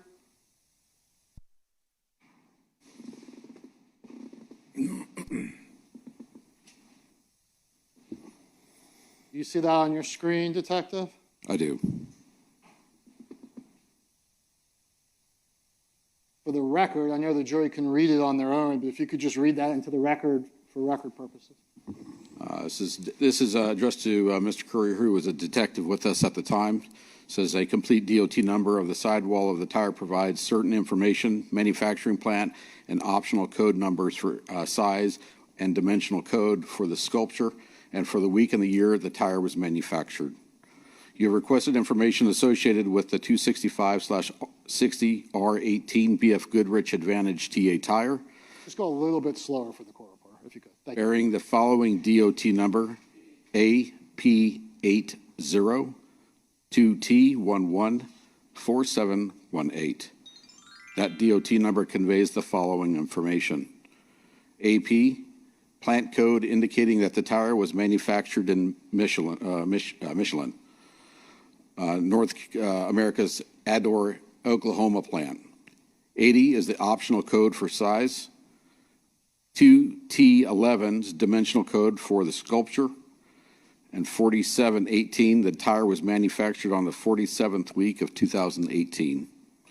The same DOT number is assigned to all 265/60R18 BF Goodrich Advantage TA tires made at the Adamore, Oklahoma plant the 47th week, 2018.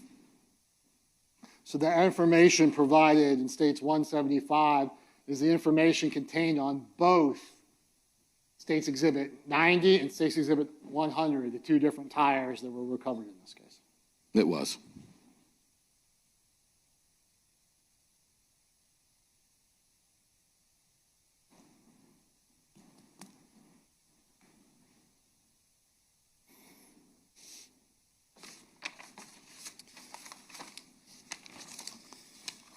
Did you also conduct investigation with regard to Henry Tenon in this case?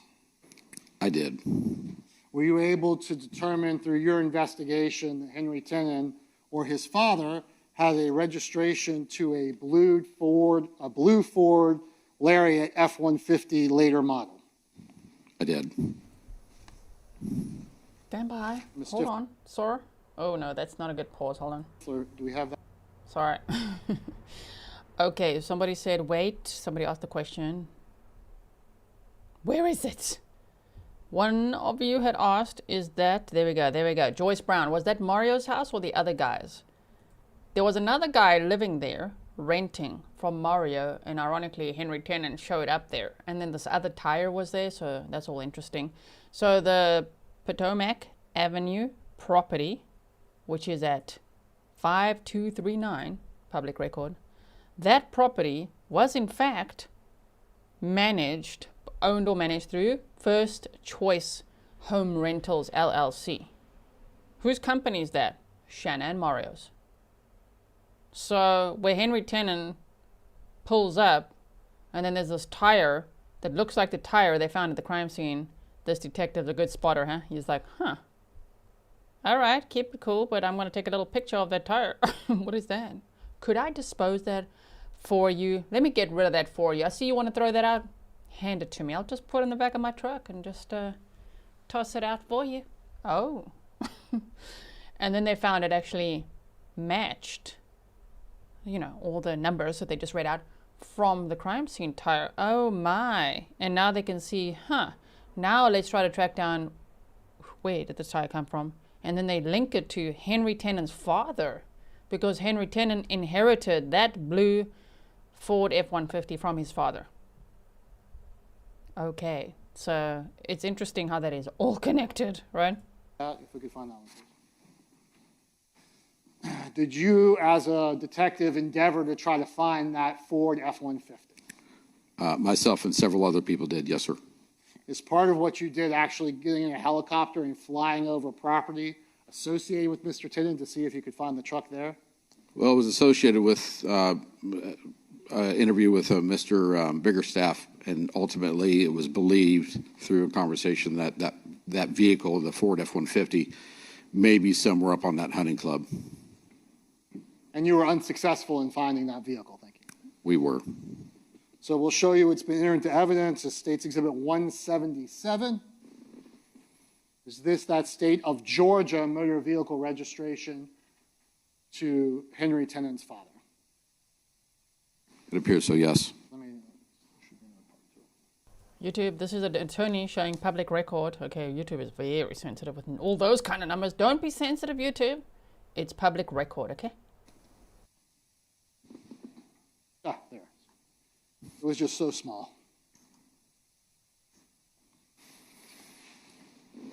And do we see that on the registration, the Henry Clement Tenon? Yes, sir. Did you also find evidence that Henry Tenon had that car serviced at a tire store back in 2022?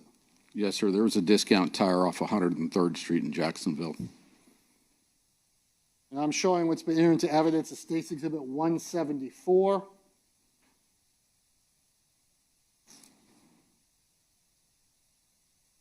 Is this that discount tire receipt that indicates that 2 tires were purchased, but only 1 tire was disposed of? Yes, sir.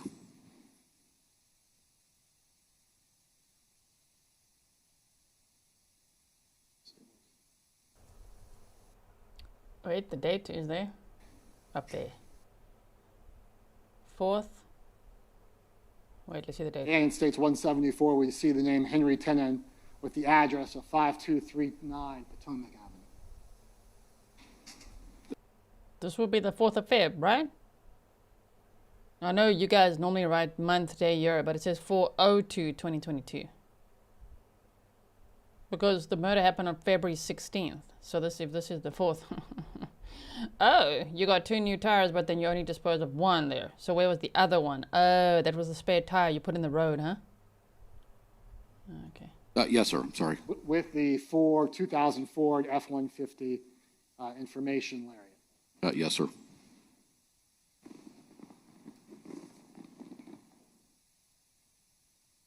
Okay, so 2 tires, but only 1 disposed of. And look at the address that he listed there. Oh, the Potomac Avenue address. The one where Henry pulled in. The one that other guy, what is his name? Not Biggerstaff. There is a Biggerstaff guy, but there's another one.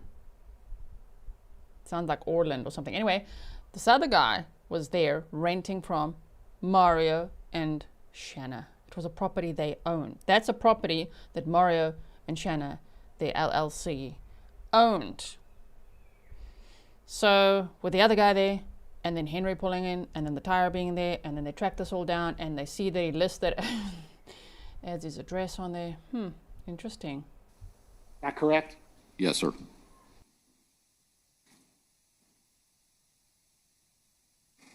May I have a moment here? Yes.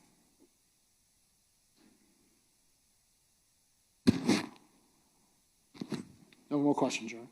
All right, thank you. Cross-examination? Mr. Yes, Your Hill? Honor. Grab all those. Exhibit.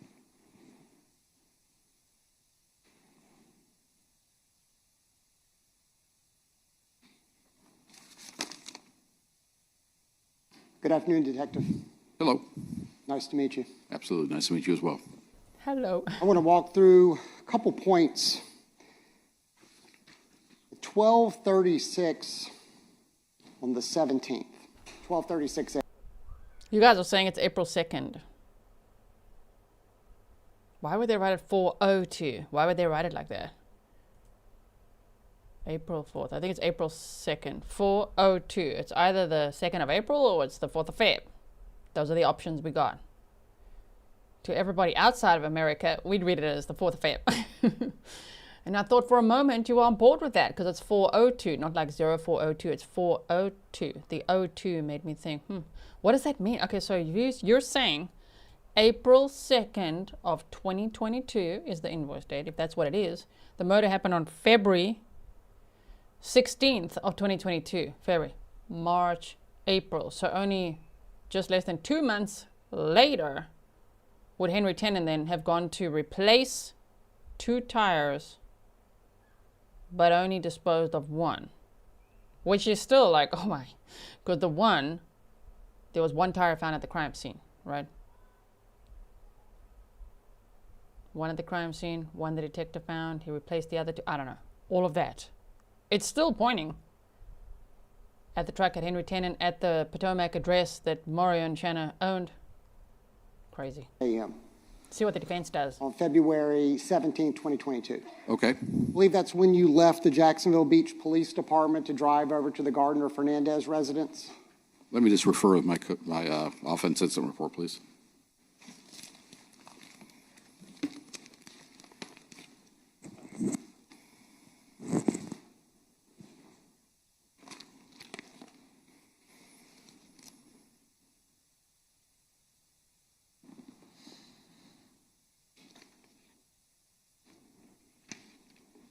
You're correct with the time. Yes, sir. It's about 3/10 of a mile from the police station. Does that sound about right? Yeah, 3/10, 2/10, something like that. And I believe to Mr. Mizrahi's question, you said you got there at 12:39. I believe I misspoke, but so what's in my report here, it says 12:36. We met, I'm sorry, at 12:36 we drove there, so we would have been there very shortly thereafter. And you saw Shanna Gardner Yes, sir. and Mario Fernandez. We did. Okay. You didn't call before you went over there, correct? We did not. Just showed up, knocked on the door, and they answered. Yes, sir. Invited you into the house. Absolutely. Totally They were so hospitable, guys. They even offered him tea and everything, and cookies. All right. Okay. cooperative with you at that time? Yes, sir. Okay. And you've been a law enforcement officer for, now you said 19 years, or was it 19 years at the time in 2022? I've been in law enforcement now 22 years. Long time. Yes, sir. Part of your job is making observations. Yes, sir. This is the, at the time, probably the biggest case to have occurred in Jacksonville Beach in quite a long time. Yes, sir. Okay. All hands on deck, I believe, is what your response was to Mr. Mizrahi. Yes, sir. Your office had already had an opportunity to speak to Ms. Bridegan earlier that evening, correct? Yes, sir. I wasn't part of that, but yes, sir. Okay. But Shanna Gardner and Mario Fernandez's name had already been brought up to your understanding. Yes, sir. Okay. So when you get to their residence, you're going in to make this notification, or Detective Lamont is, but you're there as, what'd you call it, 3-5? It's just, yeah, we're there to assist one another. So we're going to a residence. We don't know anything about it, but we always go in pairs of two. Mario Fernandez and Shanna Gardner had already been mentioned by Ms. Bridegan. You guys have arrived at the residence, and you're making observations while you're there, correct? Yes, sir. Okay. No observations that Mr. Fernandez seems nervous? No, sir. He's sweating profusely? No, sir. He's being evasive? No, sir. And this is, what, maybe 4.5 hours after the homicide, correct? Yes, sir. If you would have made any... Why would he be? Because they hired someone to kill Jared Bridegan. Allegedly, that's what they did. Not actually go and pull the trigger themselves, right? Hired someone to shoot Jared from behind. Like ultra cowards. Why would he be sweating? Especially if he's got military training and all that. But okay, go on. Any of those observations, they would have been in that report that you were just referencing, correct? Yes, sir. Okay. And certainly if they're not there, you didn't make any of those observations. I made those observations. I didn't note that in my report, but there's nothing that stood out as being. Didn't see him fumbling with a cell phone or anything during the 30, 45 minutes you were there? No, sir. Okay. Certainly if you saw something like that, where he seemed like he was messing with his cell phone, panicking, anything like that, you would have noted that. Perhaps. Mr. Mizrahi took you to July 18th, where ultimately you went over to Potomac for the second time, correct? Yes, sir. Okay. Your Honor, may I approach the tires? Yes. I'm going to try to wheel these things over here for you. This was the tire you found at the residence? Yes, sir. Okay. Does this tire fit a Toyota Tundra? I don't know, sir. But it certainly matched a Ford F-150, did it not? It will ultimately match the vehicle or the tire that was found at the scene. Sure. Sure. Yeah. Yes, sir. Okay. This was the one that was left in the middle of the roadway, ultimately where Mr. Bridegan was murdered.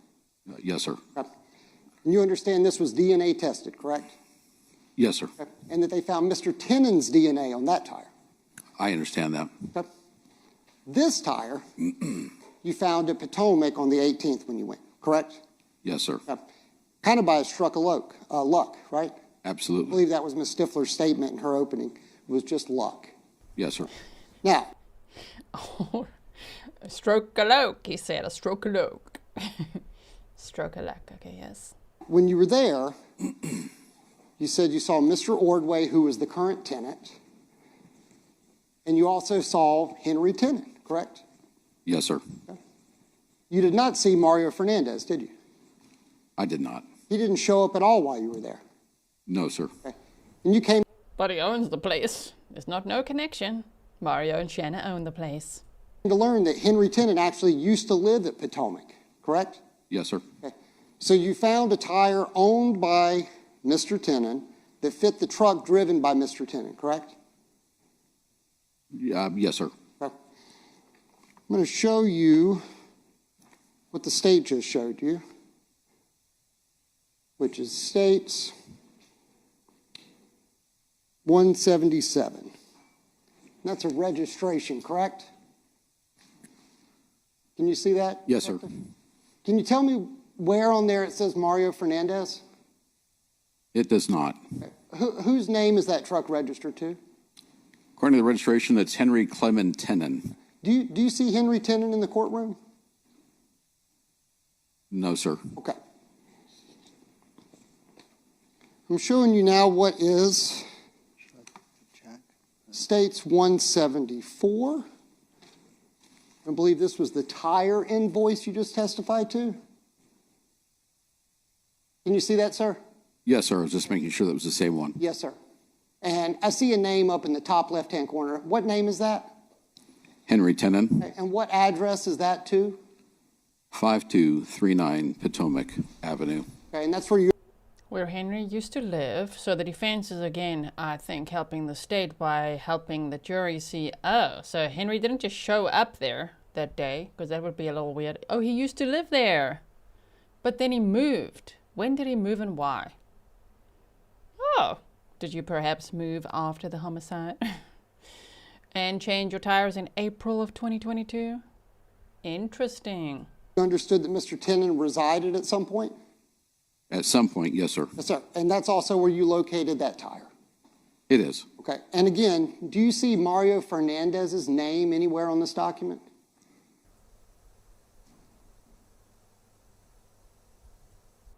Why would we? It's about the damn tires and the car. But guess what we do see? The address that Mario and Shanna owned. The property they owned as part of their company. No, sir, I do not.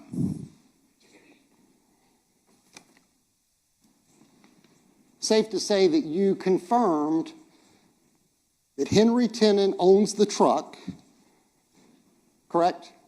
Yes, sir. And Henry Tenon bought the tires, correct? I don't know that. It's his name on the invoice, was it not? It is, but I don't know who actually paid for it, but that's who's on the invoice. Excellent answer. You've had experience for what? You said 23 years in law enforcement? 22, sir. How long have you been driving a car? A few years. And you bought tires, I'm assuming, over those years? I have. Okay. Do they normally put other people's names on tires when you go and purchase them? No, but the reason I say that is because the manager that I spoke with wasn't entirely sure it was Henry Tenon either, so I can't say for certain, but his name is at the top of that receipt. He didn't. And who paid Henry Tenon for work and everything, you know, and other things? Oh, Mario with handwritten checks. Say a little short Peruvian man came in and bought tires for somebody else's truck, did they? No, sir, he did not. You just called him a little short Peruvian man, Defense? And did I understand correctly? Okay, keep helping the state. You took a helicopter ride looking for the truck? We did. Is that the first time you took a helicopter ride looking for a vehicle? Actually, it was the second time. It was kind of cool. I imagine it would be. And ultimately, that truck was found, correct? Yes, sir, it was. Okay. Was it found at a property owned by by Mario Fernandez? I don't believe so. No, I don't think he owns it. Because he moved. Henry moved. So you would agree all the evidence and testimony you just reviewed with Mr. Mizrahi is related to Henry Tenon, correct? Yes, sir. Okay. None of your testimony actually had anything to do with Mario Fernandez, did it? Well, other than that, it was the property that Mr. Fernandez owned. No. He rented, correct? Mr. Tenon rented. Yes, sir. You also mentioned that you were on the street crime unit at the time that you were called into this case? Yes, sir. Okay. And you dealt with gangs and drugs and stuff out in the Jacksonville Beach area? We did. Okay. There's some public housing over there. They call it the Hill over there in Jacksonville Beach? Yes, sir. Okay. There's other rental properties throughout Jacksonville Beach, right? It's a coastal community. There's drugs all throughout it. No, not drugs, but I mean rental properties. There's rental properties everywhere. Absolutely. And certainly in your experience, you have gone and investigated crimes occurring at rental properties that had nothing to do with the landlords. Correct. May I have a second, Your Honor? Sure. You're going to reduce Mario to just the landlord? Where Mario was not just the landlord, he was also Henry Tenon's employer. He was also Shanna Gardner's husband at the time, and Shanna Gardner was the victim's ex-wife. You can't therefore say, just the landlord. It's just, this guy, my client here, he's just the landlord. What does that have to do with anything? It's all Henry Tenon. And what would his motive be? And why did he get paid?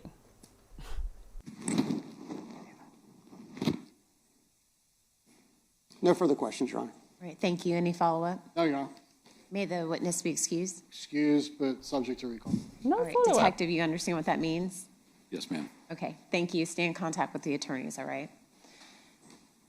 The state will call its next witness, please. Ms. Stifler? The state calls Detective Chris Johns. Detective Chris Johns.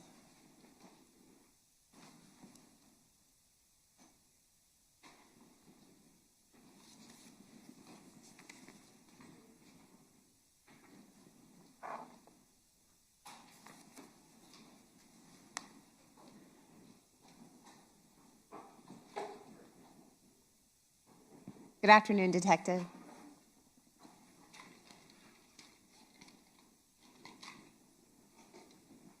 Please raise your right hand to be sworn in. Detective, do you solemnly swear or affirm the testimony you're about to give will be the truth, the whole truth, and nothing but the truth? So help you God. All right, this way. And he has an even Detective, bigger watch your step, binder. okay? Watch your step, Detective. You got a big ass binder there with you. You see that, Mario? That's not a booster seat. It's a binder. And he's gonna Make get sure you. that you get a little bit closer to the microphone. You may proceed.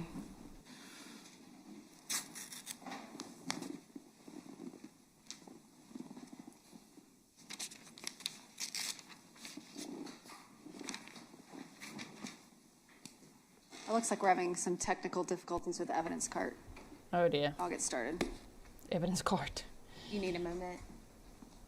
No, ma'am, I'm not doing anything to it. It keeps... Flashing in and out, on and off. Have you tried unplugging it and then replugging it back in? Have you tried clearing your cache? Yeah. There we go. Excellent. All right. Good afternoon, Detective. Can you tell I'm married to an IT dude? Raphael's a software engineer, right? But he's always like, did you try? Typical IT. Oh, you got some technical problem. Did you try unplugging it and plugging it back? Yes! I did do that already. Did you clear your history? No, why would I do that? I don't want to log into all my accounts again. Okay. Have you perhaps cleared... Shut up, just help me with the computer. Good afternoon. Could you introduce yourself to our jurors, please? My name is Detective Chris Johns. I work for the Jacksonville Beach Police Department. Detective Johns, I want to go through a little bit of your educational background and job history. Okay. Let's start with your educational background. Can you describe it for the jury, please? I have some college. I did not finish college. I then went to the police academy. Most of my education has been through career education or on-the-job training. And you're going to testify twice before this jury. One time in regards to some financial records, so I'll save some of that for then, but can you very briefly give the jury your background in finance? When I turned 18, I got a job at Citibank working in customer service. I became interested in the financial industry in general.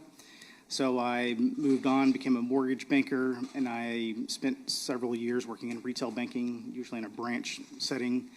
I eventually decided I wanted to continue on that, and I became a sales assistant for an investment advisor. Eventually went on to become a financial advisor and get my broker's license and become a firm principal. And then prior to that, I became a compliance analyst for an investment firm. And this was a career you had prior to being a police officer? Yes, correct. Okay. What made you change careers from financial advising to a Jacksonville Beach police officer? I actually had a client who was a police officer as a financial advisor, and I used to go on ride-alongs with him, and I loved it and kind of fell in love, and I said, I think I want to do that. Let's talk a little bit about your experience at Jacks Beach Police Department. How long did you work at Jacks Beach? I worked there for 10 months in 2010, and then I ended up having to leave due to my spouse's job. And then I was gone for a little while, and I came back in 2019. And when you said you had to leave for your spouse's job, that was a move from the Jacksonville area? Correct. We had to move to South Florida, so I had to relocate. When you came back to Jacksonville, you resumed your employment with Jacks Beach Police? That's correct. What's your current... Oh, they're going to show us the checks now. That'll be so cool on day 2. Employment status at Jacks Beach? I work part-time still in our general investigation unit, and then I also have another business where we do financial planning and tax planning. And are you transitioning back into the financial planning world? I am committed to them to see the few cases that I have left, and then I'm not sure what I'm going to do after that. You and your spouse own your own financial planning company? That's correct. Okay. At the Jacksonville Beach Police Department, can you describe for the jurors what training you had to go through in order to become a police officer?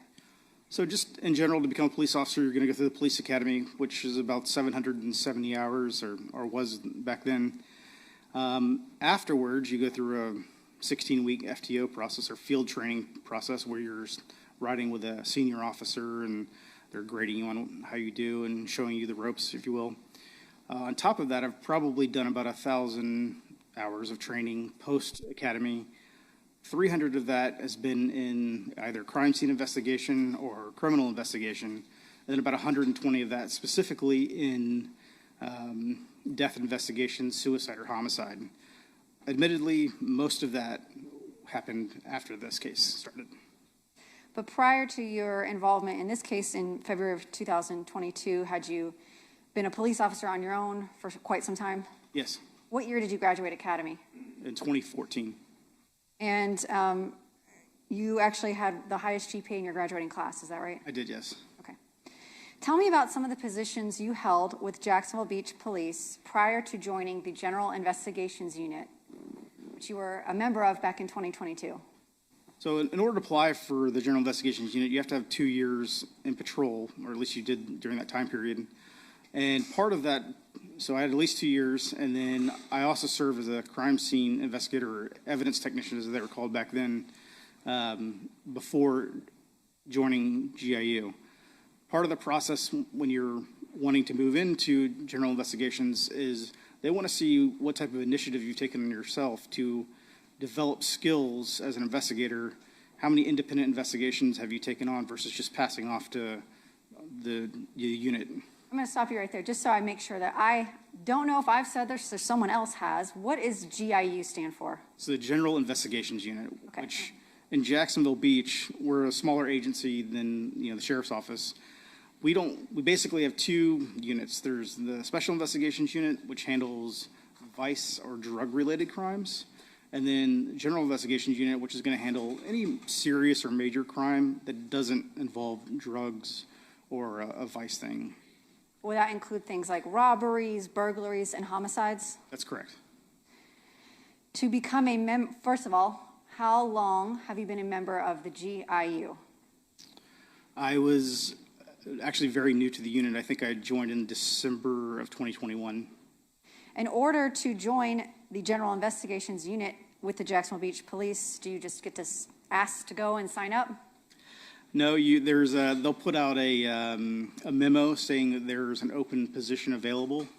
Then a bunch of people will apply, and there will be an interview process, and then they'll make a selection. Is it competitive? It is competitive, yes. And you mentioned that you were fairly new to the GI unit prior to the homicide of Jared Bridegan in February 2022. Correct. Prior to being assigned as the lead detective on the homicide of Jared Bridegan in February 2022, had you ever worked as a lead detective on a homicide? No. Did you have some homicide experience through your time as a crime scene investigator? I had worked one other homicide, shadowing actually as a crime scene investigator, and then I had probably worked 15 or 20 other death or suicide investigations prior to that. At the time of Jared's death back in February of 2022, how did assignments come out on homicides? For example, how did you come to be the lead detective on this particular homicide? So anytime in GIU, there's a rotating on-call schedule. And if you are the on-call detective when a case happens, while you might be supported by other members of the team, ultimately that case lands in your lap and you're the lead on it. At Jacksonville Beach Police, as a GIU detective on a homicide, do you work independently and solo on cases? No, any type of major investigation, it's really a team effort. And sometimes, depending upon the size of the investigation, it could even be a team effort between the larger detective unit, and we might also bring in, as we did in this case, bring in outside agencies to assist as well. So in this particular case, who were members of the team that you worked with, or how many? There were 5 people in the General Investigations Unit, another 5 or so in the Special Investigations Unit. We also worked very closely with the ATF and at times also with the FBI. And in this particular case, did you have help or assistance and team members working closely with you from the Bureau of Alcohol, Tobacco, and Firearms, or as we're calling it now, ATF? Yeah, no case in this magnitude is worked in a silo. Everyone kind of works together. It's very much a team approach. There's no way that 1 or even 2 detectives, I don't care how seasoned you were, could have worked a case of this magnitude. It was certainly a team effort. So let's go to February 16th, 2022. You were the on-call GIU detective that date. Yes. And what is the difference between a detective and a first responder when it comes to how you approach responding to a homicide scene? So when a call comes out, especially a call that has some, violent nexus to it, like a gunshot, stabbing, anything like that, the first job of the first responder is to stop the killing, protect any lives that are there, make sure that the scene is safe for fire rescue personnel, and then if possible, to help provide life-saving measures. And how is that different from your role as a detective when you respond to a scene? Once the detectives get there, the scene is already secured. There's going to be crime scene tape already up. We're looking at it from a completely different standpoint, a much more methodical approach, investigative approach. I'm going to go through a PowerPoint while we're speaking. So I'm showing you it's been entered into evidence as State's Exhibit 198.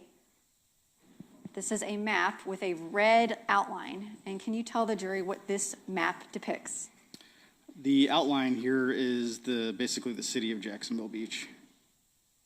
And you're drawing on it with a map for the record. Is that your jurisdiction as a Jacksonville Beach police officer? Yes.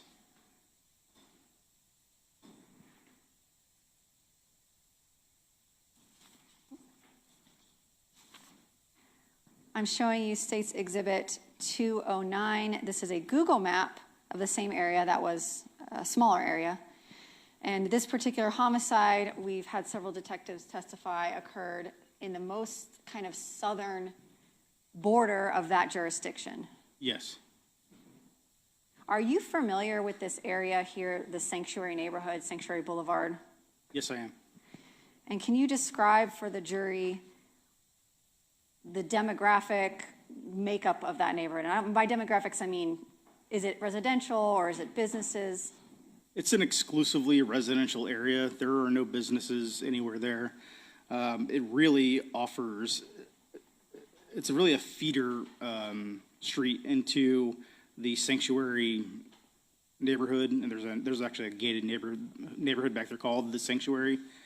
So, and they really, it is used as a cut through by some residents who live near there, but mostly it is just a way in and out of the Sanctuary. So when you responded on February 16th of 2022, the scene was already secured. Did you conduct a walkthrough of the scene? Yes, I did. And this is State's Exhibit 3. This is a video that the evidence technicians took of the scene. And we can see here it's very dark on this street. Can you describe the conditions and lighting that night? This area is well known to be by officers that it's extremely dark. I mean, almost to the point where you can't see your hand in front of your face. As you can see in the video, that they're using flashlights, and you can still almost barely see the car if it didn't have its lights on. It's a very dark and not extremely well traveled. When you arrived, was the victim still on scene? Yes, he was. And were there civilians on standby of people that had arrived on the scene for you to speak with? I don't recall if they had been sent to the police station at that point or if they were still there.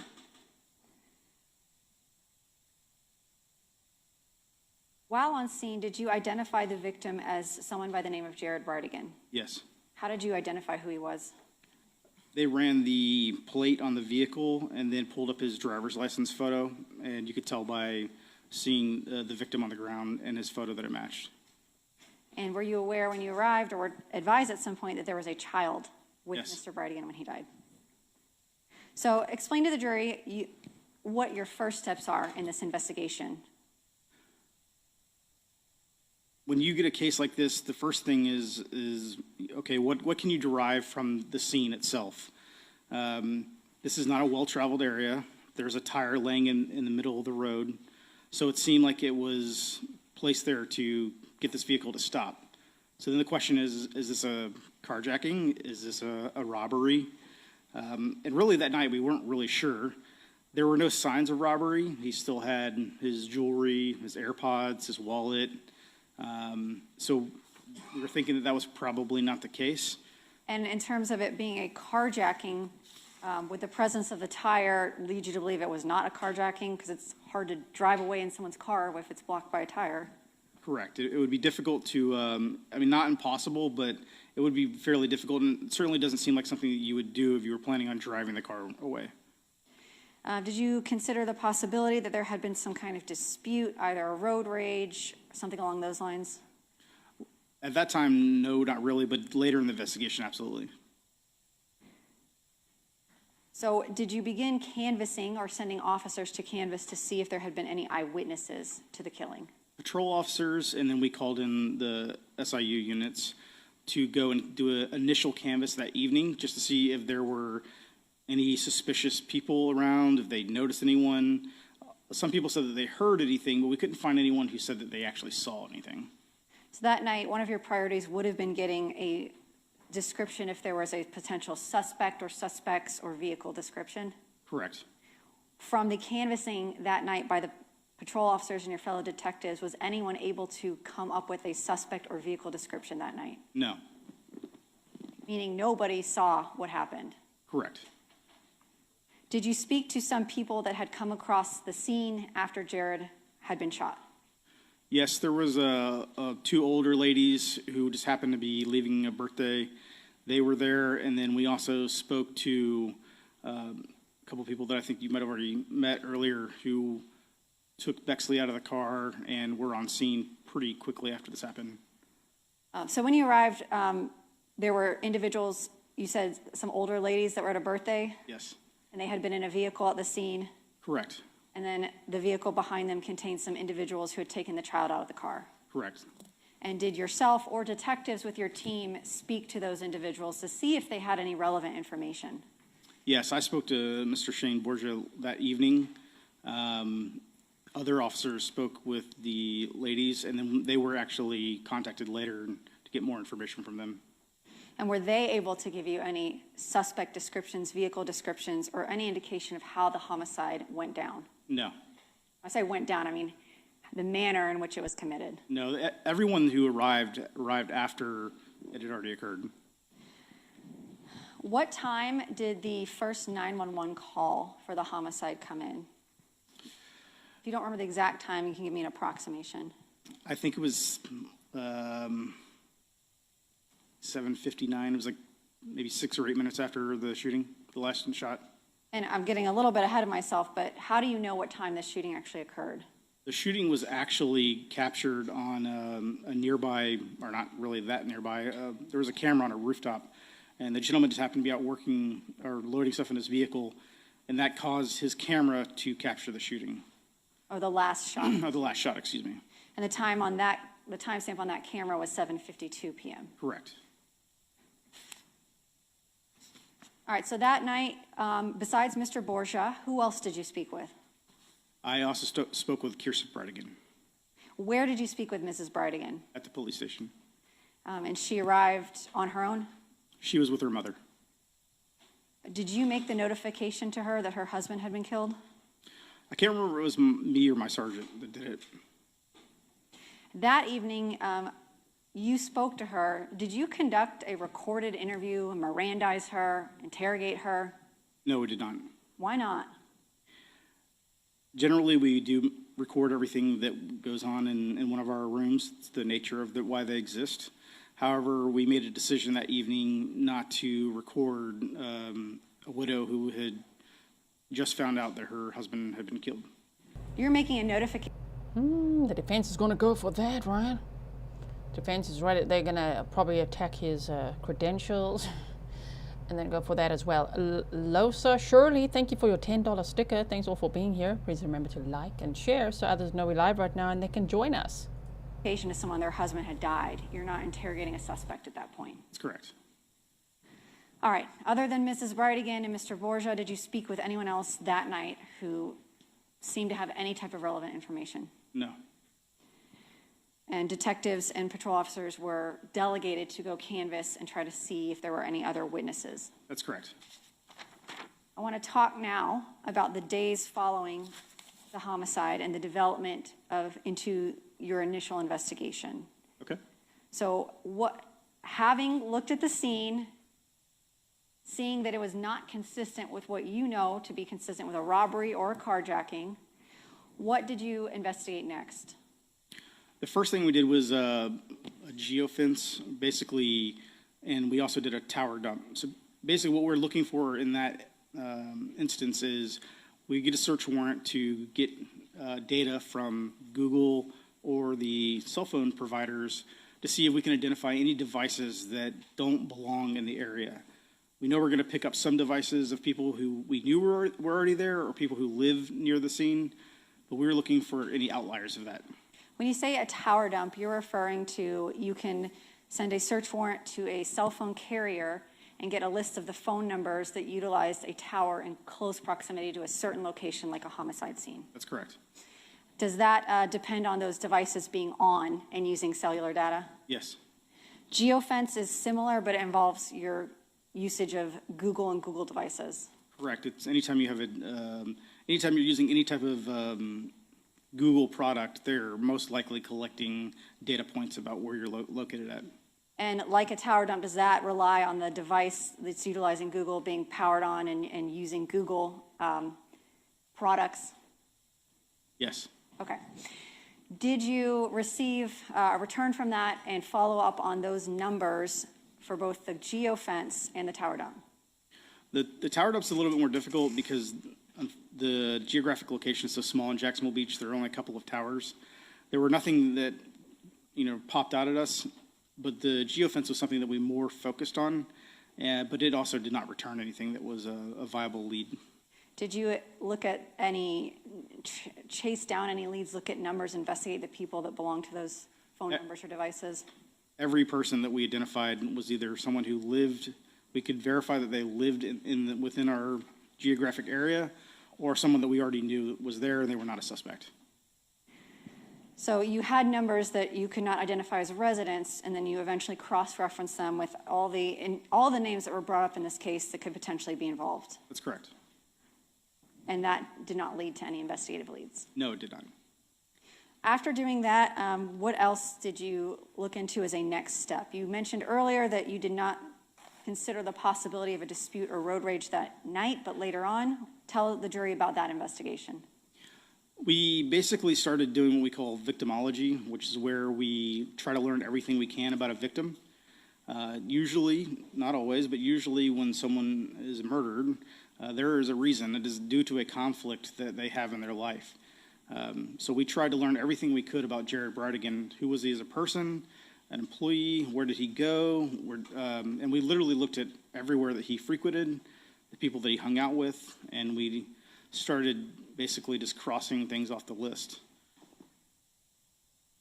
Did you retrace his steps that evening? Yes, we did. And tell the jury about what you uncovered, where you went, what kind of evidence you collected. We went back we found out that he was there for date night, and that was explained to us what date night was, where he would go and pick up his kids from his ex-wife's home. They would go out to eat, and then he would take them back home. We found out that they went to Bearded Pig, so we went to Bearded Pig. We interviewed the staff to determine if maybe he had gotten into some kind of dispute with someone at the restaurant. We received footage of their parking lot to see if maybe there was some type of incident in the parking lot. And then we kind of followed him around, and he went to Wendy's after that, and then kind of back to drop his kids off. Everywhere we looked, there was no there's nothing to suggest that he had been in some type of road rage event or had gotten into kind of confrontation with anyone that evening. So you went to the restaurant. And there it's cleared up for us. Nicely now. Bearded Pig, then Wendy's, then drop the kids off. Okay. Because we were all like, wait, earlier. If you missed it earlier, don't worry. We just know the timeline now, being Bearded Pig, Wendy's to get ice cream, and then drop the twins off at Shanna's house. Bexley's still in the car, and then on his way home, getting ambushed and shot while a tire was placed in the road. He had interviewed the staff, pulled surveillance. Did you pull surveillance at the Wendy's as well? There was very limited surveillance there, but yes, we did. And you saw no indication that you could see him having an altercation with someone or anyone following him or any kind of cars almost hitting each other, stealing a parking spot, something like that? From what we could see, there was nothing like that. So you said generally people are murdered for a reason. Did that mean that you had, at some point in the days following the homicide, eliminated this as a potential random act of violence? The evidence just did not suggest that that's what this was. And how so? Going back and looking at Mr. Bridegan's life, he didn't seem to have, there was no gambling debts, there was no history of drug use. He didn't seem to have any conflict in his life, that would cause this. And then you go back to the scene and you factor in both what we learned about him as a person and then also the evidence at the scene, which is more and more leading us towards that this was an intentional act that had been committed. And when you say intentional act, do you mean specific to Mr. Bridegan himself? That's correct. What about the evidence of the scene made you believe that this was intended specifically for him? Well, you have a not a very well-traveled area, very dark at night. A rim is thrown out in the front of his vehicle or is placed there to get him to stop, and he is shot and killed. You talked about something you called victimology. As part of that process, what do you do? We will pull their phone records, find out who they associate with on a normal basis. We will pull their bank account records to see where they spend their money at, how they earn their money. Then we will start whittling down who are their known associates, who do they spend their time with. And then we'll start talking to those people and trying to find out what type of person we have. Did you pull Jared Bridegan's financial records? Yes. Did you pull his wife, Kirsten Bridegan's financial records? Yes. Did you pull their phone records? Yes. Did you take Mr. Bridegan's phone and other electronic devices to be forensically examined? Yes, we did. And by that means we use, in common language, the phrase dump his phones, dump his devices. Yes. And did you review that data? We did. Was there anything you found in his financials, phone records, or devices that gave you any leads to investigate as to potentially a suspect that had intentionally sought to kill him? There was nothing to suggest in his phone records, his bank accounts, or any of his electronic devices that we feared that would cause him to be murdered. Was there anyone that you were looking at in those early days as potentially of interest to you in this investigation in regards to a motive or reason to intentionally target Mr. Bridegan? I think anytime you have a homicide investigation or really any major crime, it's kind of the old adage that everybody's a suspect until you're not, and that's how we kind of look at these things. And we started to kind of whittle away at the possible suspect list. One name that just kept coming up and up, and really kind of the only ongoing conflict we could find in his life, everyone kept kind of pointing us back to response. Here I'm discussing the steps of his investigation and effect on listener. I'll sustain it. Let me think of a way to rephrase this. Without telling me what people told you, did you begin to narrow down your list of people of interest to any particular individuals? You know you want to say the ex-wife, sir. We can hear it, don't worry. We can read the room. Sidebar. Shanna. Yes, we did. The only conflict that kept coming up in court records and everything was Shanna Gardner and her Peruvian husband, Mario Fernandez, the defendant. Oh, what kind of conflict? So much conflict. Okay.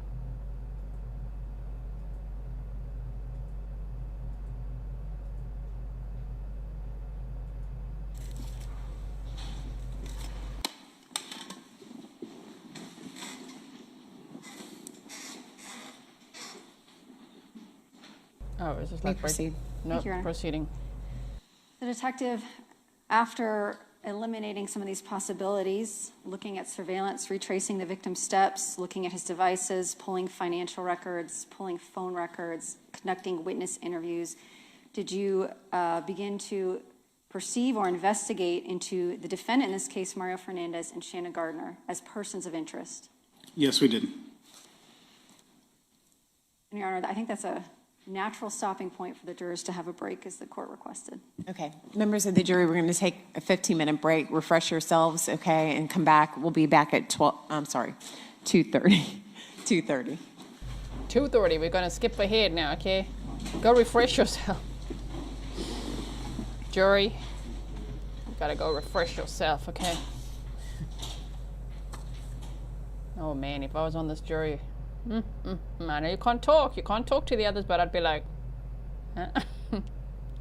well, wasn't that an interesting afternoon? And we're back. All right, welcome back, everyone. Everyone may be seated.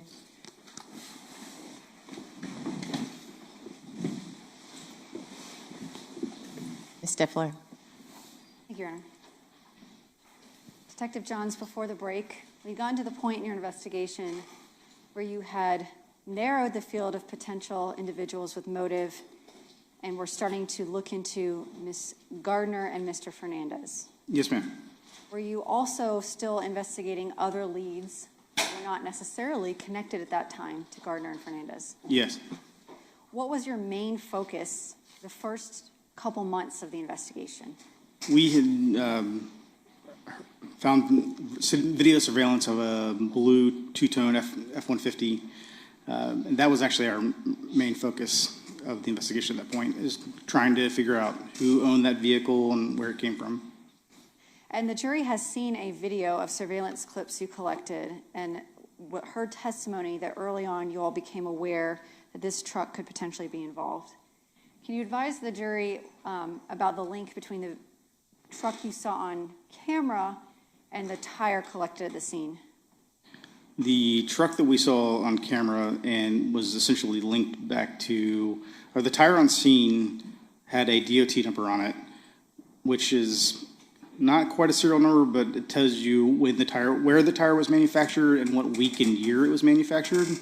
The tire left on the scene and the tire that was found at Potomac had the same DOT number.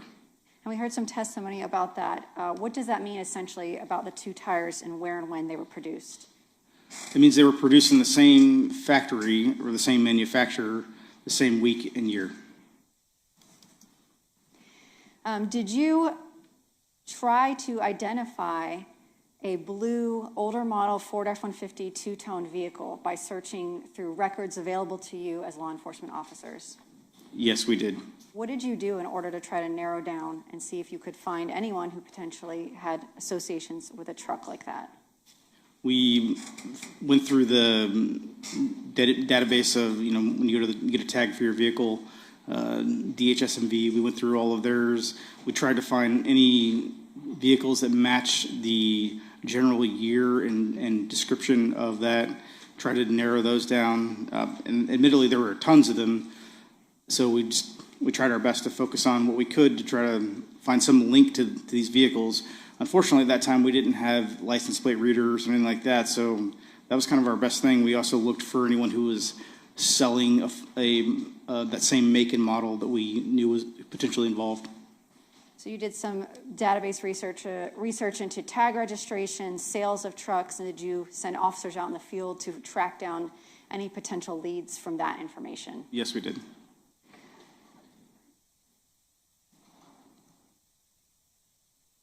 Eventually, at some point, did you decide to release, as an agency, release a photograph of the suspect truck through the media as a plea to the public for information? Yes, we did. Tell the jury about that, please.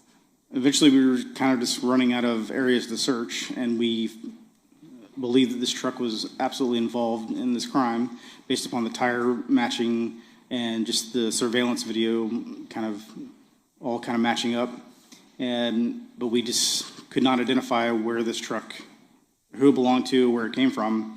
So we decided as an agency just to go ahead and release it to the media in hopes that someone might see it and call in and tell us about it.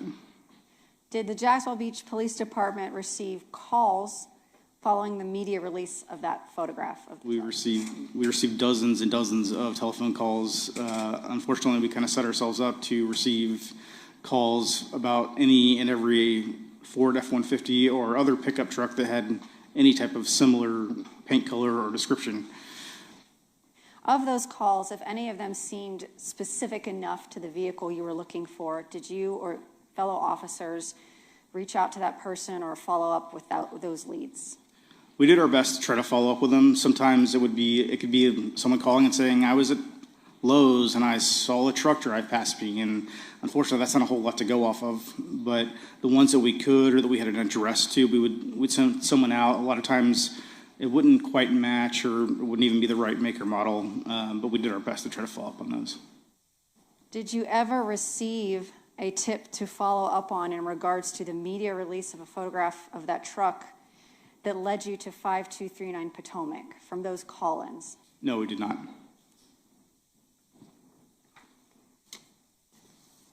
Another lead you had from the scene was the presence of shell casings. Tell the jury what you did in order to investigate those shell casings.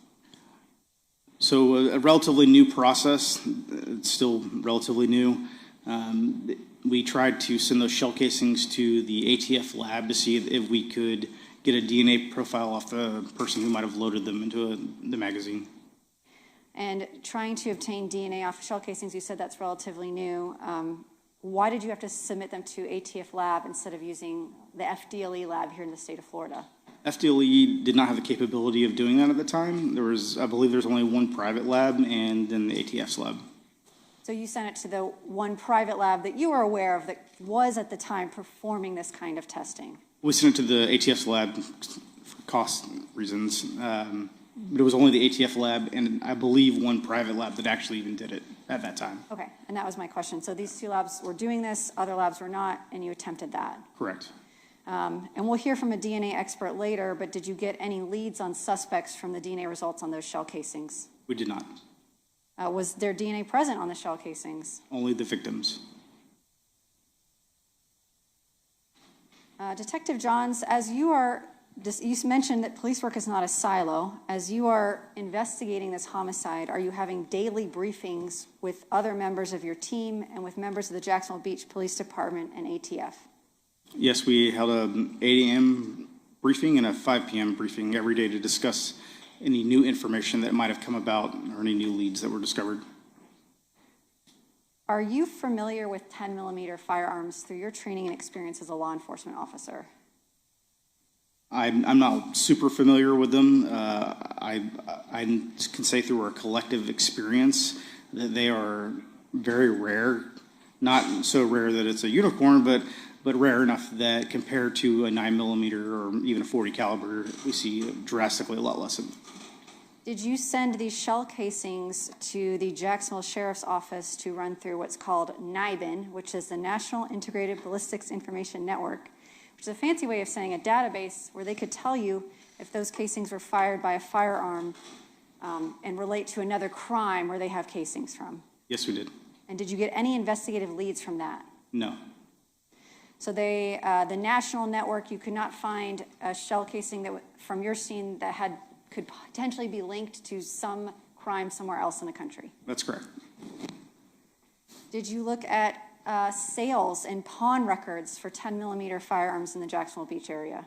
We actually asked the ATF to go out to all of the FFLs or the licensed firearm dealers in Duval County to pull all of the recent sales or pawns of recent 10mm, and then we did the best we could to make sure that none of those people had any type of connection with either a blue Ford F-150 or a connection back to the victim. So you researched into purchasers of 10mm firearms, and admittedly, it's a limited search. You can't look at every person who's ever bought a 10mm. Here in the state of Florida, are you required to register your firearm with the state of Florida? No, there's no registry, and you can do a private sale as well, and there's a record of that. So if somebody had given someone a 10mm or sold it to them in a private sale, there would not be a record of that potentially? That's correct. Okay. Objecting why?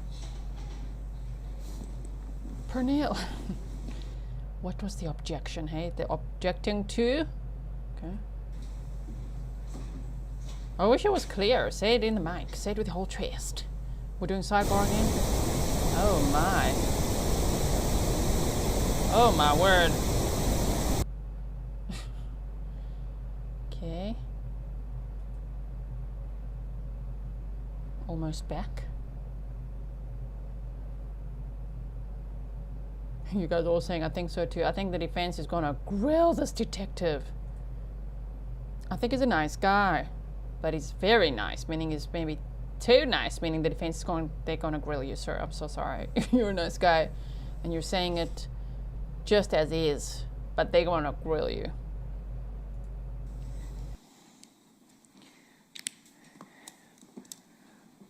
All right. So just so that we're clear, based on the last question. Oh, I think, does that mean they sent the jury out? I mean, they put the screen up in between, you know? So this. So I don't know. This here. Posed by the state. The question, and I'll read it back.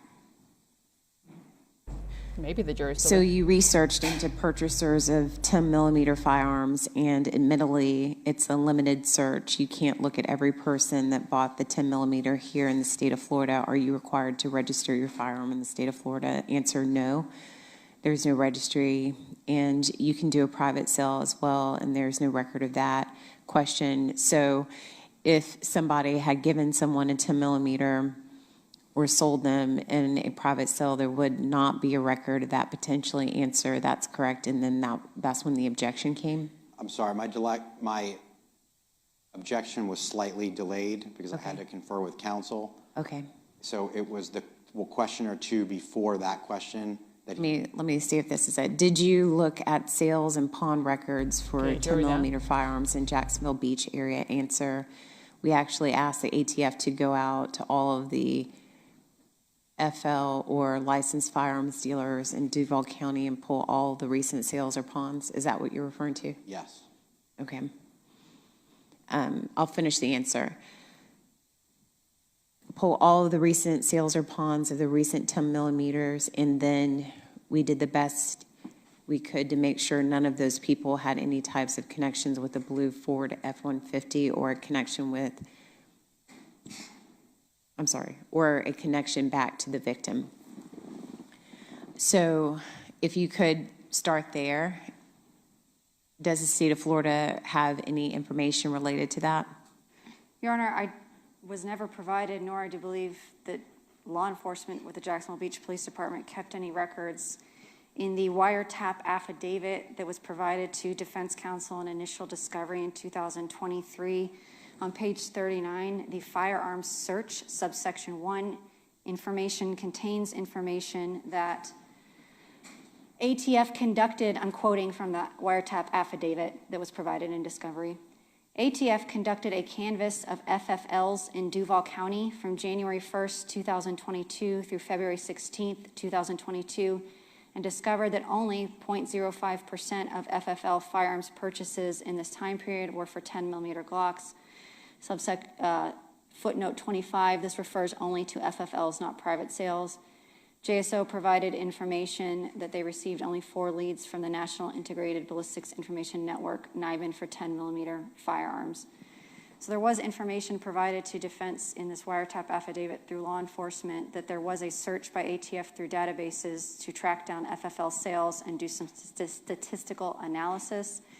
I don't have any records of what they searched. All I have is the information they gleaned from it, which was there were no investigative leads. None of those records were, I believe, placed into property. They don't exist on any of the property cards.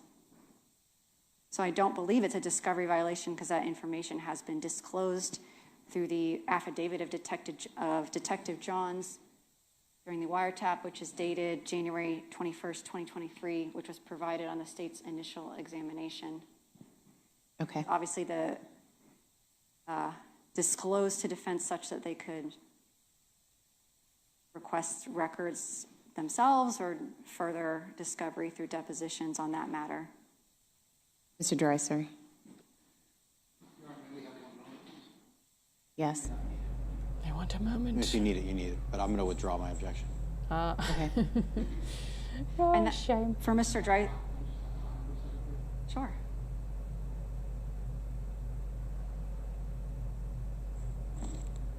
What?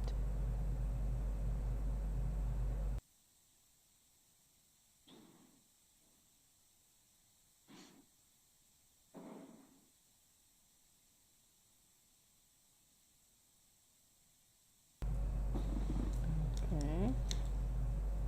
Let me speed it up a bit here. I don't want to miss anything by going forward now. We want to see. So, objection withdrawn. Good job, state. Okay. Mr. Dreiser? And just for Mr. Dreiser's information, that was the last in that line of questioning, so. Okay. If my mic wasn't on, I'll withdraw my objection given the information provided from the affidavit, I think it's consistent with what his answer was, and they confirmed that there are no documents that were turned over as they didn't, well, I can cross them as to whether they should or they didn't or they are, but she's confirming they don't have any. Okay. All right, thank you. We'll bring the jury back then. Please let the record reflect that the request for a Richardson hearing is withdrawn. All right, let's bring the jury back. That was going to be a Richardson hearing. Everybody stand. Jury's coming back in. Proceed. Thank you, Your Honor. All right, Detective Johns, we discussed your investigation into Mr. Bridegan himself. We discussed your investigation into the blue two-toned Ford F-150. We discussed your investigation into 10mm firearms. At those leads at some point, is it fair to say, kind of got cold? Yes. I want to talk about the secondary track of your investigation. Earlier, we mentioned that at some point you believed that Mr. Fernandez, the defendant in this case, and Ms. Gardner could be persons of interest based on your investigation. That's correct. Did you learn through review of the St. Johns County Clerk of Court's record and other investigative means to include an interview with Mr. Fernandez himself about the divorce between Ms. Gardner and Mr. Bridegan? That's correct. And were you aware of Mr. No. Don't you go. Sometimes it does that, right? It just skips forward because we're being behind. So hold on. Excuse me. We are not there yet. Hello.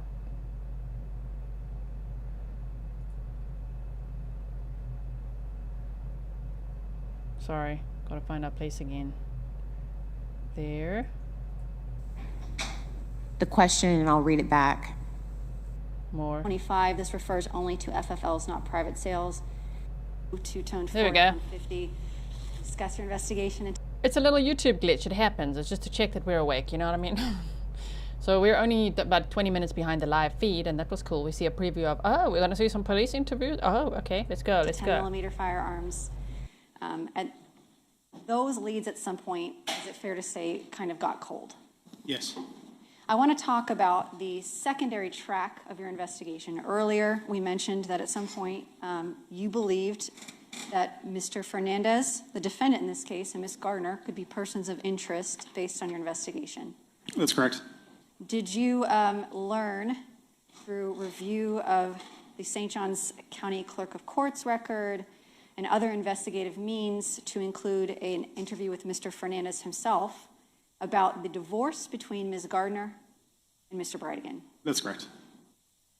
And were you aware of Mr. Bridegan's, you mentioned date night earlier, this particular night, February 16th, did you confirm that that was in fact a scheduled date night? Yes. So I want to draw your attention to the screen. I'm showing you State's Exhibit 205. This is this 1511 Marsh Inlet Court? It's Shanna's house. And who resided there at the time of Jared Bridegan's homicide? Mario Fernandez and Ms. Gardner. And they had joint custody of the twin children. For purposes of record, we're going to call them AB and LB. Is that correct? Yes. I want to give the jury kind of an idea of the location of the Marsh Inlet home in comparison to some other areas of interest. I'm showing you State's Exhibit 204. This is a Google map. This location here, 400 3rd Street South, is a Wendy's. Is that correct? It was a Wendy's, yes. Is that the Wendy's that you went and obtained surveillance from the night Jared Bridegan was killed? Yes. And this shows the Google map. Whether he took this route or not, we don't know, but all roads lead to Shetter Avenue, and to get from Wendy's to Miss Gardner's home, he most likely would have taken Shetter. Correct? Correct.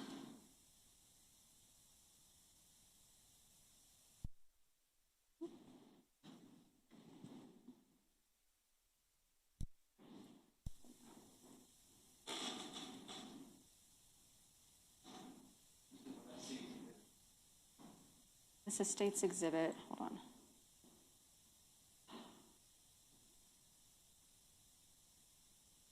.204. I'm zooming in on State's 204. I want to ask about some areas of interest. So this flag here, what does that depict? That was the Marsh Inlet residence we were just looking at. This home we see here in State's Exhibit 205? Correct. Ms. Stifler, if you could get rid of that circle. I am, yes, ma'am. Get rid of that Looking at the circle. front of the Marsh Inlet house, are there any houses to the right? There are not, no. What is on the right-hand side of this residence at Marsh Inlet?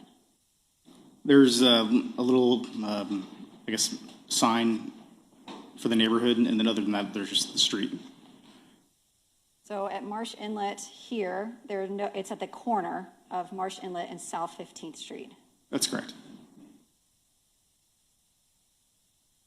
And behind the house at Marsh Inlet, what is it to the back of the property on the back fence line?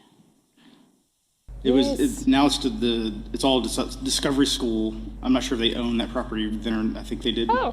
But it's all basically the Discovery School campus. So if you were to hop over that. Now, if you could just click this over here, ma'am, just this over here, please, to show the jury the satellite view, that would be great. So you can see a wooded area, right? And now we know where the Wendy's was as well. Fence or walk back behind the house, you would hit the property that belongs to the Discovery School. Correct. Did AB and LB attend the Discovery School prior to Jared Bridegan's death? Yes. Did they continue to attend the Discovery School after his death? Yes, I did. And then you kept walking through the Discovery School. What is the next street that you would hit? It's called, the area is called Pablo Hamlet. It's a continuation of Cheddar Avenue, but basically Cheddar Avenue runs into Pablo Hamlet. Please, satellite view, ma'am. Pablo Hamlet. Wish. So Marsh Inlet home, directly behind it is the Discovery School, where AB and LB attended school. And then directly behind that is going to be Pablo Hamlet. Correct. Are there any streets in between Cheddar and Marsh Inlet on 15th? No, there are not. Now they're making it real clear for the jury. How close, if in case anyone missed it, you know, right? What they're doing. I can't do maps like this. I got to put on satellite view so we could see what's going on. But this is that wooded area, and this is where the Ford F-150 went before and after the murders. And then this red pin is where they live. And then the defense pointed out that, no one reported seeing a car just like hanging around at the Discovery School, which now we find, the twins went there. That's like right by their house. Okay, someone could have parked in there and be like, what? My kids go here. I come here to relax. Or, I don't know, Mario, there, or at that, what was it called? Cradle. You know what I'm talking about. That other little area where they could have been hiding out, right? Yes, okay.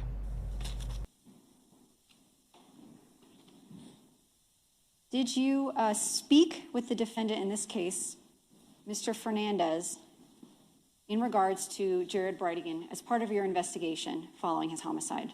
Yes. Do you remember the date of when you interviewed Mr. Fernandez? March 1st. How did you arrange to interview Mr. Fernandez? I don't remember if I called him or Ms. Gardner, but we made phone contact with them, and they agreed to come in. Do you remember what date you made phone contact with them to set up that interview at the police station? I believe it was the day before. So that would be February 28th, Correct. 2022? February 28th, 2022, around the time where Shanna was already emailing Jared's widow, Kirsten, saying, hey, could I get that death certificate, by the way? And also, could I get a library book that one of the kids, needs to give back? Thanks. Within a week or two.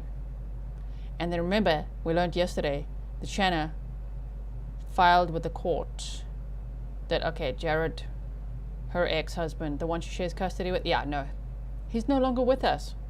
Shanna filed that, which I think was the death certificate. She's like, okay, just want to let you know that this case is closed because, that guy that I was struggling with the custody of, no, he's not with us anymore.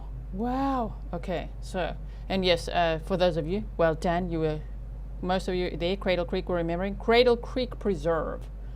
So the Discovery School or Cradle Creek Preserve, that whole street without the surveillance. Wow, but that school is like, it's a stone's throw from the house. So that is even more likely that that's where they would hide with the truck. They being Mario, in my opinion, and Henry Tenon. And you spoke with Mr. Fernandez, he was willing to come in? Yes. And you arranged to have that interview the following day on March 1st, 2022. Yes. When you talked to Mr. Fernandez, did you audio and video record that interview? Yes, we did. While you were speaking to him, was there anything during that conversation that corroborated what you believed to be the motive you were developing?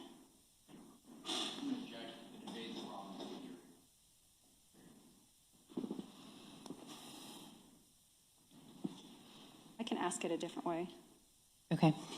When you interviewed Mr. Fernandez, and the jury's going to see his interview momentarily and hear it themselves, were there specific statements he said that you notated as potentially relevant to your investigation? Yes. What were some of the specific statements, based on your training and experience, that stood out to you such that you notated them?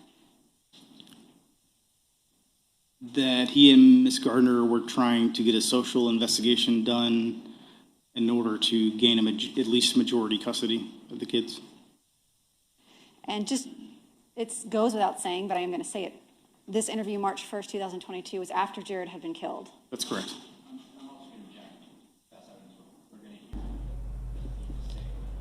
Why you object so late and we can't hear you? All right. I'm sorry. I was asking about the date. Okay. This interview was conducted as part of your homicide investigation, so clearly, and I'm just for context for the jury to watch it, this is after Mr. Mr. Bridegan had been killed. Yes, that's correct. Did you also speak with Ms. Gardner that day? Yes, we did. Without saying anything she said, after her interview, did you take any steps off the path of the investigation you were already on? No. Your Honor, this time I would like to publish what's been marked and entered into evidence as State's Exhibit 183. Sure. This is a recorded interview. It's about 50 minutes long, just for everyone's information. Is everyone okay? All the jurors? Okay, go ahead. And Your Honor, I'm sorry, I forgot to mention this earlier. I would request the court read the redaction instruction at this time. Thank you. Give me just a moment.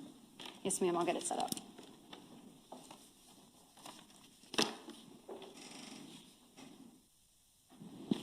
We've never seen this interview before. What was released from the, publicly with the FOIA request and all that would be a portion of Henry Tenon's interview. They redacted majority of his interview. Now we haven't, there's some other interviews with some other family members and things, audio recorded. There's the body cam from when Mario was arrested at a traffic stop and they wanted a device, and then also speaking to Henry Tenon, but not this. We haven't seen this before. March 1st, 2022. Remember, Jared was killed on February 16th of 2022. So March 1st, off they went to interview. Members of the jury, as the stated. Mario Enrique Fernandez Saldana, who's on trial right now, and then Shanna Gardner, who's on trial next. Is getting the exhibit prepared. I give you this instruction as it relates to State's Exhibit 183. You're about to view a video recording, and the court instructs you that the recording has been edited to eliminate irrelevant portions that would not add to your understanding of this case. And the fact that the recording has been edited should not impact the way that you view and consider this evidence. You may proceed. Thank you. Okay. Members of the jury, because it is 50 minutes, I do want to give you the leeway that if you do need a break in the course of the exhibit being published, all you have to do is raise your hand and I'll take the break and we'll pause it, okay? Before we begin, Detective, when you conduct an interview of an individual with your partner, Detective Lamont, are the things that you and Detective Lamont saying necessarily your opinions or the truth? No, they're not. So just because you're saying something's interview doesn't necessarily mean you believe it. That's correct. It could be an investigative technique that you learned in how to interview individuals or how to elicit responses. That's correct. Give me just one moment before you do that. But we're ready now. Play the interview. Members of the jury, as well as the instruction that I just gave you, I also give you this instruction that you must abide by and follow. You're about to watch a recorded interview that contains maybe the opinions and statements by Detective John to Mario Fernandez, and these opinions and these statements are pertinent only to explain the reactions and responses that they elicit. You are not to consider the opinions or statements of Detective Johns as evidence. They're not evidence. So in that context is the reason why those statements and opinions may be contained on this video. So you may proceed. Thank you, Your Honor. And Detective Johns, just to orient the jury, what is this room we're looking at here on the video?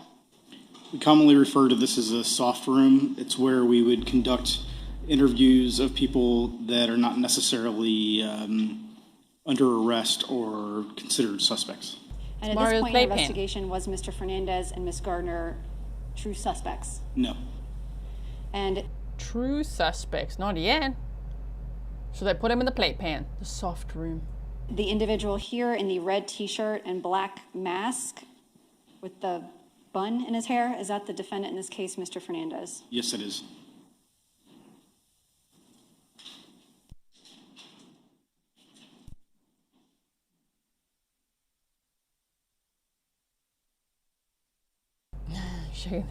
Shaking their head at the technology. Freaking Bill Gates. Is it Apple? Who are we blaming today? Freaking Apple. Steve Jobs.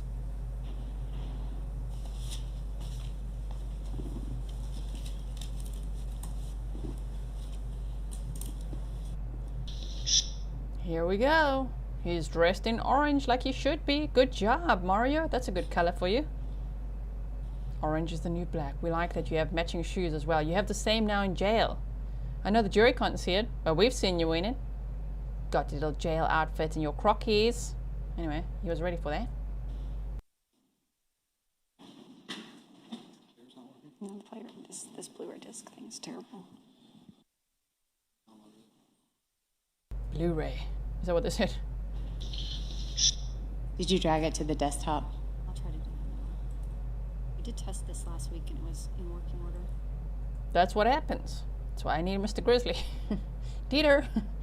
Raphael, somebody. Shame. Hey Mario, we're gonna see you in the playpen now in your orange outfitty. And it is like a playpen because there's literally a soft toy there. A little investigator in the corner, keeping an eye on Members of Mario. the jury, why don't you give us 5 minutes and we'll get it all set up for you to come back, okay? 5 minutes. Everybody stand, let's go. Come back in. About Jared. I think you guys met the other night, right? Hey. We want to hear every single word. Okay, we ready? Here we go. Here we go. Almost ready. I don't want to miss a thing. Few seconds.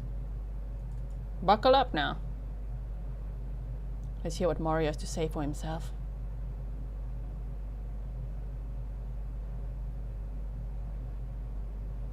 Oh, come on. I don't want to miss a thing. I'm just going to wait right here. There we go. There we go. 1 second. Right, you may proceed. Thank you, Your Honor. I think we got it worked out. Okay. Excellent. I think you guys met the other night, right? See, there's the little investigator. He's going to get you. Look how close his hand is. Mario, behind you. He's going to get you. That's a toy. If you need it, you want to give it a hug? Listen, man, I appreciate you coming in.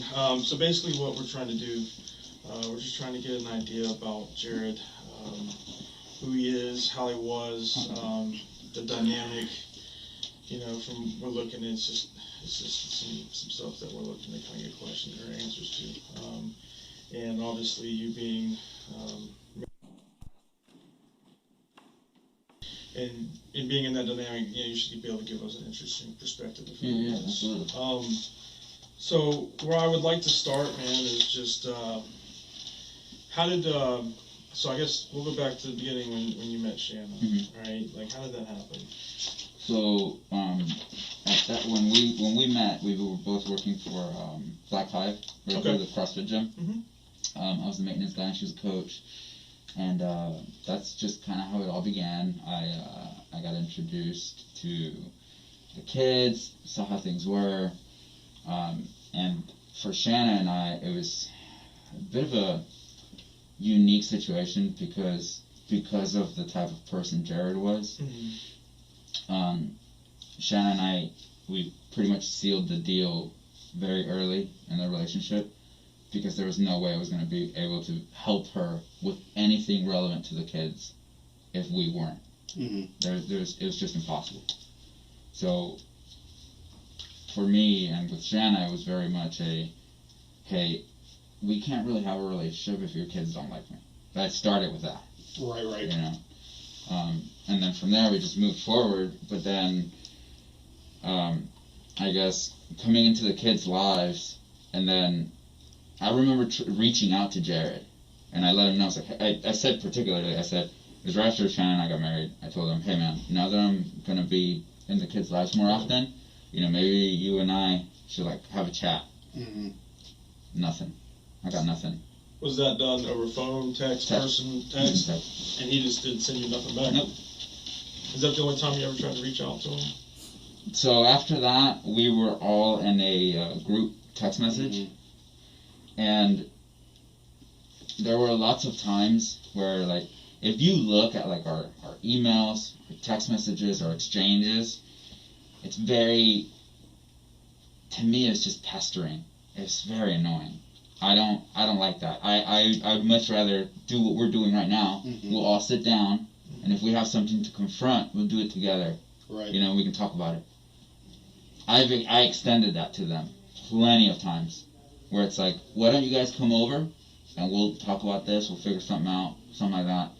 I've even thrown in stuff where it's in regards to, because they're practicing, they're religious and they practice the Mormon religion. Right. Shanna has that background, and there are certain things that we could put in play that is just like their religion. Right. Where we could do it in a stable place. Yeah. Hell no. No way in hell. One of the best things that I got with Jared, I went to pick the kids up one time. This had to have been 3 years ago. I went to go pick the kids up, and I'm not the type to not just knock on a door and be like, hey, I'm here, versus sending a text. So I parked outside, went to go knock on the door. Kids come running out, and they're freaking out. They're losing their shit. They're like, you're not supposed to knock on the door. They're scared. Yeah. And I'm like, what's going on? They're like, well, Dad said no one's supposed to knock on the door. You guys can't knock. And I was like, okay, I can do whatever I want, and he can tell me that. Yeah. And I just stood at the door, the kids got out, and I was like, all right, man, you good? I could see him. Yeah. He refused to turn around. Liam shut the door. Then I got a text message saying, if I ever knock on his door and come on his property like that he was going to file a restraining order against me. Was this before you were married? This is after. This was after you were married? Yeah. So this was after you became a step-parent? Yep. Were there any instances like that before you got married to Shanna? Before that, because I was introduced to the kids, and the kids, they would talk about me, that stuff more or less went to Shanna. It wasn't, I never received anything particular. The dude never spoke to me. Yeah. The one time where he said, well, actually, no, he didn't even direct anything to me. But the only time we've seen them really in person, outside of when we do the exchanges with the kids or stuff, or the kids are doing something, is when we were in court. They came in, I went to shake their hands. His wife shook my hand, and he just looked right at his lawyer, and just refused to say anything. Wow. Yeah, that's rough. That's crazy, man. So outside of court, how many interactions were there? Did y'all go to gymnastics stuff? I know your wife, she's in gymnastics. So Abigail's in gymnastics, and she hasn't had any performances, but I know that Abigail has told us, that he just drops her off and then leaves, goes home, then comes back, even though they live 5 minutes away. Obviously, because we're so far away, we're in there. I'll go in, and I'll let her know. I was like, hey man, you should stop being a chatty Cathy and like practice, you know, stuff like that. Yeah.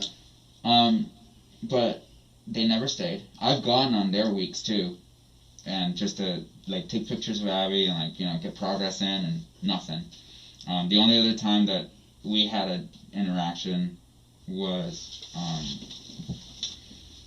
Abby was in dance and she had a recital, so we went there. They avoid us like the plague. So his parents were there, if I'm not mistaken. They sat completely away. We sat out in the front. Some of Shanna's friends, they were there. They were around us. And on the way out, since it was their week, they were leaving with the kids, you know. So we just walked up to the kids, and we gave Abby flowers. You know, we had Liam give her flowers, and they just sat back, or they stood back, and nothing, not hi, not nothing. There's even been times when Shanna or the kids would ask to call Shanna or vice versa, and if they were in the car with them, you know, there was one particular moment after their first younger sister was born, Bexley, they were so excited to like show the baby. Right. And they were all in the car, and then Jared and Kirsten freaked the fuck out. They were like, Liam, no! Like, they didn't want us to see the baby. They didn't want any of that shit. Nope.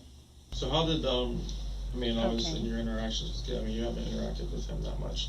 How did the kid... So what we gathered so far is they didn't get along. They definitely didn't like Mario. Mario, like, read the room. And he's just, what, the dad of the year here? Trying to roll in and be like, I'm just a friendly guy trying to shake everyone's hand, okay? That is all. Right.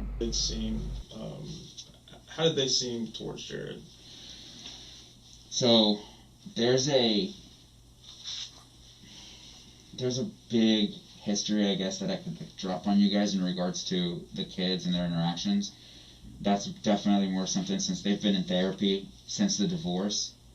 Dr. Mercedes McGowan, she's like the best. And she's been... Also, let me quickly snark at the state for a second. So state, you want to use initials throughout the trial to protect the kids. I know they said Bexley's name. They also showed a video of Bexley, but Bexley's not going to testify. The other two, one or both of them, are going to be called by the defense allegedly and will be on Zoom. So they're making sure to say they're minors, protect them, don't say their names, use initials. Then you're going to tell the jury that lots of stuff has been redacted here, but you do not redact the children's names. Why? Why is that? This guy just out here saying the names just all over. Anyway, that's my side snark. Let's continue to listen to this guy and watch the frozen gator in the corner. There for all of it. I mean, the kids, they have journals that, you know, when they turned 7, I told Shanna, I was like, hey, some of these things that are happening, for them to verbalize it better or to not forget when they go and talk to the therapist, like maybe we should have them write it down. So for them, it was more of like, I'm getting my writing practice in, because that's how I introduced it to them. And it was so that they could have all of their information to give to Dr. Mercedes. Right. But a lot of it was, you know, sometimes they would talk about how they were scared to ask him stuff, but I don't think I think it was more of a like, oh, like he's going to say no, so I don't want to ask. But then there were other times where, since it was a 50-50, every other week, if we didn't have the kids, we would go on Wednesdays and go to date night, and we'd have them. Before it used to be a 2-hour window, we'd go have dinner. Yeah. You know, and that's what it was that day, right. That Wednesday. He came, picked them up, they went to dinner, dropped them off. So that was normal. But there are plenty of times when, because it's just him at that moment, he'll say specific things to the kids. And I mean, we've had to go through a series of roller coasters where, like, Abigail wanted to dye her hair purple. I don't give a fuck. Shit's cool. Whatever. It looks great. You know, why not do it professionally versus like putting the chalk shit on? That's where my mind is. But she was legitimately scared to ask him and get that rejection. But on top of that, when she did approach it, because I was, you know, it's one of those things where like, I don't want them to be scared to have that confrontation. It's like, you gotta face it head on, and if they tell you no, who cares? Right. You know, best thing that could happen is they say yes, everybody wins. They say no, well, fuck it, we'll figure out something else. Right, yeah. she sits there and asks him, and he then proceeded to tell her that if you do that, first it was well, your hair is beautiful just the way it is. Yeah, but I want to do this. Mm-hmm. And then it was, well, God won't like you, and you won't be accepted in the church. That's where he deviated, like, damn near immediately. Yeah, pretty sharp turn there. He told Liam something similar. Then he told him about the rejection in the church in regards to tattoos. And I know that was a stab at Shanna, because Shanna has a sleeve. Yeah. So we had to take the kids to, luckily we're friends with a bishop of the religion that lives down the street from us. Mm-hmm. And him and his wife, like, we get along with their families. It's great. And then Shanna was like, you know what, why don't we take you to go talk to the bishop? And here the kids are asking the bishop questions of, like, hey, you know, like, we were told that we wouldn't, and, you know, he had to just let them know and reassure them. It's like, you'll always be welcome to come into the church. Like, you will not be rejected for that. And then that turned sour because the kids told Jared, hey, the bishop told us that it was fine. Yeah. Jared then, on the following date night, he drove to the church and got into a pissing contest with the bishop. And the bishop, like, the kids were there, so the bishop's like, hey guys, why don't you guys go outside? So he had an entire chat with him and just let him get it all out. And then after the confrontation, you know, he's like, what are you on, man? Why would you not want the mother of your children to succeed so that they could have better? Right. That's pretty much where it went, and he just lost his shit. Left. I guess they went to go get dinner, and then he asked the kids to tell them where he lives, and then they drove past his house. When was that? How long ago was that? Shit, that had to have been 2 years ago. 2 years. It's 2 years ago, okay? And he's bringing up this crap 2 weeks after Jared was murdered. Now, that little screenshot I showed you earlier, where this guy said in one of those police documents, do you remember it? Wait, I'll show you again. This one. It's just, you know. There's many documents. And this one I just highlighted because he said, the problem is I'm running out of F's to give and I am very petty. And I'm like, oh, really?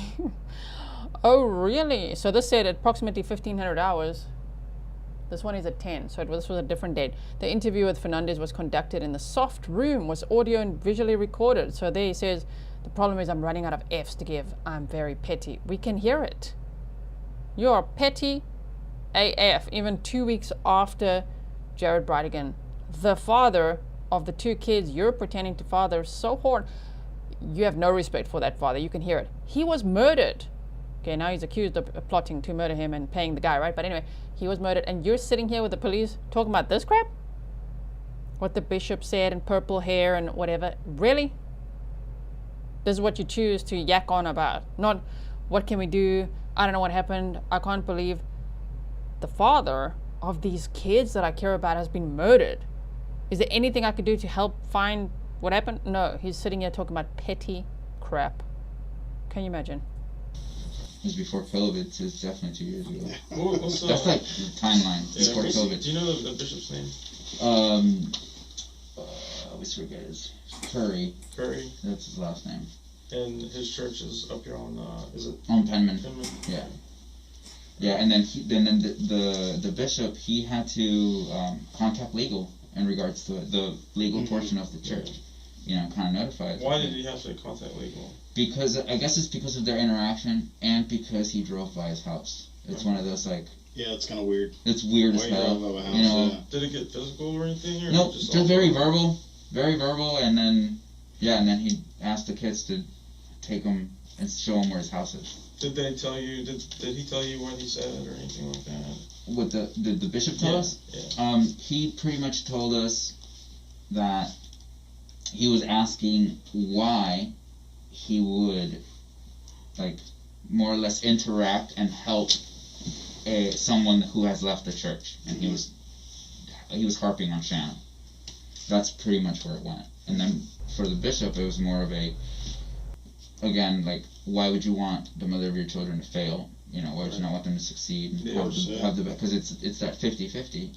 And then, you know, I can barely remember it, but he dropped the verse on him where it's just like, you know, even if you have one sheep that has separated, why would you not go out of your way to get that sheep either back to the flock or just to safety? Yeah. So he hit them with that, and he didn't like that shit at all.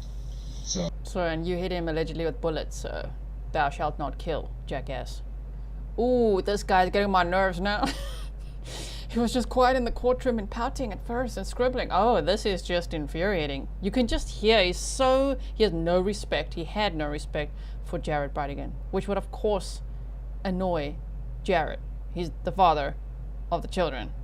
Like, bro, who are you? Who are you? Oh, I'm the husband now of your ex-wife. What, you're the maintenance man, and you both said this was a marriage of convenience, right? I know that's in hindsight, but still, you got married quick. And then Shanna got all tatted up and pierced her genitals, literally. And then it didn't work out. Allegedly, I don't know where I read this or saw this, but read a lot of documents. I don't know if that was in the documents or where I read it, so take it with a grain of salt. The rumor is that allegedly this jackass was having exotic massages at the house, like having people come there, and that upset Shanna, and then that didn't work out. See, that makes more sense. She's like, you know what? This is not working out. Allegedly, thank you for helping me kill my ex-husband, but also I'm going to Washington now. My parents have bought me a house. Bye. And these two, they're still married. Oh my word, just shut up, dude. Okay, carry on. When you say succeed, you said you keep saying that why would you want her to succeed, Shanna? Like, what do you mean, like professionally or like spiritually or like what? I guess I don't know if at that point the bishop was talking about like in the spiritual. I don't know if it was a spiritual sense. I'm not him. We'd have to ask him. Yeah. But I'm pretty positive that interaction was more of a why are you helping her? And it's like, why would you not want to help her? Yeah, that makes sense. Yeah. So let's come to date night, and we're just trying to get an idea about how it works, kind of what happened that night. I know it got shifted because of gymnastics. Yep. So, like typically on a typical date night, when Jared would come and pick up the kids, how did it go from like start to end? So he usually pulls up, texts here. Mm-hmm. The kids walk out, and we usually watch them get in the car. And then when they come home, they just come in. We've taught them how to have a keypad on the house. Mm-hmm. So if the garage is closed, they hit the keypad, or they just come in through the garage, and then we know they're home. And usually, like, the dogs lose their shit for a quick second, and we know they're home. And that's it. That's exactly how it goes. Is there ever any communication about like where they're going or what they're gonna do or anything like that? Nothing like that. Nope. So let's go to that night. We usually ask the kids. Mm-hmm. It's like, hey, what are you guys thinking you're gonna do for date night? Where do you guys want to go eat? That way they can voice that to him. Mm-hmm. But it's a bit annoying because before we've tried to kind of integrate that where it's like you guys can make choices too. Yeah. And then we'll be like, why don't you guys call him Tuesday, so that way you guys can, be like, hey, we want to go here. And that way you have a good shot of going there if that's where you want to go. Because there have been times where like, oh. A good shot, you say? Well, you want to know in advance exactly where he's going to go. And guess what? Jared was spontaneous with it. Just like, I'm just going to pick up the kids and go. They're not going to know where I'm going. Maybe even had a gut feel. In fact, he had communicated to his mother that he felt like, I don't know why, I've just got this gut feel that I'm not going to live much longer. He had a gut feel. I think he had a gut feel probably about Shanna. I'm just speculating, but like, wow. This guy wants to know and wants to use the kids to find out where is he going to take you for date night. Why? What you planning there, huh? Well, I don't want to go there. We ended up going to this place and I didn't like it, blah, blah. It's like, why don't you let them know ahead of time? That'll work. It'll help you guys. And then they'll tell them. And then they're like, well, we'll think about it. And then that's not where they go. So that decision was typically made by Jared without the kids' input? Oh, yeah. Was it made, like, almost in spite, like, was he ever take their input? Or was it just like, this is my show, I'm running it, I'm doing it? I don't really know, to be honest. There were some times when it's like, actually, I can't even remember any time that the kids were like, oh yeah, we asked to go here and that's where we went. Yeah. It was more of, oh, we went to Firehouse, and then they can agree to like Firehouse, so everybody's happy at that moment. Right. Yeah. So let's go back to that particular date night, and we're just kind of trying to work his night and figure out everything that happened. So he comes and picks the kids up at what time? 6:30. 6:30. He sends a text message saying, Here. I'm here. And then the kids run out, get in the car, and they leave. Yep. Right. And then what time did they come back? 7:45. 7:45. Okay. You know it exactly, hey? Did you see the kids come in? No, I heard them come in because they had. I was racked out on my couch, so they came. I'm sorry, what? Just pause. We're talking about the night of the murder. We've just done the whole timeline all day. Did you see the kids coming? No. But I heard them, and then he's now he's all over the place. I heard them, and I was on the couch, and this and this. Oh, that's way too many words. You could have just said no. But you're saying too much, which tells me you were in the truck. That's what I'm saying. Okay. Came in, shut the door. Dogs start barking. My dog starts barking, and that's how I know they're there. I come in, hi mom, blah, you know. And they both went upstairs. I got up, went to a shower. He's lying. Rose. That's pretty much how we know they're there. Yeah, so Shanna. What a lie. Oh my word. We could tell he's lying, right? This guy is lying through his mask. Yeah, pretty much. I mean, you were in the truck. I know now that in my opinion, allegedly, you were the one in the truck. You're giving yourself away. You're self-snitching over here. Yeah, I didn't see them, but I heard them. I was like, oh, I don't know what, racked out on the couch or whatever. Okay, and then, you know, heard the dogs barking, and then they went upstairs, and I went to shower. Okay. Sure you were. Meanwhile, you were there in that blue two-tone Ford F-150, weren't you? Driving your buddy around, huh? Okay. I greeted them when they came in. Mm-hmm. Okay. When you said they went upstairs, did you talk to them at all that night, or? Shanna did. I was really out of it, and really. I take gabapentin and high doses. Going for the medication defense now. Yeah. Did I talk to them that night? Not really, because I take this medication and I was like so out of it. When did we last hear that in Florida? Stefan Stearns. Not really a morning person. Never want to see that again. Oh, I'm telling you, man, this guy is strengthening my suspicion that he was driving that truck. And then at those moments, I'm just like zoned out. So like that night, I was more out of it more than anything.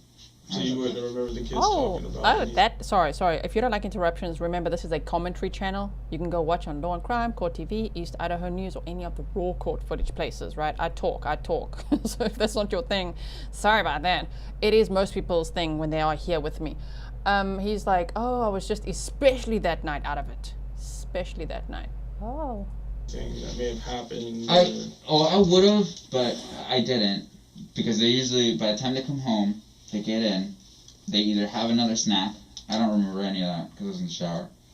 They'll have another snack, then they'll go and shower and everything else and prep to go to sleep because they're in bed by 9. Yeah. Right. So that But you went 15 there. minutes. Yeah. Technically, it was they drink water.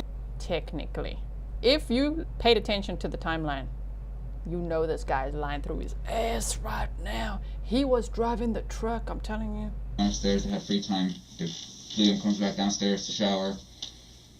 And, we just asked him, I was like, how's everything? How's date night?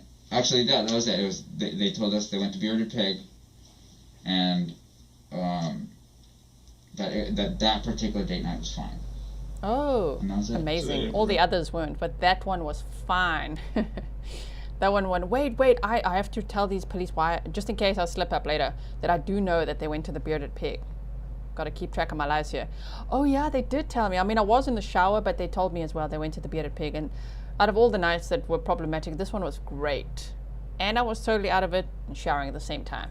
Or anything that may have happened at the The only thing they mentioned was that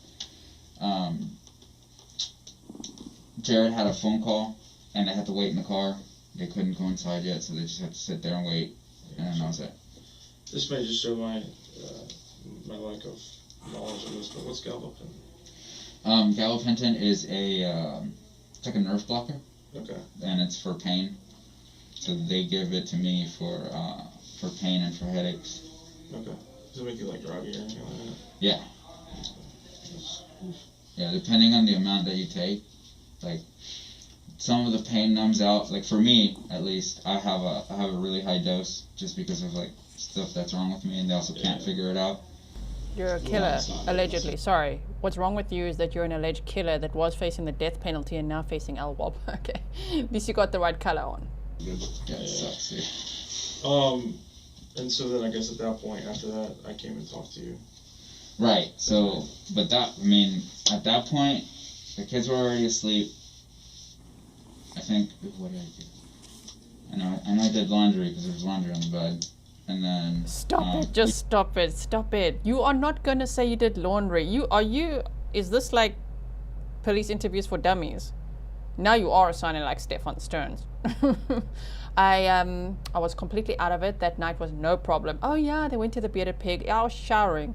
I take a very strong medication. It like knocks me out. And especially that night, out of it. But then also I did some laundry. He probably never did laundry in his life.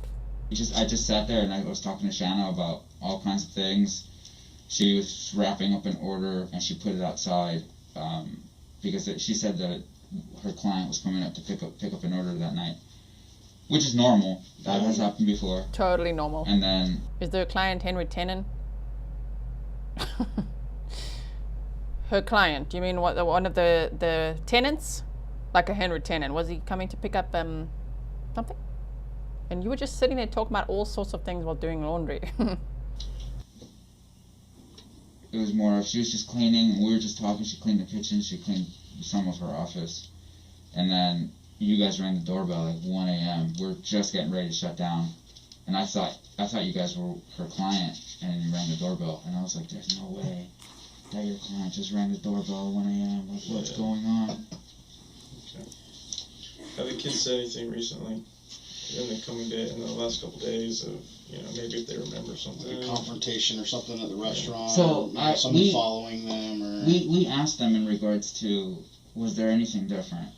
And they just kind of repeated that. All the only thing that really happened was that they had to wait in the car because he was on a business phone call, which, like, we asked him, like, does that happen? And they're like, yeah, sometimes we'll go eat, and then he has to take a phone call, and then he'll be on the phone for the majority of the time. Yeah. And that's just kind of it. You mentioned something in the very beginning, the type of guy that Jared was. What did you mean by that? Like, tell me, was he like a confrontational person, or no? No. If I had to ping him, he hated it. He was a keyboard warrior more than anything. Like, because that's what I got. That's all I got for 4 years straight. As long as... And what are you? If he's a keyboard warrior, isn't that better than a killer? He had a keyboard, or he can text it. Yeah, he would... So I'm not going to confront you in person, but I'm going to go home and I'm going to chat it up and say what I want to say. Because there was one particular time when there was some paperwork for Liam, and he specifically said, well, have Liam bring it out. And I'm like, dude, you don't fucking get to tell me what to do. Not in my house. So I walked that paperwork out, and I was like, oh, hey man, this is for Liam, and then check, this is for this. It's not your house, bro. I mean, it is, but it isn't. Shanna's parents were funding most of their lifestyles, okay? But also the house that they're living in was given to Shanna in the divorce. So be like, no, bro, not in my house. That's just sit down. Made eye contact with me, just looked at it, took it, and that was it. Yeah. Now, his wife, you can have a conversation with her. She'll talk to you or anything, but like, even if we have a doctor's appointment, if we're there, if Shanna's there, and particularly Shanna, he will walk right outside the door and stand there until the doctor comes in. Then he'll stand at the door, but he will not be in that room to interact or anything at all. It like eats him alive inside. And he's said it before, and he's told the kids, he's like, it makes me uncomfortable to be around your mom, and blah, blah, blah, and it's fucking annoying. Before we all go to the doctor. And look how that panned out. Whew. Shanna makes me uncomfortable. Something about her, man. And now Shanna's charged with murder, as is Mario and Henry Tenon. A lot together? Or? We used to, and then everything, of course, changed. But if I'm readily available, I'll always go. We had one particular instance where all 4 of us showed up because they were fighting to not put Liam on additional medication this is for ADHD. Okay. And he had shown signs, and he was lacking in school. So Shanna was now pushing it, where it's like, let's get him some help. And the thing that pissed me off the most during that particular interaction is before we went to the doctor, I asked Liam straight up, I was like, hey man, do you feel like you're struggling in school? And he's like, yeah, I just can't do it. I don't know why I can't just do it. Right. So I told him, I was like, hey man, so here's what we're thinking. There's a medicine that might be able to help you focus. So, do you want help so that you can focus in school? And he's like, yeah, I'll do it. And for him, he's already on a series of meds, but he's done that pretty much his whole life. Right. So it was more of okay, we can add you another medicine. Are you comfortable with it in a sense? Because we want to test it out so that it helps you. And if it helps you, cool, we'll stay on it. And we got to the doctor, and just listening to them talk, they had the dumbest concerns. And if you read the evaluation, because we had to do a parent evaluation, the teachers had their evaluation, and then the doctors have their evaluation. Right. Ours, the teachers and the doctors, pretty much in line, the same shit. And if you read theirs, oh, he's a normal kid, he doesn't do this, he doesn't do that. I'm like, you don't fucking pay attention to your kid. Right.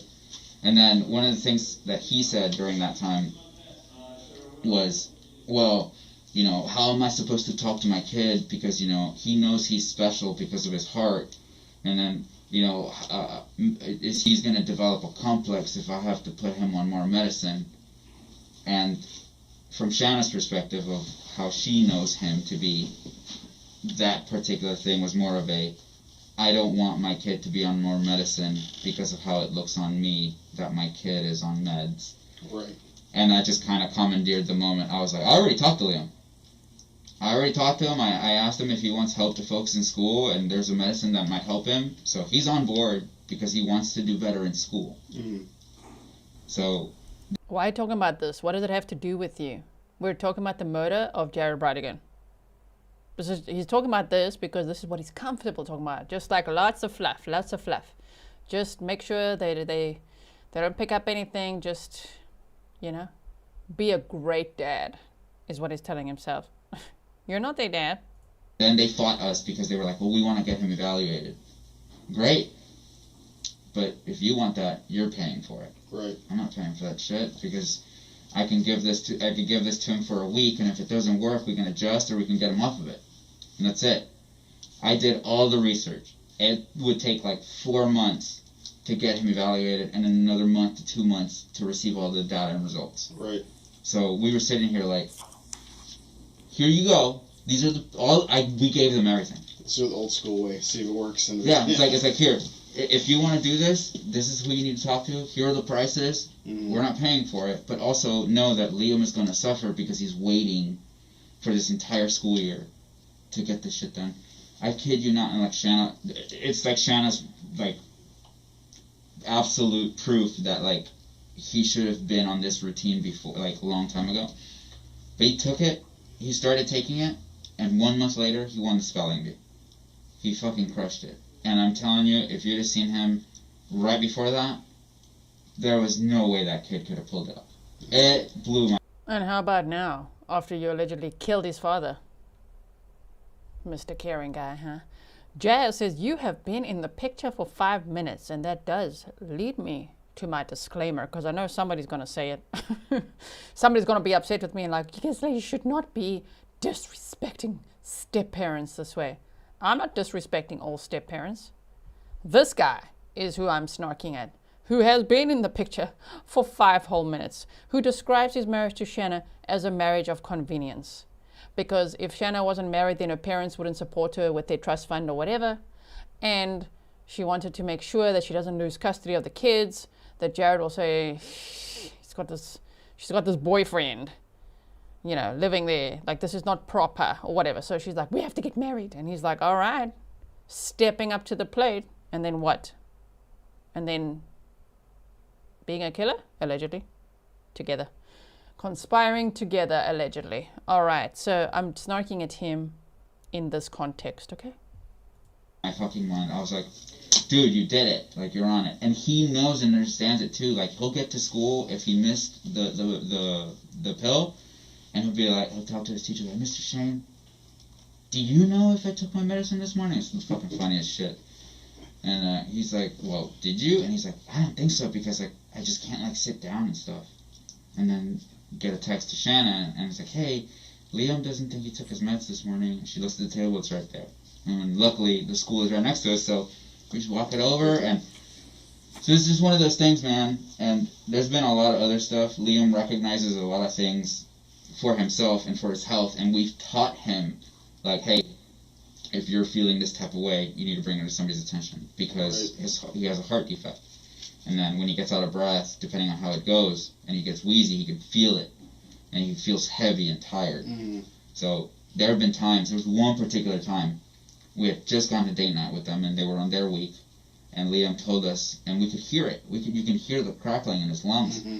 So we let him know, hey bud, go in there and just ask them to have a breathing treatment, and then if you're not feeling good in the morning, ask them to do another breathing treatment in the morning. Mm-hmm. All right? Good. And we sent a text too.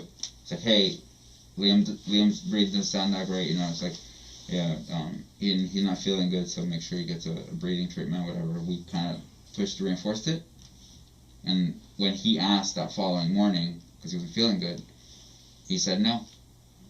He said, take the other inhaler, and that is different than getting the breathing treatment. Right, it's two separate things. And then he sent him to school. He got to school. He still wasn't feeling great. So he told his teacher, and he's like, hey, I asked my dad for a breathing treatment, and he told me no. Can my mom come here so I can get a breathing treatment? And luckily, the teacher that he asked understands that he's on the same style of breathing treatment, or I think his brother was, so he understood it. Mm-hmm. We rush over, get him to sit down, get him a breathing treatment. We bring him some food, and he's feeling better. And Shanna, you know, she was proactive, and it's like, hey, we might want to get this looked at just in case, because we can't afford for Liam to have pneumonia. Mm. We can't. That shit, from all of my understanding in regards to Liam and his heart and lung condition, pneumonia will kill him. Mm-hmm. So why risk him getting any type of, you know, lack of breathing? Right.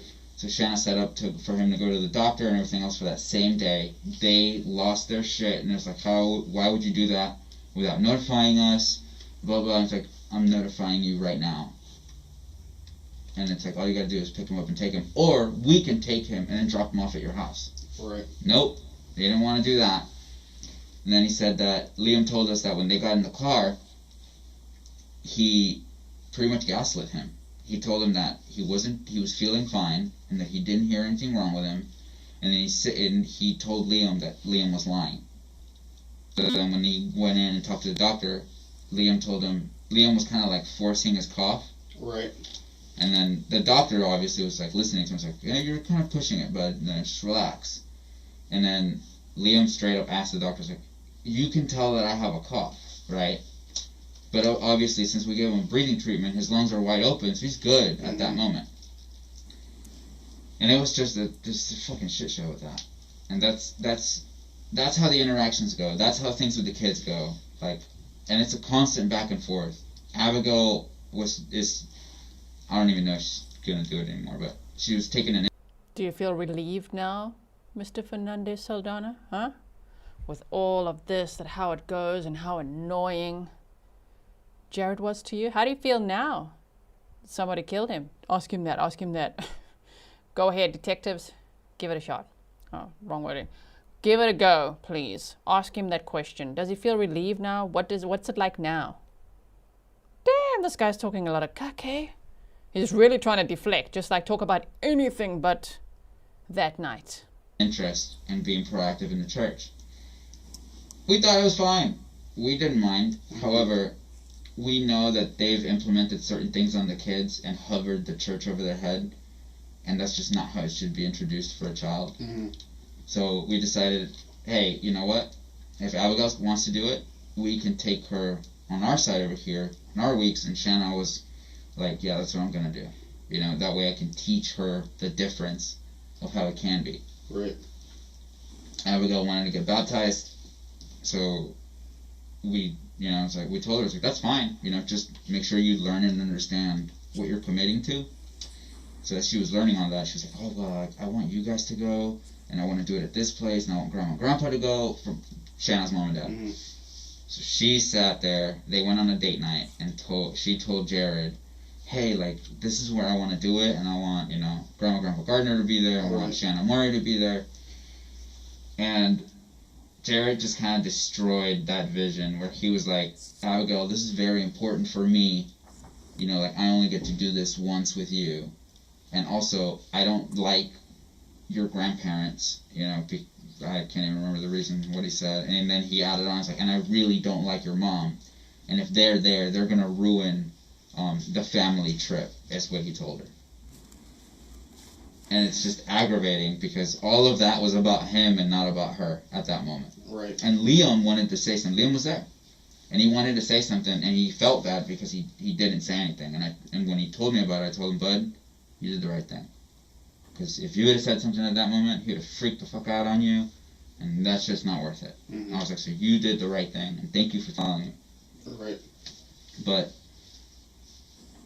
that's more or less how the interactions with the kids went. It just, there was a lot of fighting. Well, gee, thanks for pointing that out. I think detectives could have looked at the court findings and known that. Can we get to the point now, Mario? Or what? You just sitting here victim blaming quite nicely, huh? And if you guys were to reach out to Dr. Mercedes, I mean, she can kind of give you the rest because the kids talk about them. They talk about us, and it's fine because it's that split household thing. Yeah. But there have been lots and lots of moments where he just beats into them and then feeds them just wild information. And then when they come back to our house, we're doing damage control. Mm-hmm. Damn near every week. It's just a reset. That Monday and Tuesday is always rough. Imagine damage control now. Imagine it now. Imagine it for the year it took to even arrest these people. Over a year. March 2023 is when Mario was arrested. Yep, and August 2023 is when Shanna was arrested. The murder happened in February of 2022, so how was that for damage control, Mario? Word. I mean, it shows. It shows in their academics. It shows when they go and talk to people. They'll be like, oh my gosh, your kids, like, they're great. Oh, but I saw them last week. Like, what was wrong? Right. And then when you look at their academics, it's the same thing. Throughout the years, they're on their weeks, and you look at whatever they're doing, there's a struggle because there's no assistance. Mm-hmm. We had to fight. We had to take them to court to get them into the school. And he argued that we were uprooting the kids and that it was too far for him to drive over there. Right. And we flat out told him, it's like, we'll pay for the whole school. It's $15,000 per kid. Right. So you're not paying for shit, bro. You're wealthy as, and she's not wealthy either. It was her parents that are wealthy. Thank you very much. They still are. They're probably paying for your attorneys as well, okay? You ain't paying for shit, bro. We want them, us, the parents, we would like them to go to the school right there by our house. Yeah, they could just walk out the back door and straight into school. That's what we want. Whatever's most convenient for us. And screw what this Jared thinks. This is how he's talking about him. Like, again, Jared was murdered 2 weeks before this interview. And this is what he's choosing to talk about. So basically saying his reason, his justification would be the kids are better off without him. And Jared was annoying his wife, Shanna. All right. So we told him, like, we'll pay for the whole school and like, you know, we'll need help with some supplies. That's it. Like, that's all we're asking of you. And then how it ended up, like, settling that was Shanna gave up child support, which was a fucking joke. And that pretty much as soon as he stopped having to pay for child support, he was like, okay, well then the kids can go. Mm-hmm. And that was it. But they had real no involvement with the school, nothing like that. I mean, their teachers can also tell you about the interactions with them, where it's like, it's normal, but it's not friendly.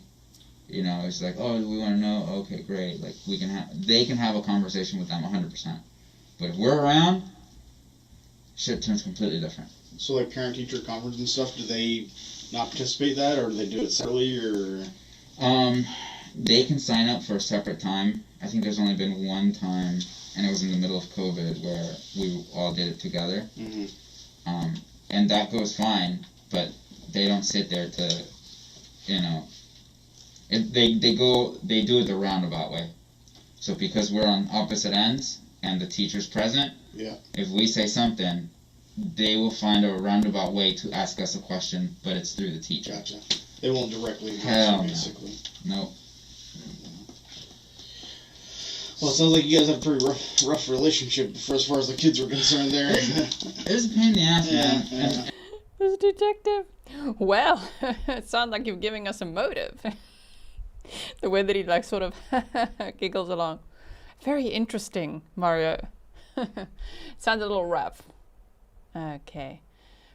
And this guy as well, just like prancing around like a freaking peacock. Like, yeah, man, we were going to pay for this and we were going to do that. And all he had to do was, look, I'm not snarking at any maintenance man. It's in context. This maintenance man marries Shanna, who's got wealthy parents.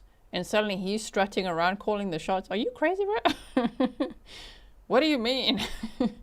Wow. And I'll tell you, like, the last thing that was happening on our end in regards with the kids, he was fighting to get the kids off of Dr. Mercedes' care, their therapist. He wanted to end the kids going to therapy.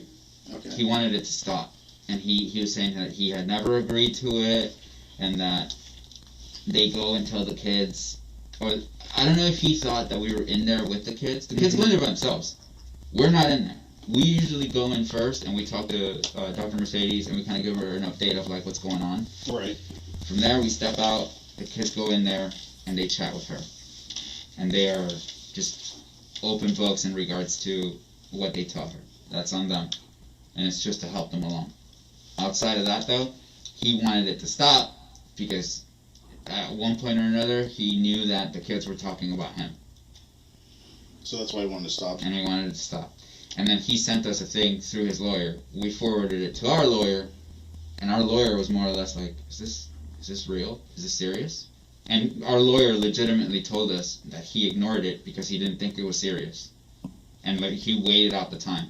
Right. So then they went in, he went back in and got serious. It was like, I haven't received a response and blah, blah, blah. And we asked our lawyers, like, hey, can you respond to this? Because this is getting out of hand now, and it's absolutely ridiculous. Right.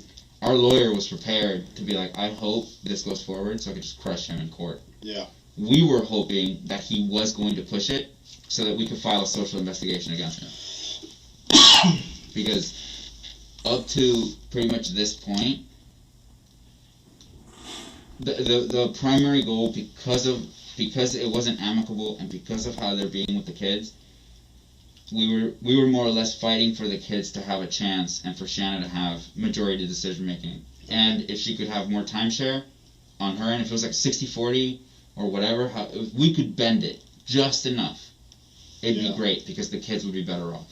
Right. You know, and if we could push them into the corner of all the interaction with the kids, we all need to be together. Yeah. So they could just suck it. And I don't care if they're suffering because they're uncomfortable. I'd much rather it all be right there in one, so if they say something dumb, I can I'm confrontational. I don't care about that. So I could be like, no, hell no, dude, we're not doing that. Right. And I can shut him down, and the kids can see, hey, like, not this. We can do it this way, right. And we'll all be here. So there's no, oh well, they said no. That shit was just so annoying to me. But that's what we were fighting for, and I was hoping that, like, hey, all right, I'm prepared. We got everything we kind of need. If he pushes for this therapy thing, it'd be absolutely hilarious because we'll get crushed, and then we could push for a social investigation. Yeah. Was there an incident, I'm talking about kids, man, was there an incident with Jared and Liam involving something with Valentine's Day? Chocolate in the bed or something like that? I don't know about that particularly. I'm pretty sure that sounds kind of like Liam, like he would steal chocolate and eat it. He does that. He'll like sneak into our pantry like early in the morning before people wake up, and he'll go in there and like he's been caught at our house. I'm pretty sure he's done that similar over there. Yeah. I don't know anything specific about that. You didn't hear anything about. Okay. And then my other question, man, and it's about my last question. Now, knowing Jared and knowing, kind of who he is and knowing what happened, what do you think happened to him? Oh, shit, man. I mean, it's a big speculation. Like, Shanna's parents came to spend time with Shanna and the kids, and help them throughout all of this. And, when you guys showed up, I felt like everything you guys asked were, like, pretty basic questions. Like, substance abuse, did he have any enemies, stuff like that. But it's one of those things where it's just like, man, you need to get in line. Because I know people that don't like him. I told you, I don't like him in particular. I don't care for that dude. But as far as, like, I haven't heard anything directly out of you guys, Like, I haven't been told anything. It's just what you can read and what you can find online. And it's one of those things where it's just like, I don't understand why he got out of the car. The only thing I can think of is he knew somebody that was right there in front of him. Because I can't think of any other reason for you to get out of your vehicle. If someone approaches your vehicle and you don't know them, or they want to get in your car, you're just going to speed away. Right. Or if they're in front of you, or like, if something's about to go down right in front of you, I'd rather run that person over. I will 100% just hit the gas. If I don't know them, there's no reason to get out of the car. None. I can't. Can't even think of a single reason, like the tire that he planned to have in the road. No idea. I only know what I read in the news and what I hear from like freaking YouTubers and things. I don't know anything. I know nothing about this. But like, why would he get out the car? Oh, we're victim blaming now. More, not even now. More. We're adding more layers to the victim blaming. What do you think happened to Jared is the question, and he says, yeah, I don't know. I mean, first he answers by saying he better get in line. And I don't particularly care for this guy. Well, thank you for answering the question. We're looking at you. And then his third speculation is, why would he get out the car, man? Why would he get out the car? He would just speed away. Because you put a tire in the road. Anyway, the only fan, OF, says this interview is going to put him in the slammer. I agree. So outside of that, outside of he knew who was there or whatever, I don't know enough about the guy to know what he's involved in. Or what he could have been involved. Who, you just said you knew a bunch of people that didn't like him, like who? Shit, man. I mean, like, people from his church. From his church down in St. Louis County? Yeah. Like, and it's a lot because... It's just you and Shanna. It's you and Shanna that don't like him. Now he's trying to make up others who don't like him. Sure. So, the people that know Shanna, and because... those same people that know Shanna, for instance, right now, he passed away, so his wife, I'm pretty sure Shanna told you, but his wife texted Shanna that they could come and pick up the kids for their ceremony, for the funeral, and that they would drop them off when they were done. And it was like, we're going because we're going to be with the kids. And they're going to stand right next to us. And we even spoke to the therapist about it. It's like, Shanna's the mom. You're not going to take that away from the kids or from Shanna. And okay, so he does understand. Shanna's the mom. How dare you, Kirsten, stepmom. How dare you try to tell us how to run this show? Well, who are you? There's a mirror right back at you. Do you know what I mean? The way that he, the double standards that he has. Wow. But also, he made it clear that they wouldn't go to Jared's funeral to be there for Jared. He also said Jared passed away. No, he got murdered. Okay, he got murdered. If you had any concept of that and weren't trying to hide how involved you are, you would have said, whoa, he got murdered. Not he passed away, and then we're going to be standing right there. Yeah, okay. We want them to go because they have to have that closure. They have to have something to let go of, and then you say their goodbyes, pay respects. Let go of. I was all in for that. She straight up was like, you are not welcome here. You've been vile to him and blah, blah, blah. And it's crazy because when we let her come into our house, that following morning after he told us when we were going to break the news to the kids, she asked, she's like, could I be there when the kids, when you tell the kids? And we were like, yeah, that's perfectly fine. Right. So it's like beyond that, like friends of Shanna that still practice and are in that church, they also received notice that they are not allowed to attend the public service for Jared. And it's just, it goes like that. It's more of like people that know of Jared through Shanna and have experienced who Jared is, they don't like him. Right. So that's kind of where the list goes. It's more of like through Shanna. It's kind of where the list goes. He doesn't have a list. Who has a problem with Jared? He doesn't want to make sure that it's only him and Shanna. There's kind of a list. It's just kind of how it goes. That others were invited, but then some weren't, and like we were not welcome, and okay, talked in circles on that one.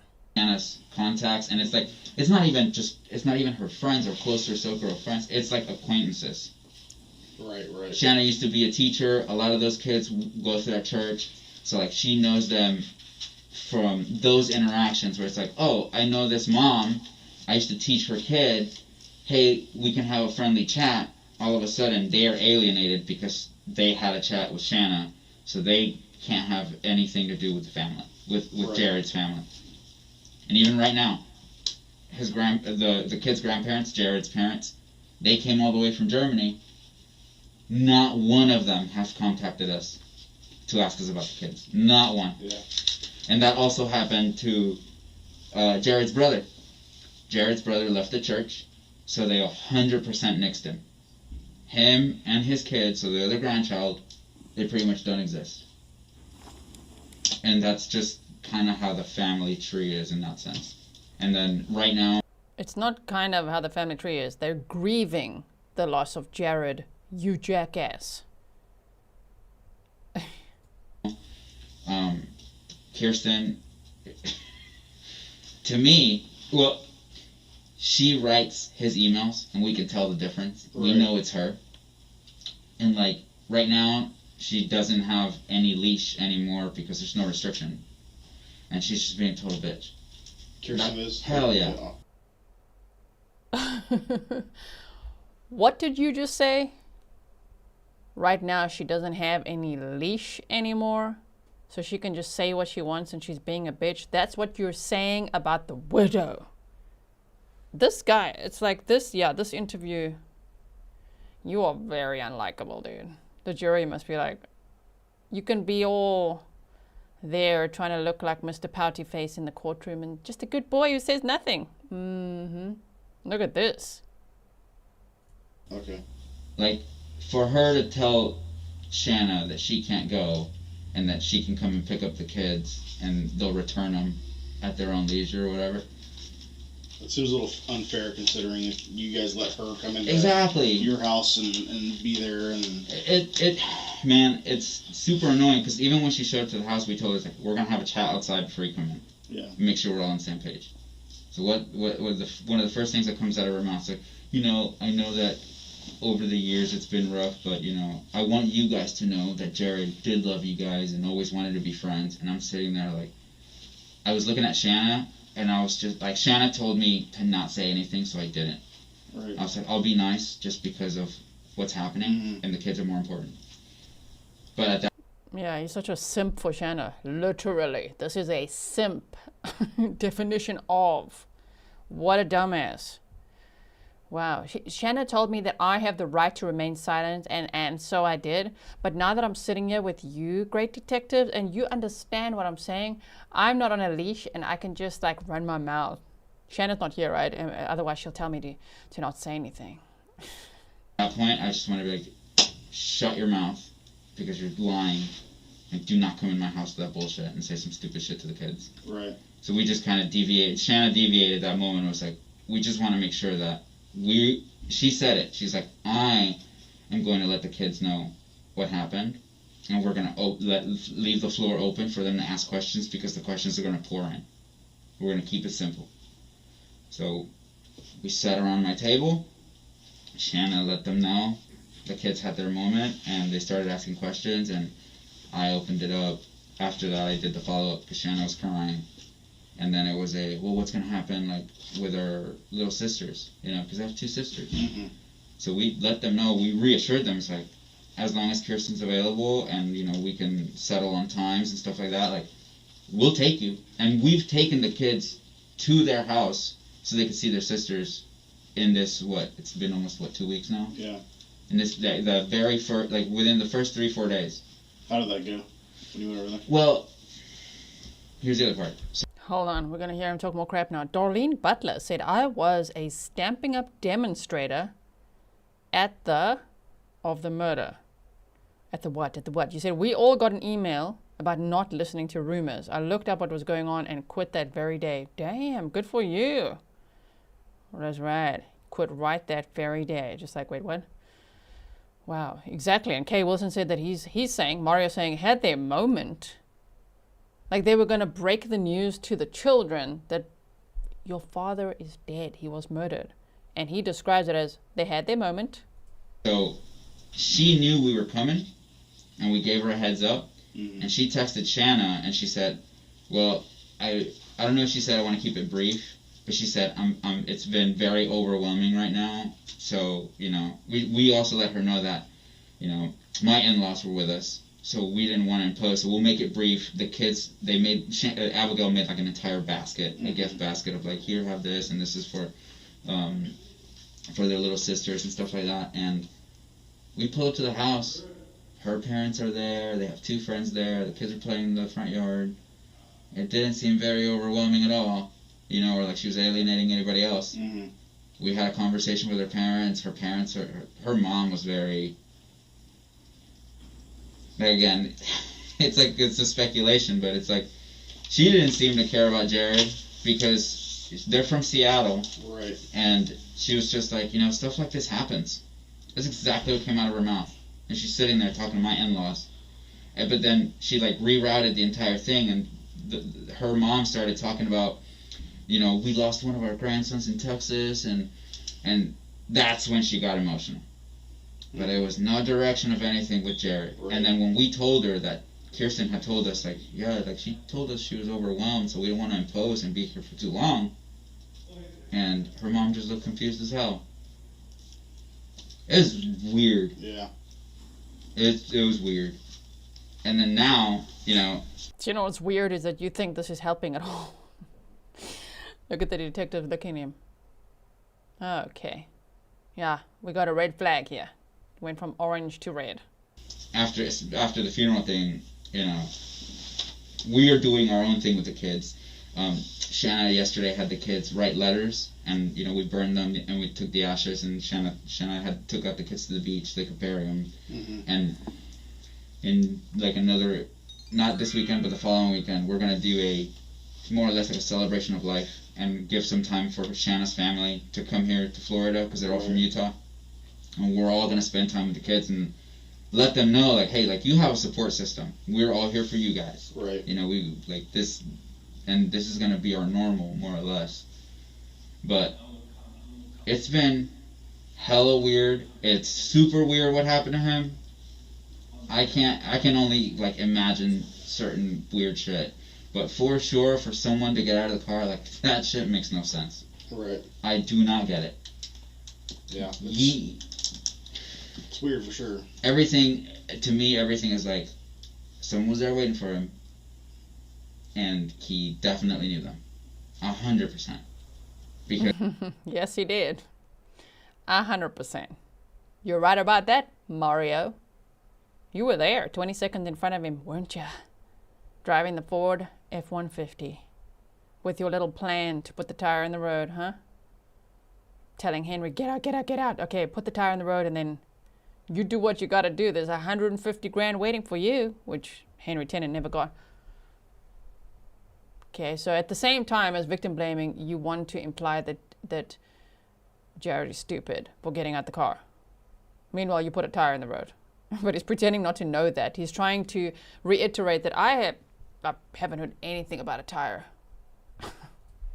Even if they were in front or they were behind them, whatever the hell, if he knew them and there was about to be trouble, he could just back that car up and get the hell out of there. Right. Or if they were behind him, he just Not where you cornered him.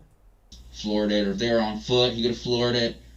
You know, I'm sitting here thinking of situations like, how would I handle something that's about to endanger me, and I have my kid in the back? Hell no. Yeah. So, I don't know.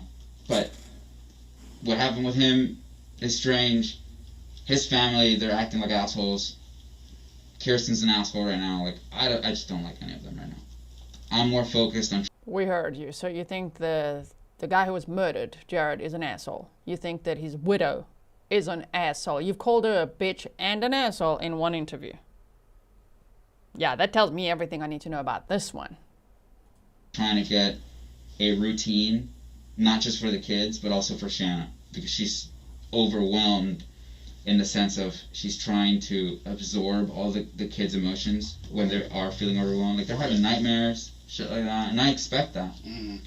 But then it's also like certain things are happening where it's like, oh, well, we're going to do this, and it's we don't have to do that anymore. Mm-hmm. Like, we don't have to do that anymore because there's no split. There is no, we have to do it our way and walk on eggshells because they're going to go back to their house and they have their way. Right, right. Ah, you have your way now. Oh my word, this guy self-snitches a lot. He really, really does. He's just telling them the motive, how he feels about Jared, how he feels about Jared's widow, just like it's our way now, we can move on. We're trying to work on a routine. 2 weeks later. It's just our way, and I have to like remind Shanna, I was like, hey, you got to get a hold of this and like instill your discipline now because that's what the kids are going to know. Right. And that has been the most difficult part. The kids, they have bounced back pretty well because they're not there every day, so they're not getting bombarded with the mourning of it every single day. They've been able to move forward, and like the school has been great, being that it's a private school and it's a lot smaller. Like the head of the school is involved and she knows about the kids. She introduced them to a grief counselor, and we have access to that resource because of the school. Right. We have access to those teachers, and they love the kids. And that was another thing that happened. Kirsten called the school, talked to the headmistress, literally yelled at her for putting out information to the parents, which we gave to the school. We let them know, hey, the kid's dad passed away. Please inform the teachers so that way they can pass it on to the parents. That way their kids aren't insensitive to our kids. Of course. And we can prepare our kids better so they can get back in the routine of going to school. And when she released the letter, the head of the school, Kirsten lost her shit. She yelled at her, like, how dare you, like, I'm going to instill some law where you can't pass that information. She's like, I'm going to sue the school. And then when the head of the school told us about it, we were just like, what the hell is going on right now? Yeah. Because they're just super chilled, and now they've got their way. So, you know, they just want to move on and get a routine going and just let the kids let go of their dad passing away, being murdered. This is a good catch. Kay Wilson said, so Mario knew Bexley was with him. Did you tell Henry? That is interesting because he says, I don't know, it's just what was in the news. And I guess it was in the news that, you know, Bexley was in the car. It may have been at that time. Within 2 weeks, it may have been. But the way he said it with such certainty, self-snitching again. Maybe just emotions, I guess. I don't know. I don't get it, man. Yeah. I don't get it. A lot of this, I would say, the only thing that I am concerned about is I don't know what Jared was into. So I don't know if this is going to affect us in any way outside of coming here to talk to you guys. We don't mind. That's fine because we don't know shit. Yeah. But at the same time, it's like, since we don't know anything, how does that affect my family right now? Of course. And it's been a concern for my parents, or for my in-laws, because of the fact that, like, they're wealthy people, and it's anything to do with Jared has always been more or less he doesn't like Shanna, and everything else that they dealt with was about money. Right. During the divorce, my in-laws, they paid for his school, and they've paid for all the son-in-law's school because they have nothing but daughters. Right. And he tried to sue them because his lifestyle was about to change during the divorce. And what do you do? And what do you do? So it's just like a lot of the stuff with him, and I guess, and from what they know of him, he was very money driven, right, in that sense. But anything past that, we just don't know shit. How could this affect Shanna and the kids? I don't know. I don't know if he was involved with something that is to deal with money, and now because he's gone, is this going to affect Shanna in some way, shape, or form? You know. Yeah, I'd like to be. Yeah, so since you don't know anything, no idea, is this going to affect you and Shanna at all? Or can they just like get on with things? Oh, for now, you can chill. But yeah, in a year from now, when this interview happened, we're going to arrest your ass.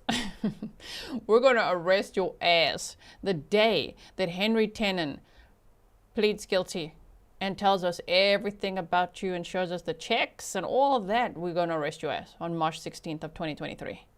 And then in August, we're going to arrest Shanna's ass. And you're both going to be held without bond. And we're first going to pursue the death penalty against you until we realize, man, it's going to take long. We want, to make this efficient for the family. We're going to streamline this whole thing. LWOP is the max you face, and also we're dropping 2 charges. So first-degree murder and solicitation to commit first-degree murder, done. And now you're on trial. There you are.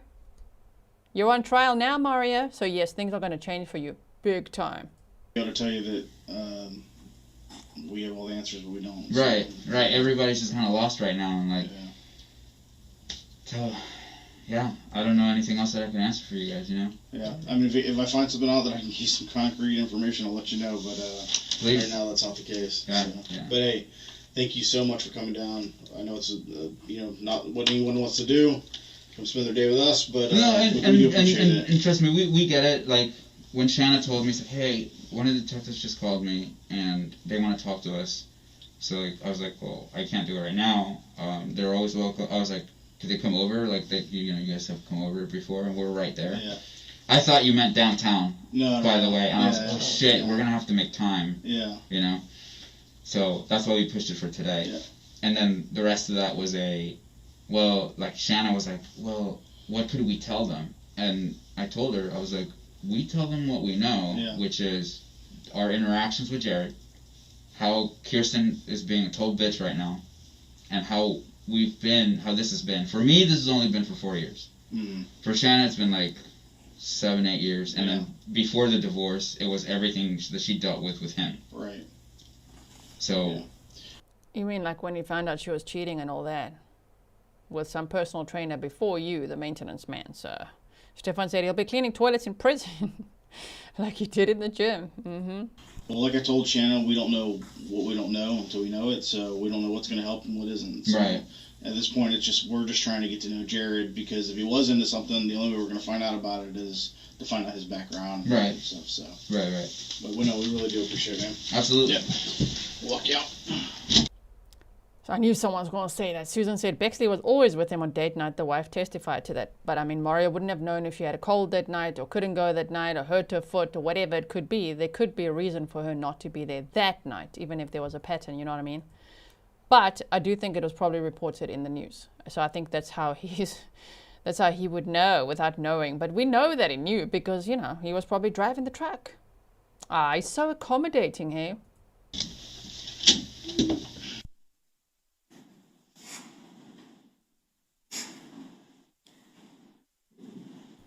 Look how he looks around. Detective Johns, how many questions do you think you asked during that interview? Maybe 3 or 4. Your Honor, I think now would be a good time to take a break. Do you have much more? I probably have 30 minutes left. Okay. Is the jury okay? Okay. You can keep going. Thank you. Okay.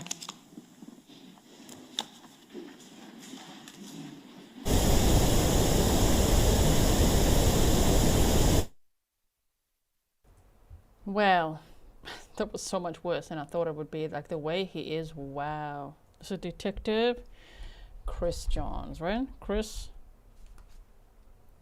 is it Johns? Sorry, I took the name away. There you go. Okay, what you guys are gonna do now? Is there a break or you're going on? You're going on. Okay, they're going on. Little sidebar. Sure. I mean, he was just, yeah, he did all the talking. So Sherry.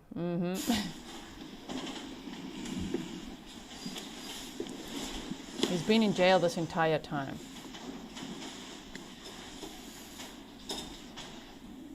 Yes, Mario. The jury, the public, Kirsten herself just saw you call the widow of a murdered man a bitch and an asshole multiple times. To me, it looks like he knows that was bad. That looked bad. I think he's like, be cool. Be cool. But that was bad, huh, Mario?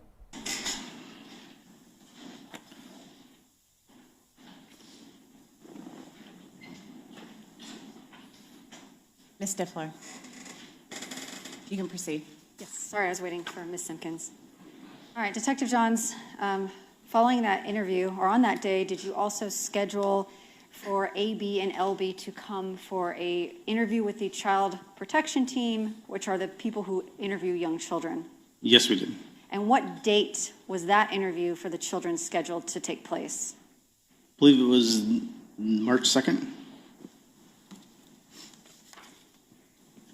So following your interview with Mr. Fernandez, Ms. Gardner, and your investigation and identification of the blue truck and the investigation to the 10mm firearm, is it fair to say that the investigation ran a little cold up until July of 2022 when Detective Burrell found that tire at 5239 Potomac Avenue?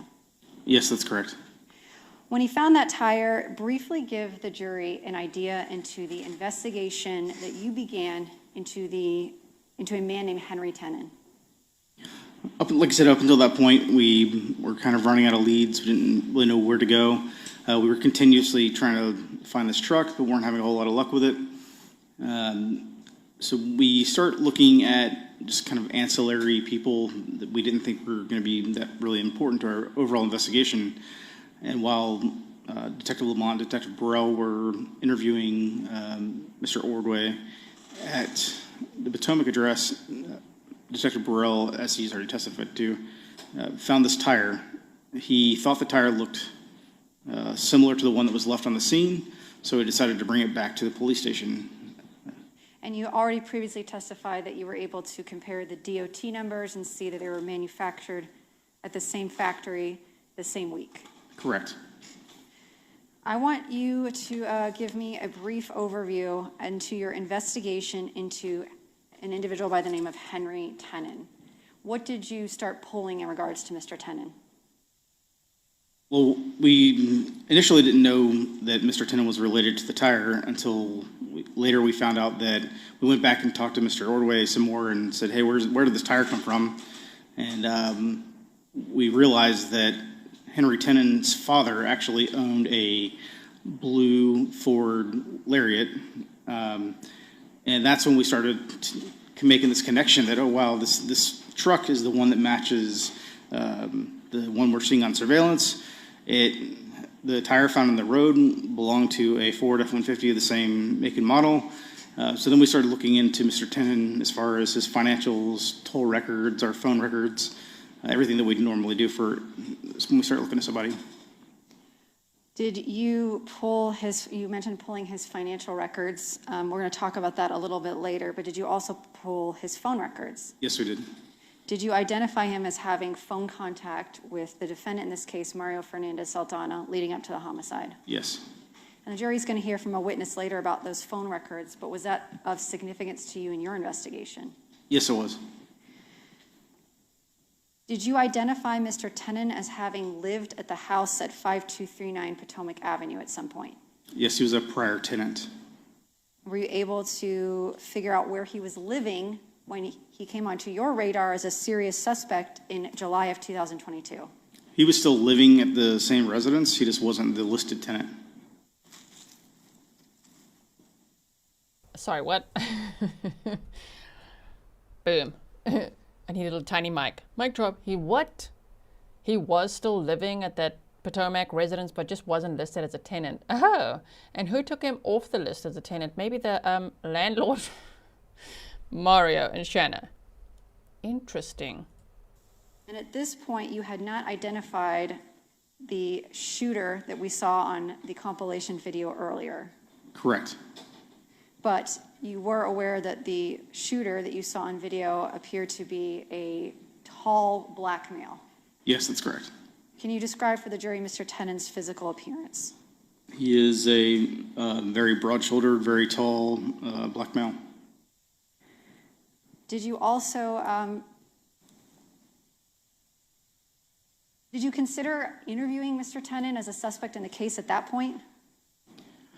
At that time, we felt like he was probably a very good chance that he was somehow at least involved in this. So when we have a suspect like that, what we like to do is kind of take a step back and learn as much about them as we can before we just go in and start questioning them. And to learn as much about him as you can, did you interview people that were associated with him? Well, first we pulled his financials and records and all that stuff, and then we started talking to the people who knew him. Did that include individuals he worked with and his bosses at his job? Yes. Where did you discover Mr. Tenon worked when you were Monison, investigating him? Sorry. Monison Pallets. Where is Monison Pallets? Maybe 1.5 miles, 2 miles from the Potomac residence. So that would be in the northwest quadrant of Jacksonville, Florida? That's correct.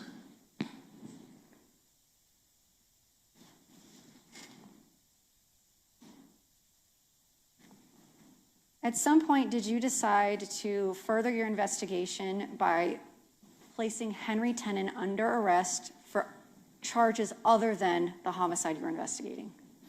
Yes, part of, once we realized that he was a suspect and likely had some type of involvement in this, we did start surveilling him, and eventually we knew that he did not have a valid driver's license and had been a habitual traffic offender, so we decided at that point to go ahead and arrest him. And what charges did you arrest him on? Felony DWLS or driving while license is suspended, and then I believe he was also charged with having a firearm as a convicted felon.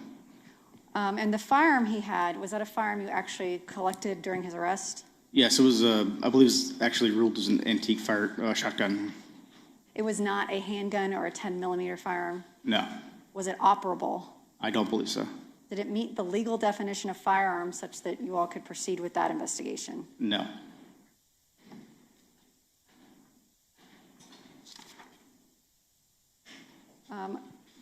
Briefly describe for the jury how it was that you came to get Mr. Tenon into custody. We coordinated with the Jacksonville Sheriff's Office, since he lives in their jurisdiction, we kind of met with the Sheriff's Office, described how he was a suspect in our investigation. They agreed to essentially conduct the traffic stop and then bring him back to the Crime Gun Intelligence Center here at the State Attorney's Office so that we could interview him. And the Crime Gun Intelligence Center is a substation of the Jacksonville Sheriff's Office? Correct. Basically? Yes. When you brought Mr. Tenon back, were you able to obtain a DNA swab from him? Yes, we did. And were you able to obtain a cell phone from his person? Yes. Your Honor, may I approach the witness? Yes.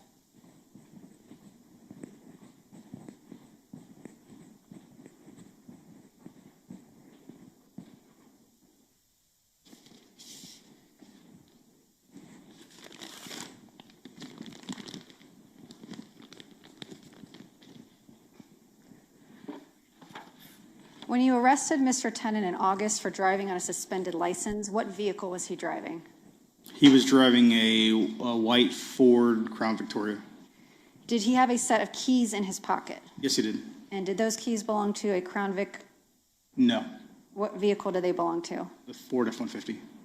I'm showing you what's been marked as and entered into evidence as State's Exhibit 192. Can you tell me what this is? Those are the truck keys. And are these truck keys you recovered from the person of Mr. Tenon during his arrest? Yes. And I'm showing you what's been entered into evidence as State's Exhibit 95. Is this a swab of Mr. Tenon's cheek? Yes. And is this how you obtain an individual's DNA? Yes. And did you or one of your detectives, did you take the swab yourself? I collected the swab. And then here we have what's been entered into evidence as State's Exhibit 127. Is this a cell phone that you took off Mr. Tenon's person during his arrest in August of 2022? Yes. Do you remember the date he was arrested for the DWSR? I'd have to check the exact date. I know it was in August, but you want to check? Sure. Driving with a suspended license. That's how they got him first. And in his pocket were the keys to a Ford F-150, which turned out to be the Ford F-150, even though he was driving a different car, a Crown Victoria. Just got the keys in the pocket. Okay.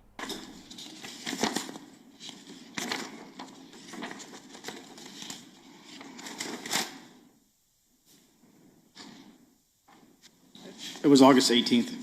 August 18th, 2022. And then I'm also showing you State's Exhibit 193. Is this a swab that was taken from those silver Ford keys that were recovered from Mr. Tenon's person during his arrest on August 18th? Yes. Once you collected those keys, these swabs, and Mr. Tenon's cell phone, were you able to do search warrants for cellular site location information for the number associated with the phone that you recovered? Yes, we did. Were you able to do a forensic download of that cell phone? Yes. We'll hear more about that later from a different witness, the expert witness on that. But overall, in general, did the cell site data from Mr. Tenon's cell phone place him in Jacksonville Beach the night of February 16th, 2022? Yes, it did.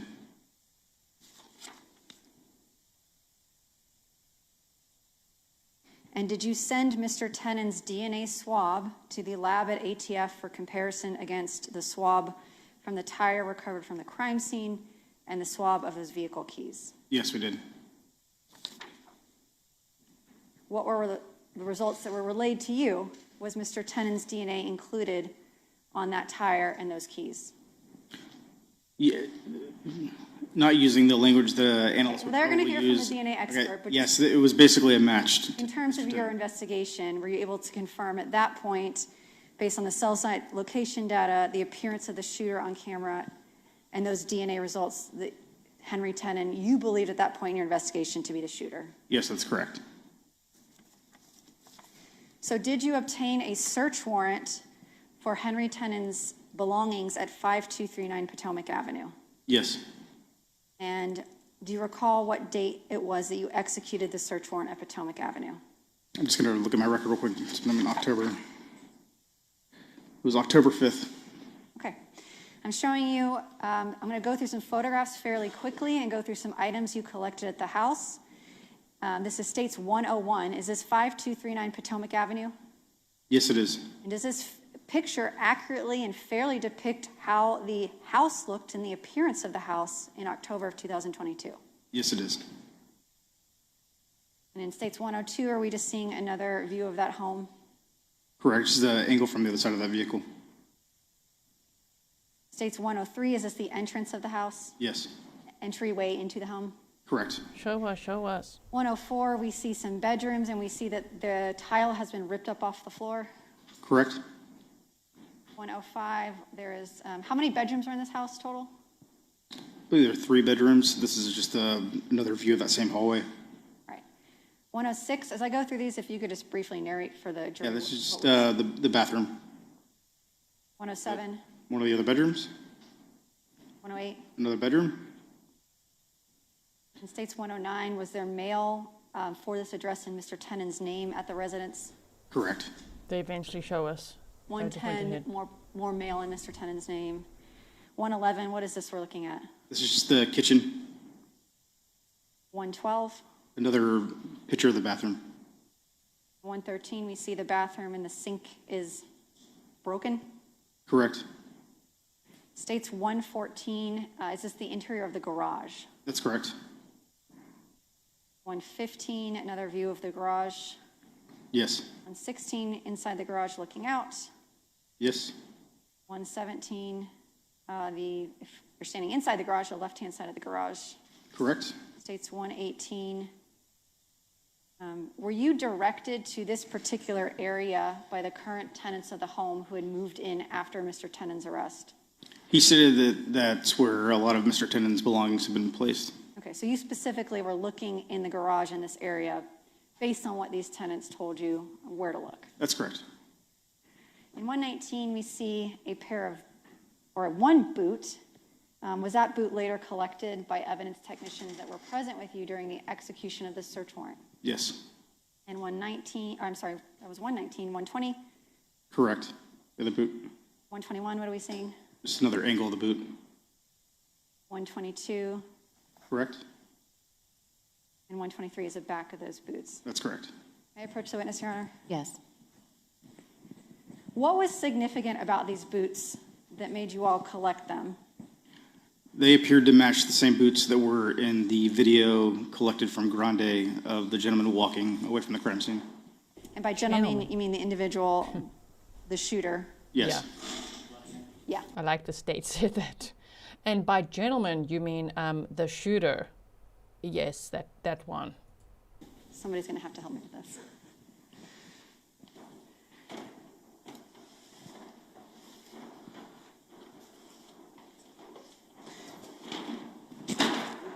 Uh-oh.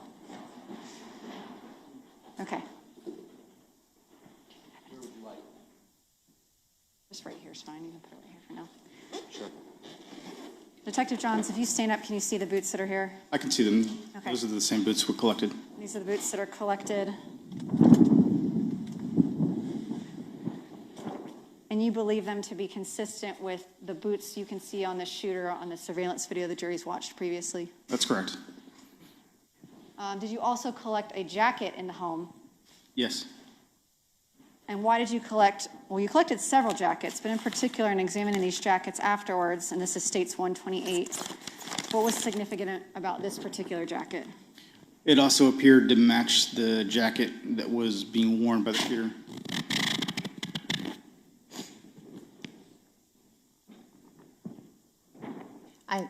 I'm not sure. Could you do that? I think when he was answering, there's some... Yes, that appeared to be the same jacket that was being worn by the shooter in the video.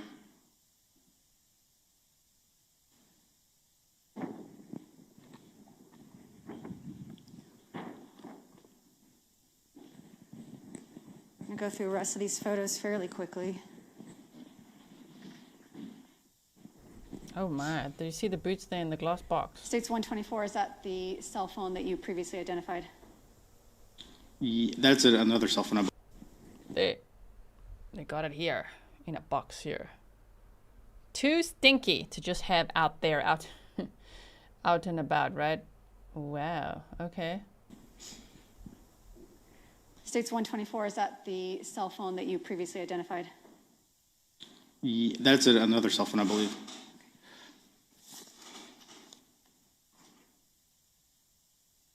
I'm sorry, you're correct. Did you also collect a cell phone in the belongings of Henry Tenon? You took one off his person in August, and in October, did you find one with his belongings in the garage? Yes, that's correct. And this is a cool pad cell phone. Did you also send this to the computer forensics unit with the Jacksonville Sheriff's Office for forensic examination? Yes, we did. We'll hear more about that later.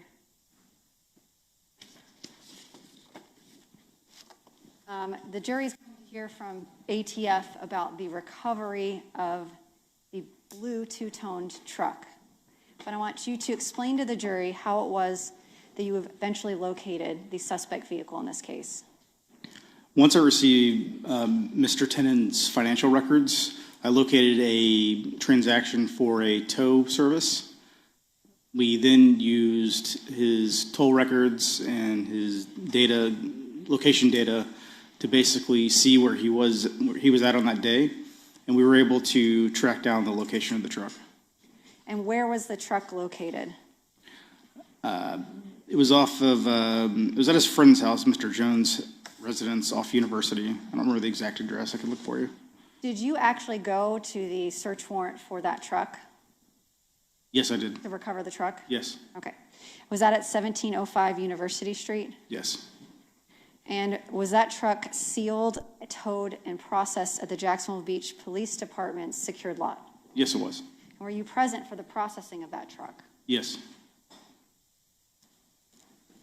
I'm going to go through some. This is States 144. It's a picture of those keys I just showed you. Were you able to unlock the vehicle with those keys? Yes.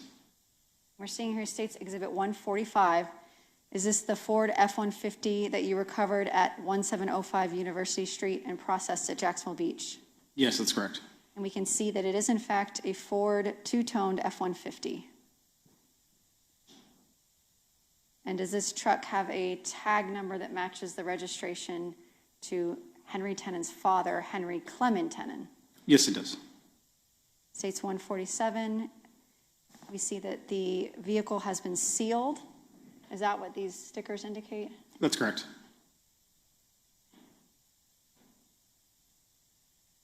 States 148 is the bed of the truck. Correct. States 149, what are we looking at here? It was a spare tire that was underneath the truck. And States 150. It's the interior from the driver's door. States 151. The rear seat from the driver's side. And States 152. The box that is believed to have contained the boots. And Mr. Mizrahi is going to Vanna White for me and show you what's been marked as Exhibit 168. Is that the box collected from the vehicle? Yes, it is. Or was the box collected from the vehicle? Exhibit 153, what are we looking at here? It's the passenger side front seat. States 154. Passenger side back seat. States 155. Can you explain to the jury what you found in the truck that you believe to be of evidentiary value and led to further investigation? So if you've ever had business checks, they typically come with a stub that the business owner can retain so they can write a record of who they wrote the check to. This was found inside the truck and is basically the stub off of 3 business checks, but all 3 of them are still intact. I'm going to show this. This is States Exhibit 167. Are these the 3 check stubs that you recovered in the vehicle? Yes, they are. The same ones depicted in this photograph.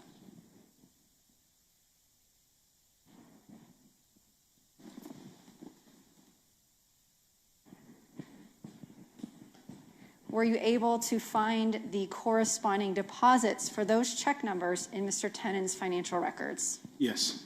And you're going to testify a little bit later about that, but to spoil the ending, were those checks written to Mr. Tenon by the defendant in this case, Mario Fernandez? Yes, they were. A spoiler. Okay, we're... Right now the jury must be like, wait, what? He's got his own... It's like Henry Tenon gets arrested with the Ford F-150 keys in his pocket. Okay, and he's arrested on driving with a suspended license. But he's not driving the Ford F-150, he's just got the keys in his pocket. Okay, got to keep those real close.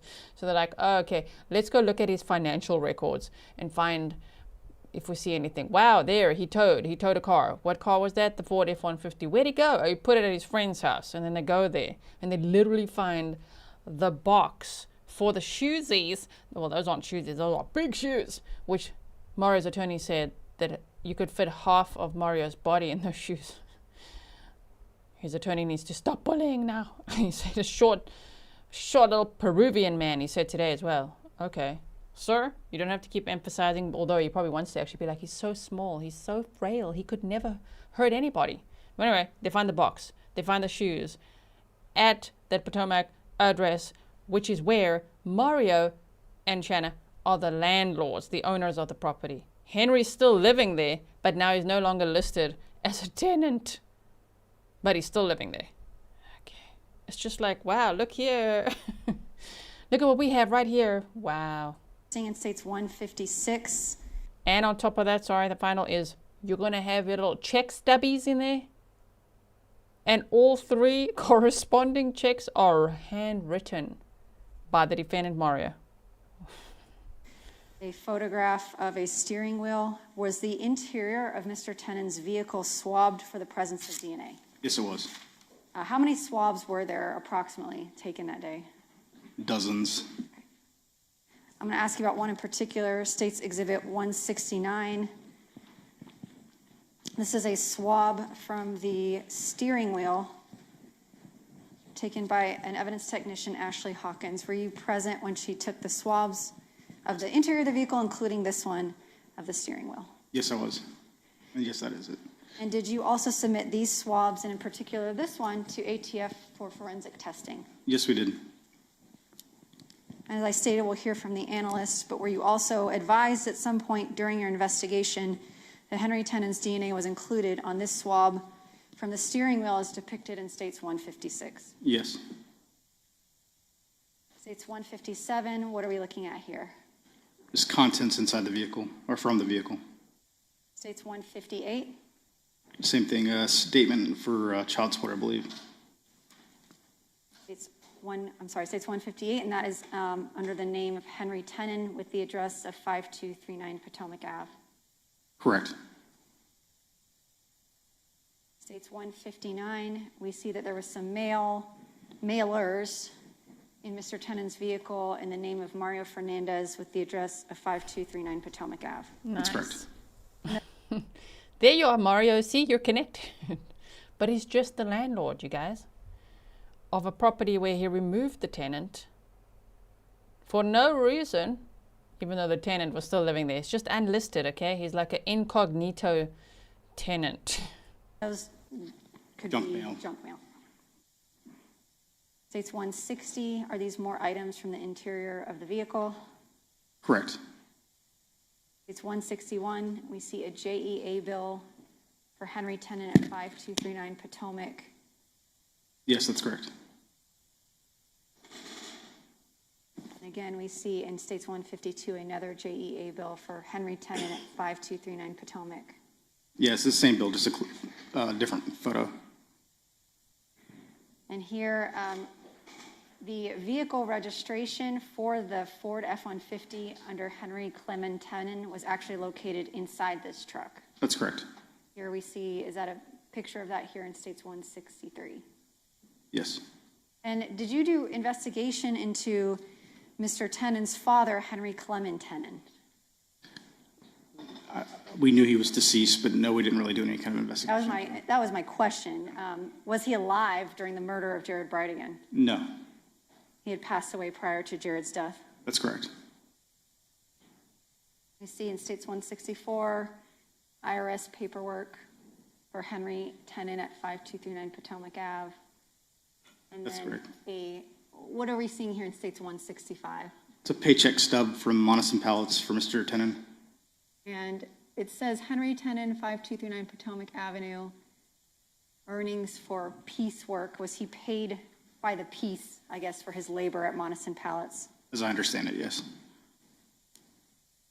So What are we seeing here in States 166? it's for probably be an ATM receipt for a cash withdrawal from PNC Bank. And so this ATM receipt was located in the blue Ford F-150? That's correct. And the date and transaction for this March. transaction, you'll testify about that later. States Exhibit 200, who is this? That's Mr. Henry Tenon.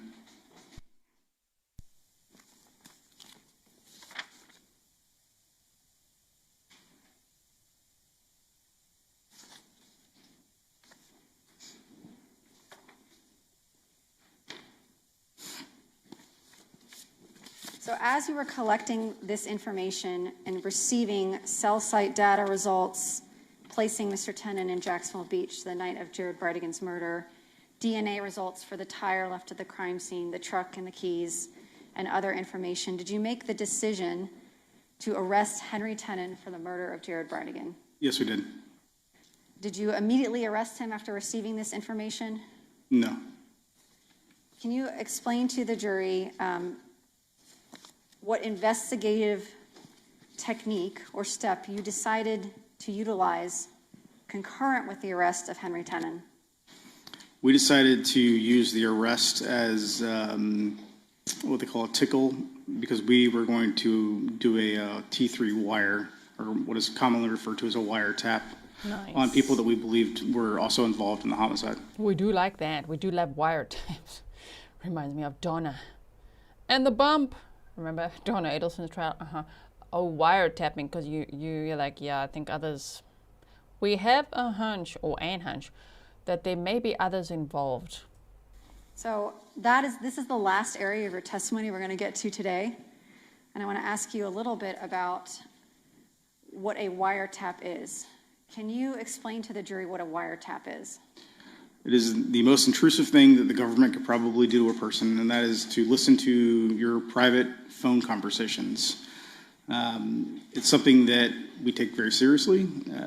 There's a long process. A written affidavit has to go before the state attorney, who has to sign off on it, and then go before a judge.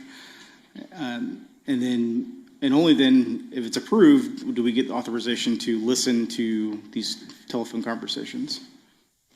In this case, when did you decide to arrest Mr. Tenon? What was the, target date for his arrest to complete this wiretap? I believe it was in August. I'm going to check my notes here. I'm sorry, not the decision to seek the wiretap, the date that Mr. Tenon was going to be arrested while the wiretap was up and running. Give me 1 second, just want to check my notes.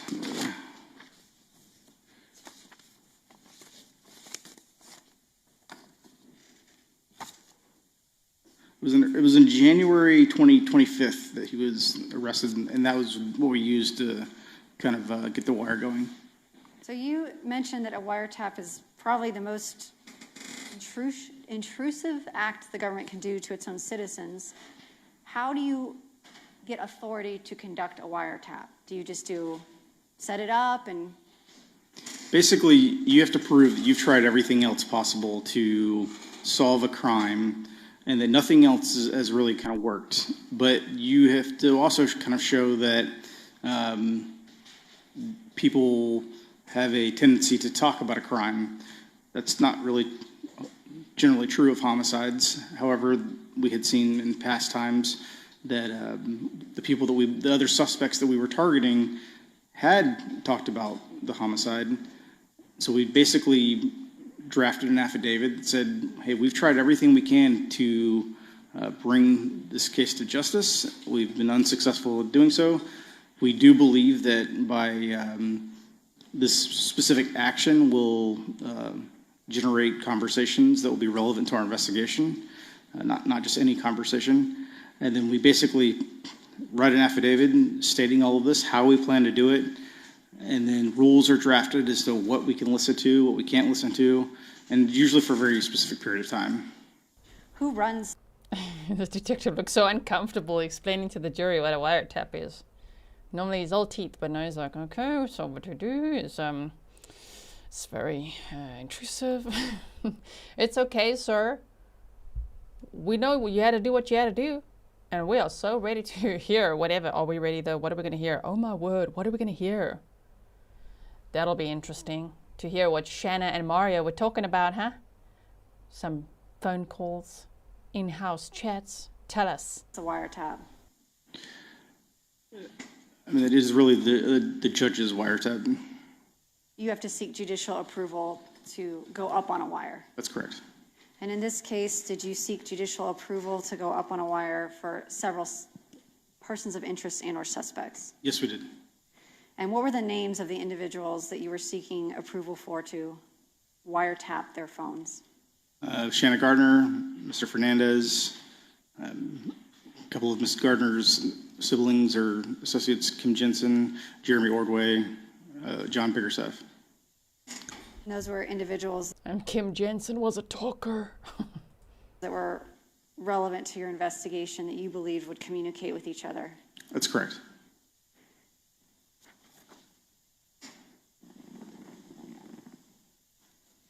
The focus for wiretap is on specific individuals, but do you just put their names in the affidavit? How do you identify who you'll be listening to? Well, first we have to basically identify that the number that we have for that person is actually associated with that person. That is their actual telephone number. We also have to identify the individual and make sure that we're targeting the right person. We're not listening to someone else's conversations. And so basically, that's all part of the affidavit that would be put in front of the judge. Are you allowed to listen to everything people are talking about on a wiretap? No, they're basically, there'd be people who would be trained with certain guidelines that would be issued by the court as to what you can and can't listen to.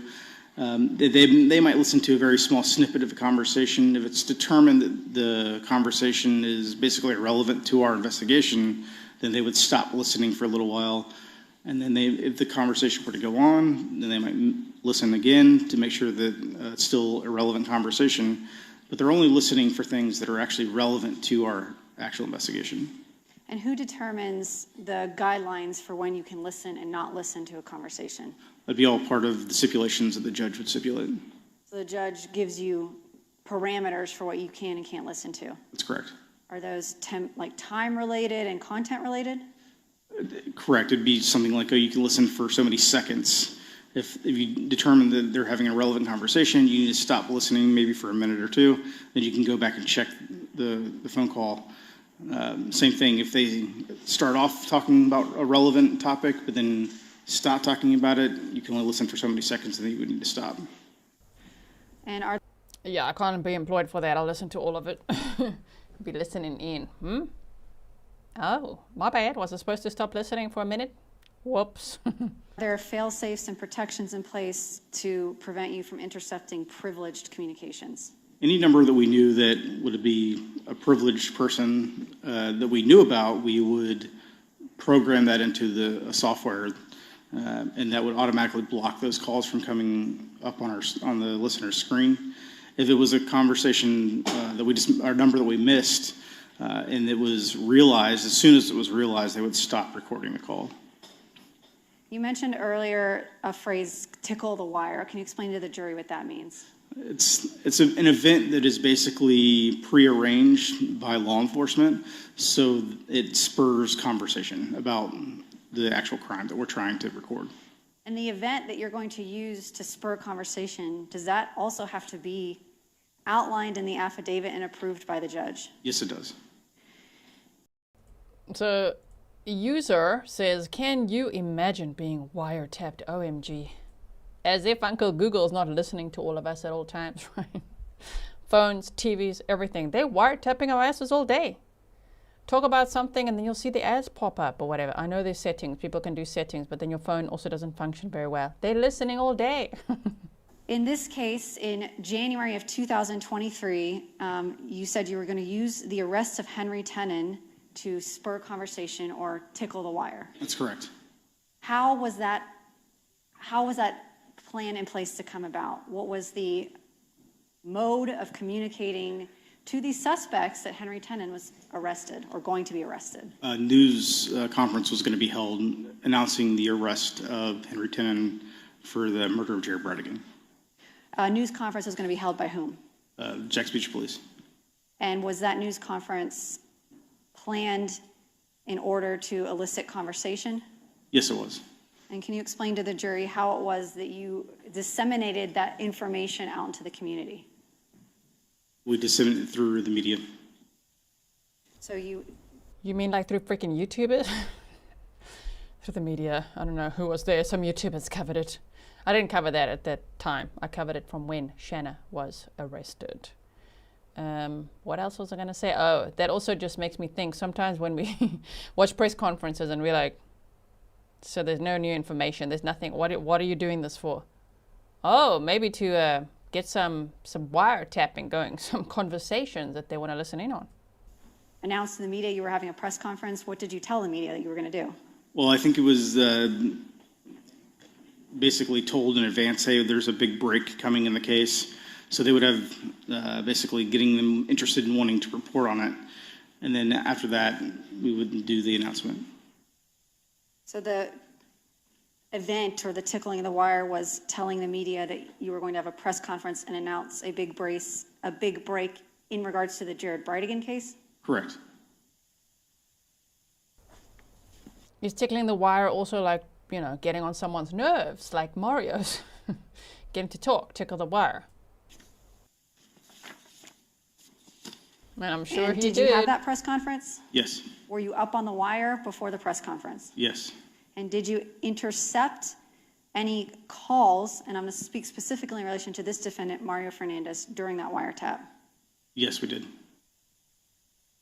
During that wiretap, after the media announced to the community at large that there was a big break in the Jared Bridegan case, did you intercept, observe, or otherwise find any communications between Mr. Fernandez and Ms. Gardner? No.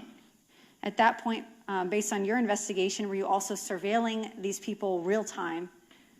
Yes, we were. And why are you surveilling individuals that you're seeking a wiretap for? To make sure that you're not intercepting the conversation of somebody else, or if you're, basically that's the biggest reason. At the time you conducted the wiretap and had surveillance and eyes on Mr. Fernandez and Ms. Gardner, where were they physically located in the country? Ms. Gardner was in Washington State, and I believe Mario was in Orlando at that point. I don't remember if he was in Jacksonville or in Orlando at that point. You can nod along. They were not Mario. living together. Orlando. No.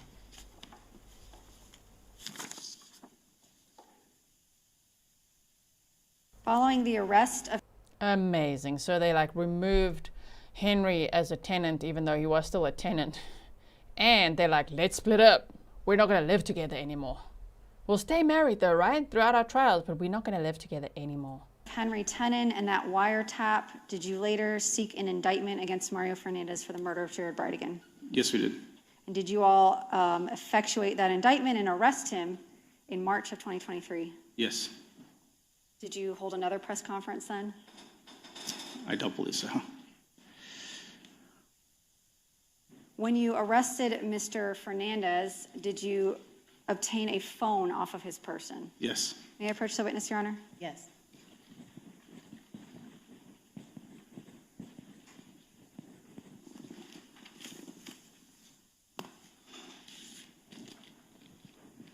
I'm showing you what's been marked and entered into evidence of State's Exhibit 184. It's a Samsung Galaxy A13. It has a case on it. Is this the phone that was taken from the person of Mr. Fernandez during his arrest? I'm not sure if that was the phone that was taken. Let's see.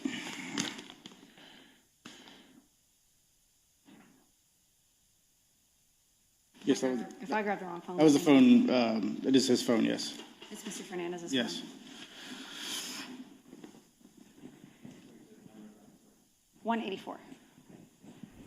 Damn, now we can see the boots and the jacket. Look how they put the jacket on here. That's interesting. All right. When you obtained Mr. Fernandez's phone, did you also submit it to the Jacksonville Sheriff's Office Computer Forensics Unit for a forensic download? Yes, we did.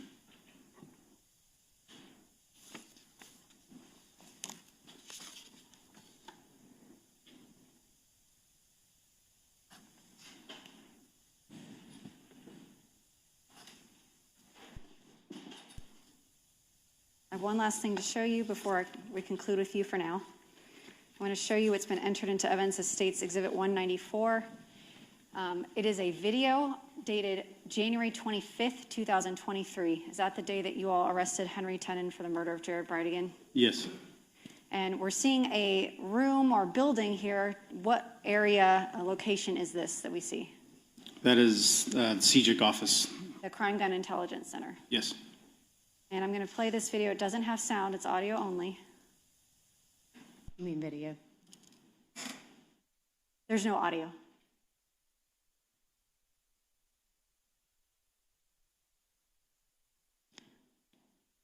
And we can see some people in this video. Is this yourself that we see and your partner, Detective Lamont? Yes, that's correct.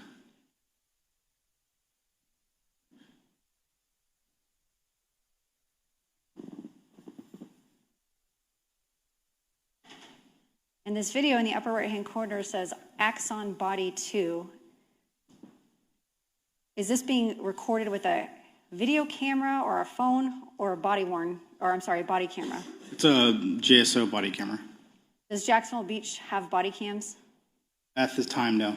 There he is. And we see an individual here where Henry Tenon. First arrested, at will be lost on trial. 15:34:18 in the timestamp. Who is the individual we see walking in the green jumpsuit? Mr. Henry Tenon. And you could see, based on the surveillance, you could see he's got a very distinct walk, eh? And Detective Johns, what was the purpose behind having JSO record Mr. Tenon on body cam walking after his arrest? He has a very unique gait or style of walking, and that was to show that it matched the style of walking that was on the surveillance video from Grotto.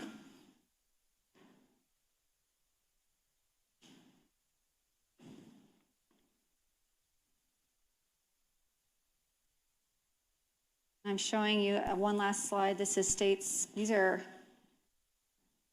this a slide that you or one of your teammates spliced together of different surveillance clips that you recovered from February 16, 2022? Yes, that's correct. And this is this is a composition of several clips that were included in a video the jury's already seen, States Exhibit 91. And we just saw Mr. Tenon walking, and this is a video showing video footage of the shooter walking.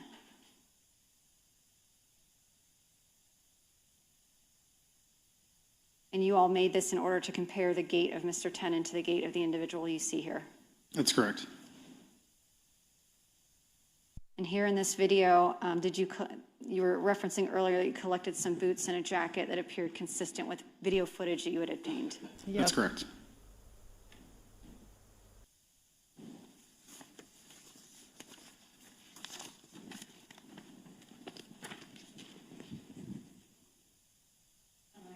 Yes.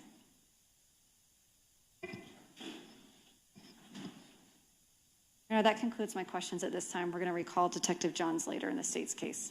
Okay. Members of the jury, we're going to end today's session, and if you would just leave your notepads on your chair. And I want to thank you all for your time and your attention today. We will start again tomorrow at 9 o'clock. See you tomorrow morning. Just like that. Let's see if the attorneys say anything. They might.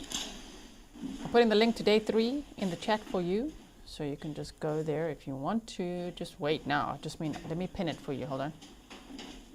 Just a bit.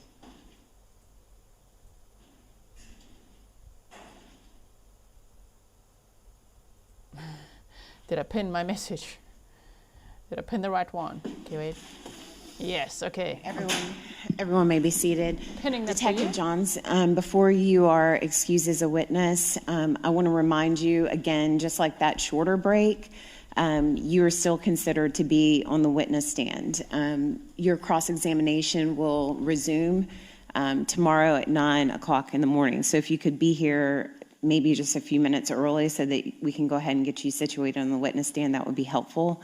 Additionally, you cannot, generally speaking, you could talk to the lawyers, but because you are technically still on the witness stand, you cannot. So if you would just follow those rules over the night's recess, and I'll see you tomorrow morning, yes, okay? With your water bottle. Yes, ma'am. Okay. All right. All right, you can, I'll go ahead and excuse you.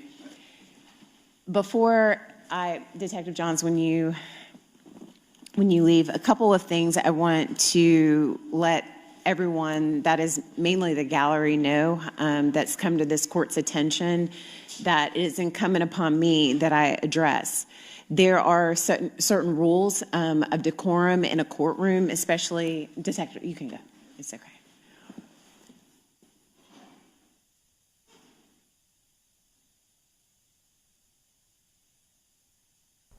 Grizzlies, was a test. We weren't even naughty. We were only snarking with our brows.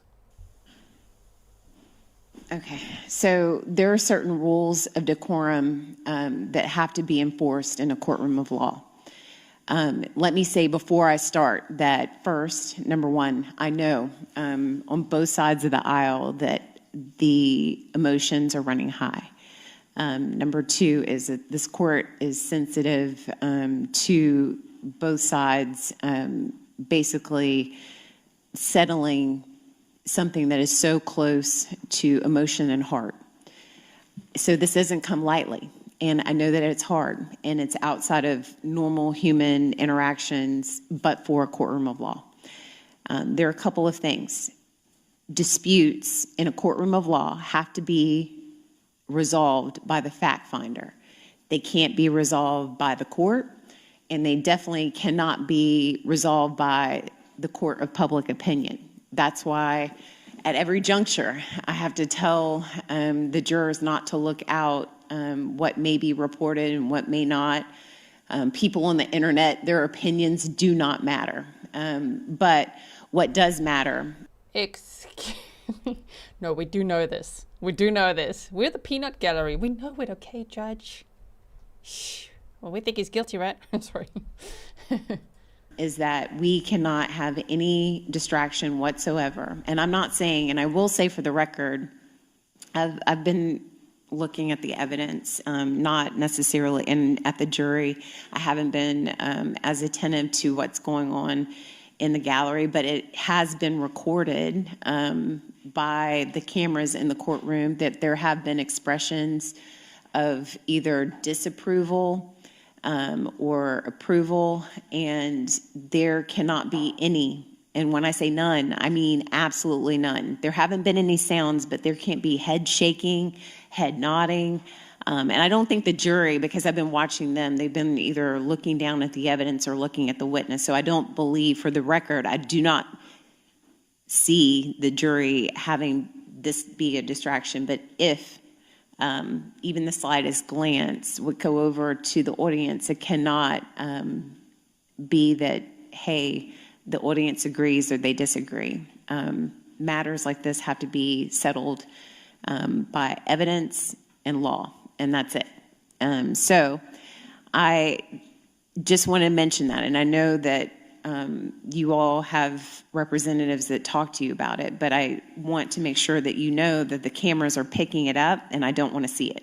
And this is a general addressing, and so anyone else that is seen doing that will no longer be in this courtroom. All right? Damn. Damn. Judge London Kite just laying down the law right there. No snarky faces. No, there will be no head shaking. No disgust as you look at the back of this defendant's head. If they could, I don't know, unless he's not on his booster seat. I don't know. So I hate to end like that, but I will see you all tomorrow at 9 a.m. Damn. Sorry, Judge. Okay, I hate to end like that, but you guys better stop your shit, is what the judge is saying. Okay. No head shakes. No disagreement. In the courtroom. In this court of law. Thank you very much. I kind of love, I mean, you guys are like, gee, you matter. No, that's sweet. That's sweet. But you know what I love about the judge reminding the court of public opinion that those opinions don't matter at all. I feel like that needs to be said more because in many cases, especially viral ones, right, it just like the public just thinks that their opinion matters so much. They're like people out here solving cases with their opinions, you know what I mean? And that's just really not how it is. We enjoy watching trials together, Ryan. But I know our opinion matters. Absolutely not at all. Not at all in a court of law. And that's a great thing. That's so good. Imagine if it did. Oh, no. We don't want to be included in that. Don't mention us. Don't cite us. Don't do anything, okay? You're welcome to come talk to us afterwards. But I love that. You tell them, Judge. Tell the whole ass internet, including us, okay? We can matter to each other over here in our little Grizzly true crime community. All right. So we can snark. And we did. We snarked our asses off today, Ryan. It was great. I did not expect to see that police interview today of Mario and get so irritated by him. And he's so irritated by everyone. Oh my word, he was annoying. Wow, Mario, I didn't know you were like that. I didn't suspect anything good, but that was annoying as hell. What a little simp for Shanna Gardner. Ooh. What a wannabe parent, you know? Anyway, so, okay, are we ready now to teleport to day 3?